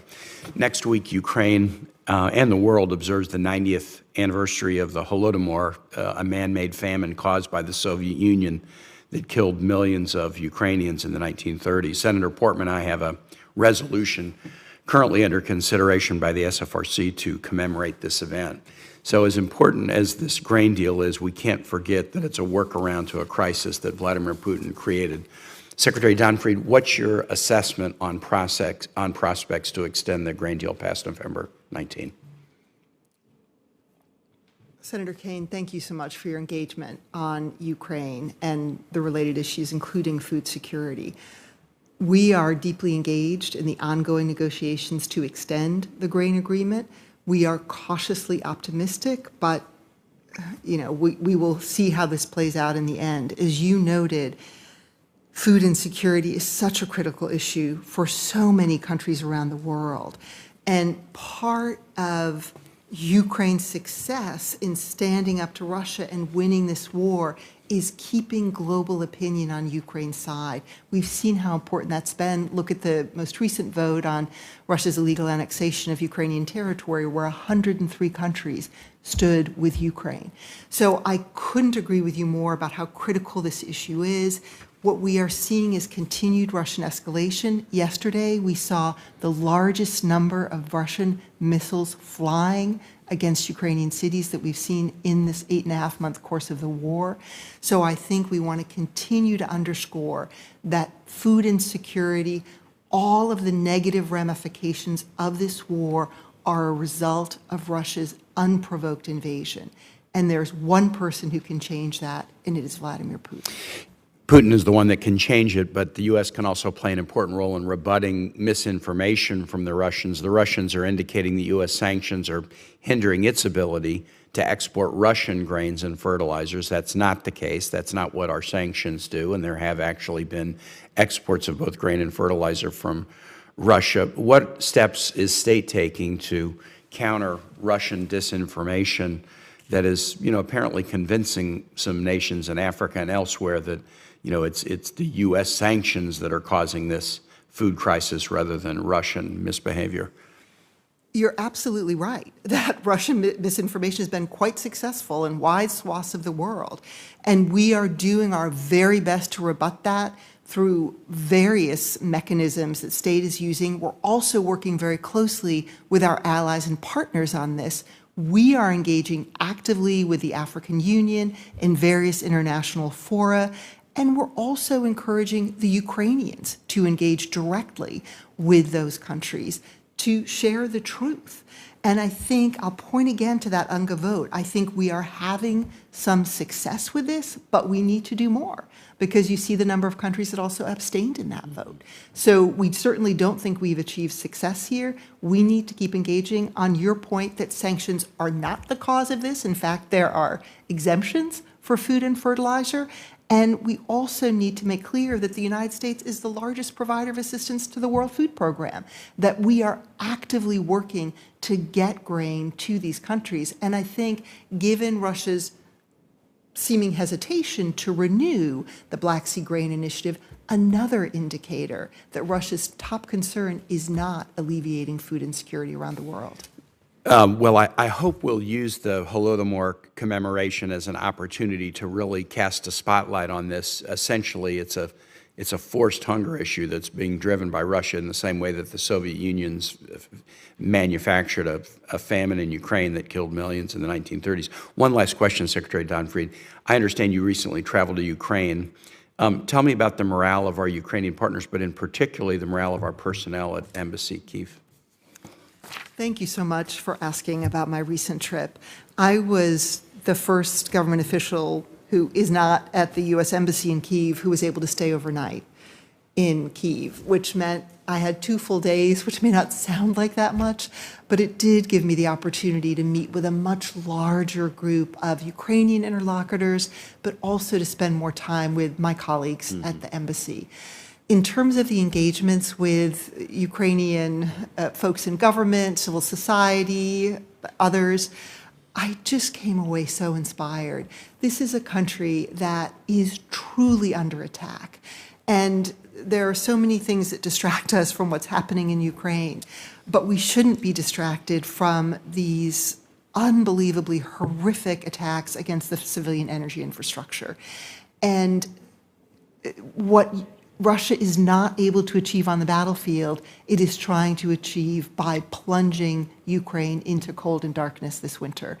And the resilience of Ukrainians, but also the pluckiness. You know, the foreign minister said to me, well, I've been taking cold showers, but I hear it's good for my skin. And their resilience in the face of this,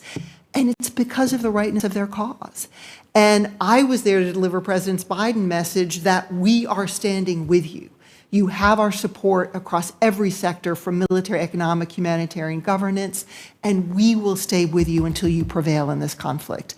Embassy morale at the embassy also very strong, but boy, do I and all of us at the State Department owe a debt of gratitude to our colleagues who are there every day representing us so ably. Thank you so much, Mr. Chairman, over my time, but I appreciate your patience. Senator Shaheen. Thank you, Mr. Chairman, and Mrs. Reeker. Thank you both for being here and for all of your efforts, and thank you for that trip to Ukraine, Secretary Domfried. I also want to begin by thanking you and all of those at the State Department for your efforts to get the U4 mandate reauthorized at the UN for Bosnia. I know that that was a real effort, and I was very pleased, as those of us who care about the Balkans were, to see that that was done and that Russia actually was willing to engage on that. So thank you very much for that. I want to follow up on Senator Cardin's questions about Georgia, because I appreciate that Georgia is trying to play a positive role in Nagorno-Karabakh, but the reality, as you point out, is that there has been tremendous backsliding in Georgia. And we provide considerable support to Georgia to support a reform agenda.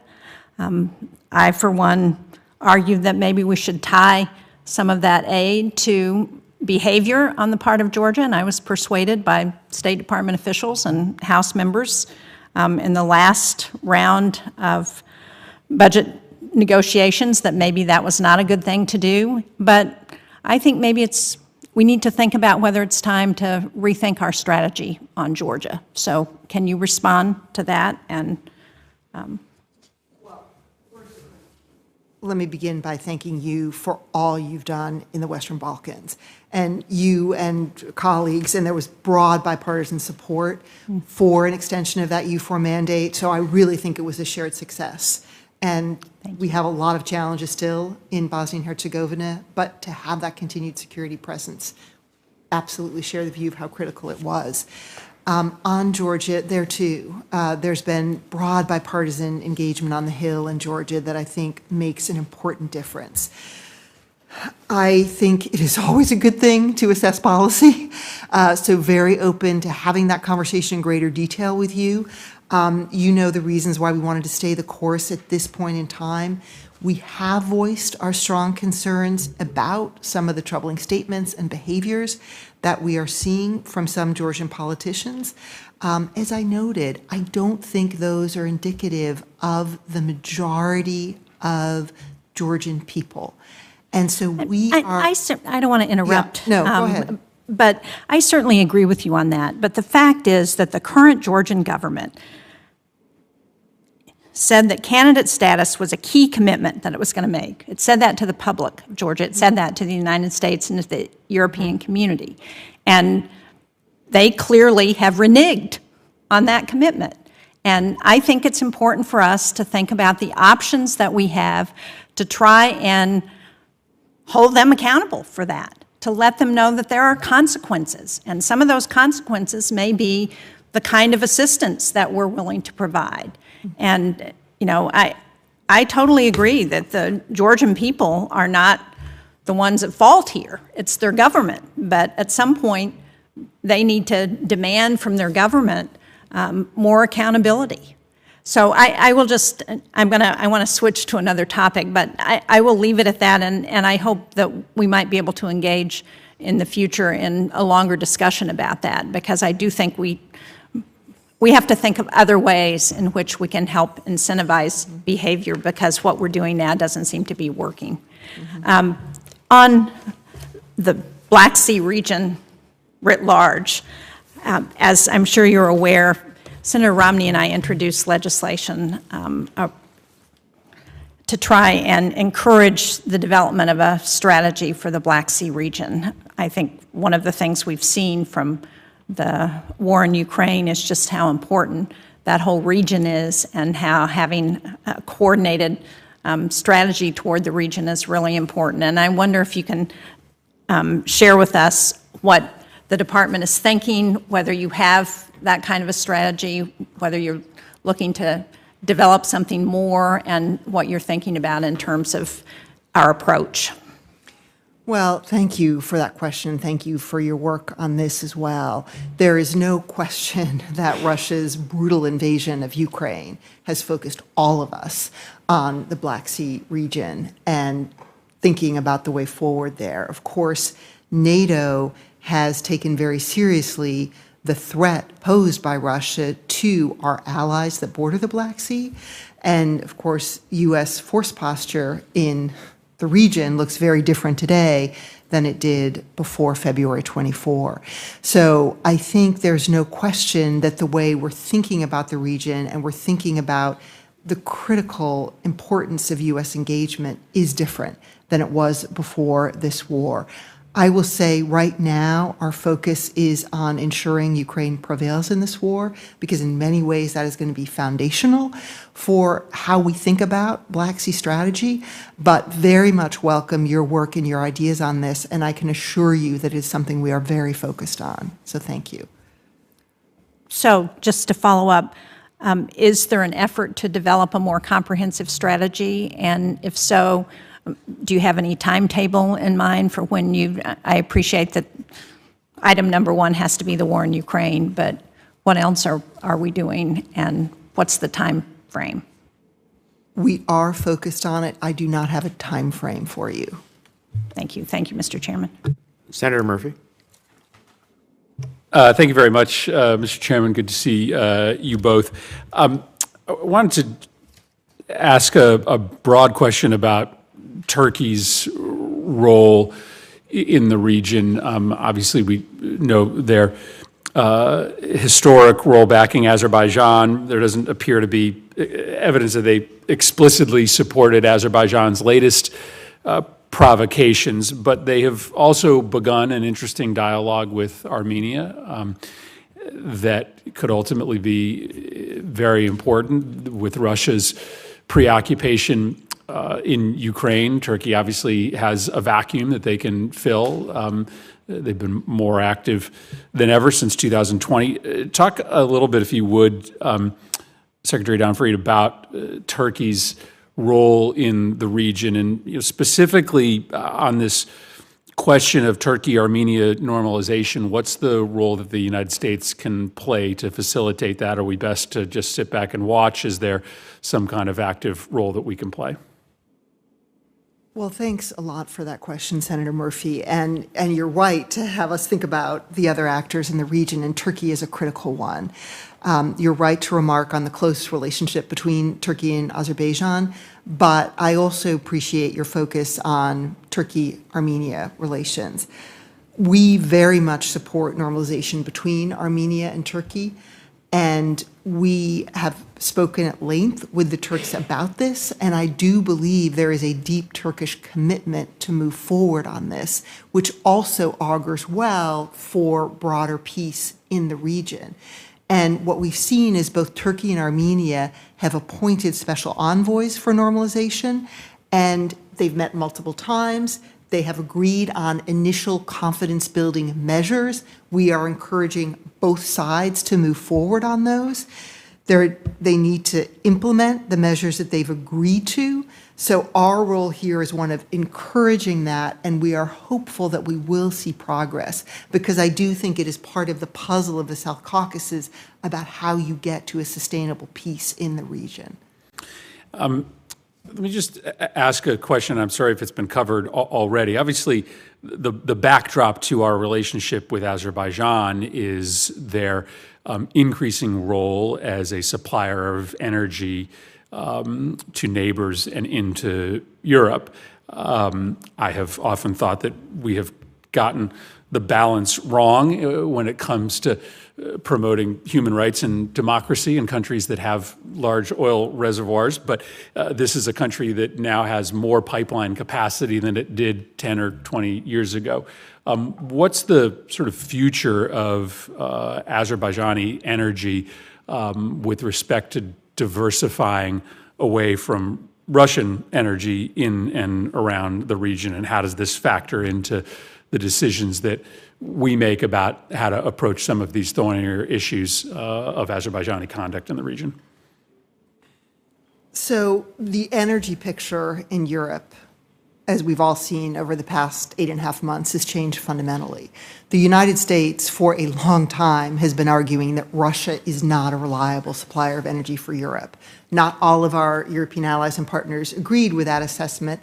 prior to February 24. I would say all of them today agree with that assessment. We have long been a voice promoting energy diversification, and we're seeing all of these countries that were overly dependent on Russia looking for other sources. And in that context, Azerbaijan is playing a very important role, and I think will continue to play a very important role. That said, it doesn't mean that we turn a blind eye to our concerns about human rights in Azerbaijan. And I said it in my opening statement, I'll say it again. We regularly urge Azerbaijan's government to respect human rights and the fundamental freedoms necessary to realize the full potential of Azerbaijan's people. I believe it is in our national security interest for us to be promoting human rights and democracy in Azerbaijan, and we will continue to do so. Thanks. Thank you for that. I won't ask a question. I'm running out of time, but I'll just note I just left this committee meeting to meet with the relatively new leader of one of the opposition parties in Kosovo, who's in town, who I think maybe got the chance to see. Deputy Secretary Escobar. On the other side of the Black Sea, the Balkan region, we've got some real potential bumps in the road coming up with the implementation of the license plate, the license plate agreement in Kosovo. Again, I would just urge the department to play as active a role as possible in the continued discussions between Serbia and Kosovo. We have, for a long time, for good reason, have relied on the Europeans to take the lead, to the Germans specifically. I think that there is more reason now than ever for the United States to step in. I don't think you'll see as active or as effective diplomacy from Europe, and the need has never been greater given what could happen in the coming months in the Serb regions of Kosovo. So again, just to plead to maintain real direct involvement from the State Department in those very tricky negotiations and talks. So thank you, Mr. Chairman. Thank you. Senator Van Hollen.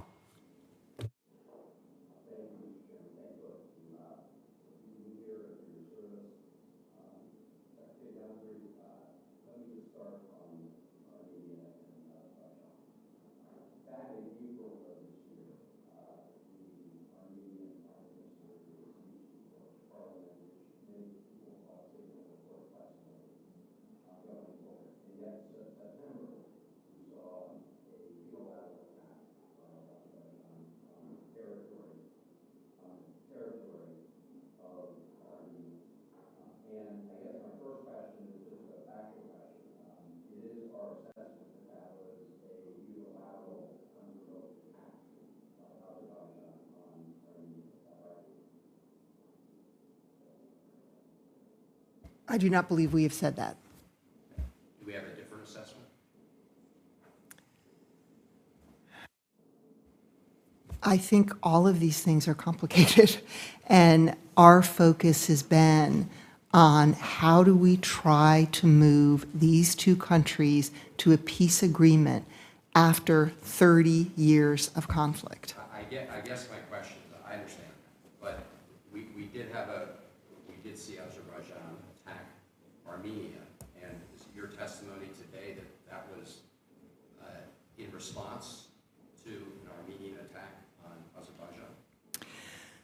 My response to that would be that at that time in September, when we spoke to both parties, our focus was on stopping the violence. I do think we played an important role in that violence being stopped, and our goal is to continue to encourage both sides to negotiate a sustainable peace. Well, with all respect, that did not respond to the question, but we will follow up with respect to the situation there. So has Azerbaijan suffered any consequences in terms of U.S. policy as a result of the attack? So again, our focus here is on, first let me just say, I agree with you about the importance of the speech that Armenian Prime Minister Pashinyan gave in April. I think it was a very brave speech, and I think it was very important in encouraging the peace process. We are in very close touch with both sides. And as I said in my testimony, I think our relationship with Armenia is probably better than it's ever been. And we are taking our cues from the parties about how we can be most helpful in moving this peace process forward. There are many elements of it. There is a peace treaty that the foreign ministers are leading on. The Armenian Prime Minister's speech in April was so important because it related to the future of Nagorno-Karabakh. And what he was saying is putting a focus on the rights and security of the local Armenians in Nagorno-Karabakh. I recognize that. I thought it was an important speech. Yeah, and then we've got... Followed in September by this attack. But look, I'm glad that we are playing an important role. I heard some of the earlier exchange last week or had with Senator Hart of the Minsk process. By all accounts, at least for these purposes, then I am glad we're playing this role. So, in terms of negotiations. Senator, I'm glad you asked because it's what I try to determine almost every day as I engage on this with Assistant Secretary Donfried's help and guidance. And of course, Secretary Blinken has played an incredible role. He just spoke with both leaders over the last 2 days, even as he's traveling in Asia, to follow up on the engagements last week. Now, what was very interesting about the engagements of the foreign ministers last week, which were bilateral engagements that we hosted and facilitated at Blair House to underscore for them our willingness, our desire to provide whatever we can in terms of assistance for them to make their project on their peace agreement, was that at the end of the day, they came out with a joint statement, which was the first time they had done it. Now, that may not sound like a lot from State Department people who put out statements all the time, but this was a remarkable thing, and the two leaders, the two foreign ministers, left their press guys, as it were, to work it out. They did it in just 40 minutes, which was, again, remarkable. I had heard of an effort to put out a statement after the border commission meeting in Brussels the previous week that took 3.5 hours. So there's a little bit of progress there. There is broad agreement coming out of that historic speech of Prime Minister Pashinyan's, which really I called a profile in courage, to look at this in a new way. They've agreed on 5 broad principles toward a peace agreement. The Armenians want to include a 6th principle in there, which is to make sure that Nagorno-Karabakh is addressed, that the rights and securities are addressed. Obviously, that's something that has to be discussed between the people in Nagorno-Karabakh and Baku as well. And I've underscored that there should be an international mechanism to do that. You're absolutely right, Senator, and as Senator Cardin said, the Minsk group process has not been functioning. The Minsk group mandate and its ideal remains relevant, and the goal of that is right. But I think it's not important to focus on names and what we do with the so-called Minsk group. The Russian colleague, for instance, has never been in touch with me. Rather, let's do what we can, working with the two sides, bilaterally, trilaterally, as the Secretary did, bringing them together here, working with the European Union, which has been really remarkable in bringing the leaders together, because that's where the tough decisions are going to have to be made. After last week, they have pledged to get back with another round of discussion, ideas, proposed development of a draft peace agreement, and the foreign ministers to meet again. I expect the leaders will meet again. So the progress is drip, drip, drip, as we know, but it's really quite remarkable what I've seen just in less than 3 months in this capacity. Thank you. Thank you both. Thanks. Senator Booker.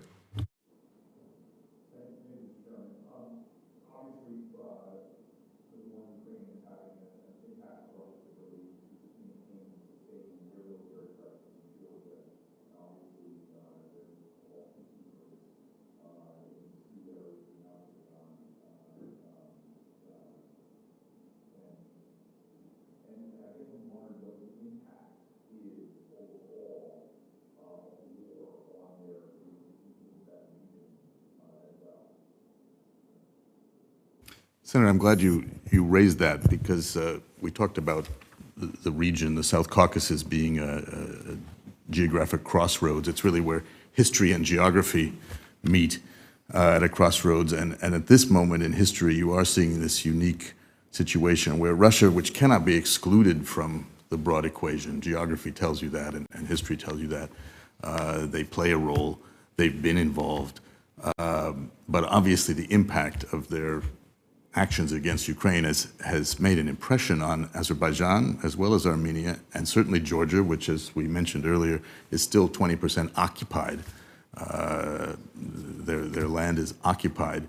and we underscore every day our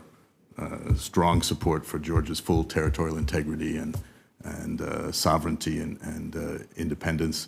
I think it's an area where both Armenia and Azerbaijan are actually seeing they have mutual concerns. We are not a part of, nor were we involved in the actual peace agreement, the ceasefire, to put it more correctly, that was reached with the Russians, a tripartite agreement, they called it, in November 2020. We welcomed the end of hostilities, but that included peacekeepers in those regions. Now, we've seen with the violence in September that those peacekeepers were in many ways nowhere to be seen. And I think that's been a question of concern for both sides. A comprehensive settlement. I can't make that link myself as an analyst, but I think one could see that even when Putin sent peacekeepers there in 2020, we know now that he obviously had other plans for his troops in mind, and the responsibilities he took on in the South Caucasus, in Nagorno-Karabakh, along the Armenian-Azerbaijani border, obviously are affected by that. We see that Russia's obviously involved in trying to undermine democracy from Madagascar to the EU. And I'm wondering, as we're watching the backsliding that really concerns I've heard a number of my colleagues in Georgia, are they involved in ongoing efforts to undermine democratic norms? As mentioned, I lead our delegation to the Geneva International Discussions, which focus on the issue of Russia's occupation of South Ossetia and Abkhazia, which are integral parts of Georgia. Russia made a lot of commitments under the 2008 ceasefire agreement, and they have not lived up to those commitments. They committed to withdraw their forces. We know that they interfere in politics. We've seen it, of course, in our own country. They have pledged to allow unfettered access, for instance, for delivery of humanitarian assistance into Abkhazia and South Ossetia. They have not done that. So this is a challenge for Georgia. The Geneva International Discussions did hold a session in October, and the Russians did show up. They were able to get themselves to Geneva for that. And the Georgians, I think, were pleased that we could show that we continue to stand by that process. If I can interrupt, I'd like to get one more question. My team and I have been looking a lot at the food insecurity issues as it relates to conflict in Ukraine. Obviously, Georgia is an area where we have endangered ancient weed species that have really been undermined by the Russian influence. And I'm wondering how is the ability to build capacity for wheat production in Georgia as it sort of relates to our ability to deal with the ongoing crisis, and are we involved in deeper efforts to try to promote that domestic wheat production? So I cannot go deep on this, but I can tell you that Carrie Fowler, who is the food envoy at the State Department, is incredibly knowledgeable on this, and I know is doing a lot of work on it. So we certainly can circle back and get you more information on that. Appreciate that. Thank you. As Senator Markey takes his seat, it's his turn.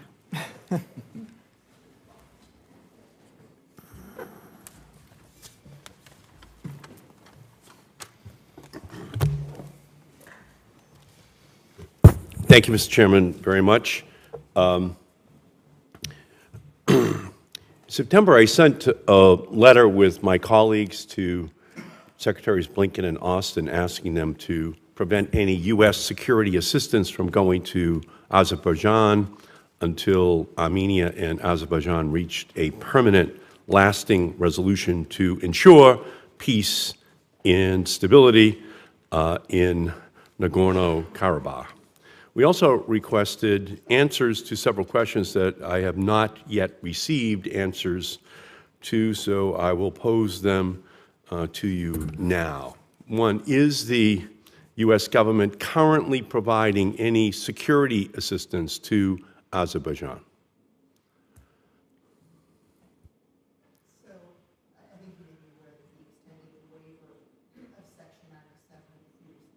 Can you just speak up just a little? I'm sorry. Apologies. So as you referenced, in June of this year, we did decide to extend the waiver of Section 907 of the Freedom Support Act. And so we are providing assistance to Azerbaijan through that mechanism. And what is that assistance? So that assistance goes to several things. It strengthens interoperability among the U.S., NATO, and Azerbaijani peacekeeping forces. It increases the Western education and orientation of Azerbaijani officers. It helps secure Azerbaijan's 475-mile border with Iran, and it provides security for energy sources critical for our allies in Europe. And what are those energy resources? So that would be, and actually we've seen an increase of Azerbaijani oil and gas flowing to Europe as they diversify away from Russia. Okay, and that waiver was granted when? In June. In June. Has the U.S. government taken steps to assess whether any Azerbaijani units who currently receive or have received in the past U.S. security assistance engaged in recent fighting against Armenia? Yes. First, I just want to emphasize there's nothing automatic about this waiver, so we assess it every year. We benefited from the GAO review of the Section 907 waiver process and have implemented those recommendations, and all of our assistance is carefully calibrated to make sure it doesn't undermine or hamper efforts to negotiate a peaceful settlement between Armenia and Azerbaijan, and to ensure that any assistance we provide cannot be used for offensive purposes against Armenia. And you have established that as a fact? Yes. Ambassador Rika, do you believe that Russia's influence in the region and in Armenia in particular is waning? And what should the United States do to capitalize on any opportunities to increase our own presence and influence in the region? Thanks for that question, Senator, because I do think Russia's actions in Ukraine, their attack there, have made publics, let alone governments, across the South Caucasus more wary of Russia, Putin's intentions. The Russian engagement in Armenia has not helped the Armenians and their cause, and I think they've questioned that, and we see that again at public levels as well. I think what we want to do is underscore our dedication to working with the countries bilaterally and in multilateral fora to promote this lasting peace, because I think there's a realization that while Russia remains part of the geographic equation, that it's the two countries coming to a full peace agreement, an end of violence, and then also with Georgia working to create synergies across that critical South Caucasus between the Black Sea and the Caspian Sea, where you have energy resources, you have infrastructure opportunities, you have great trade opportunities, you have agriculture opportunities. This can be a food basket for much of the world. Tourism, these are all things that they can do once they have achieved this comprehensive peace. And I think both leaders at this moment see that there's an opportunity for a whole new chapter in history there. So have you concluded that Russia's influence is waning in Armenia? I think it's something you have to watch very closely. I don't like leaping to any conclusions. The Russians remain active. They have historic ties. The CSTO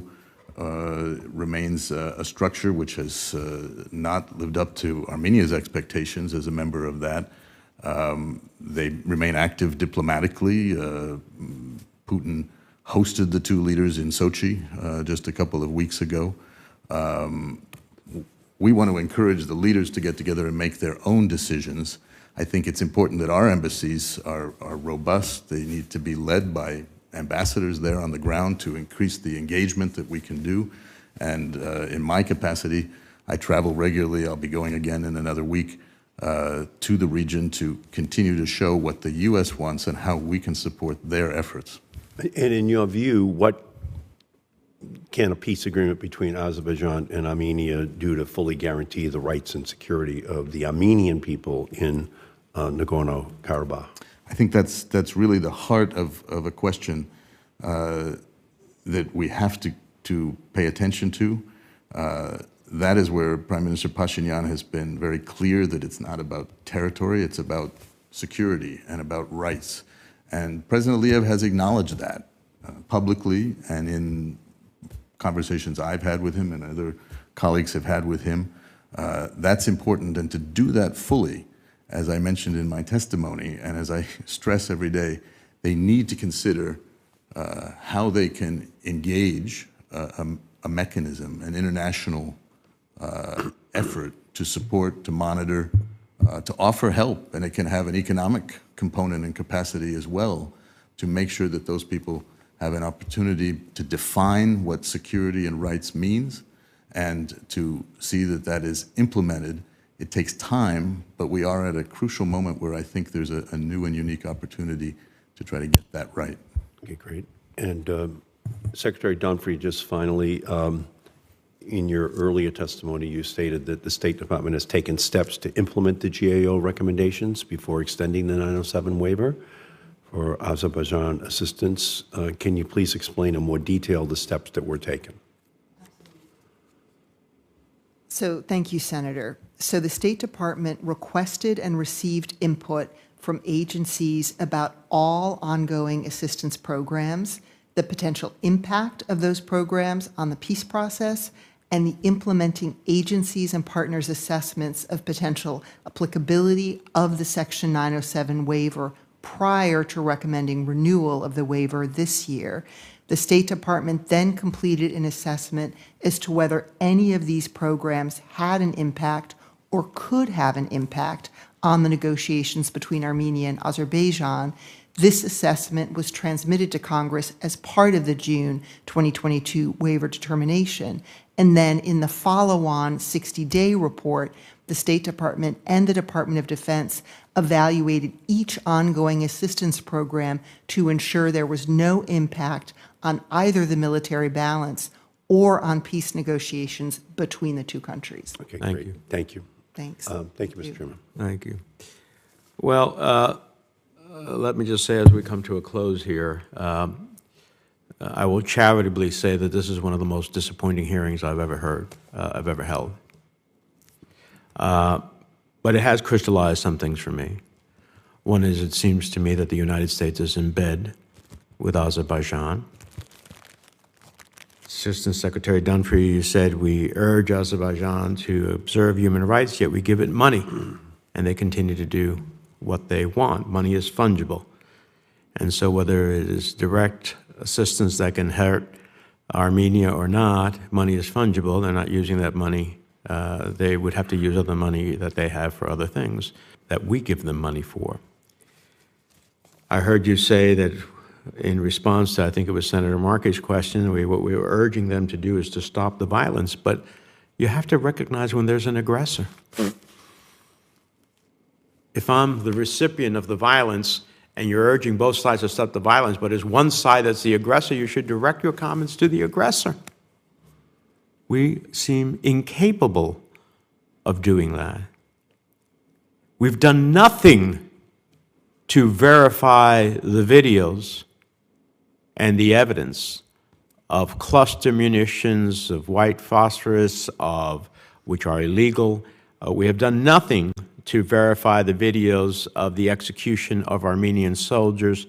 the abuse of female Armenian soldiers. We've done nothing. I ask you, are you aware of the videos? Yes. Well, did we do anything to verify them? No. And you come to a hearing in which you can't even tell me with any degree of specificity what humanitarian assistance we're providing. So it's totally, totally unacceptable. And you can tell the Secretary I'll be looking for ways to express my dissatisfaction. Let me conclude by asking unanimous consent to have Ranking Member Rish's opening statement included in the record as at the opening of the hearing without objection so ordered. And unanimous consent that the testimony, quote, the Armenian American community and U.S. policy priorities in the Caucasus submitted by the Armenian National Committee of America be entered into the record without objection. It shall also be submitted. With that, the record for this hearing will remain open until the close of business on Thursday, November the 17th. Please ensure that questions for the record are submitted no later than Thursday, and this hearing is adjourned.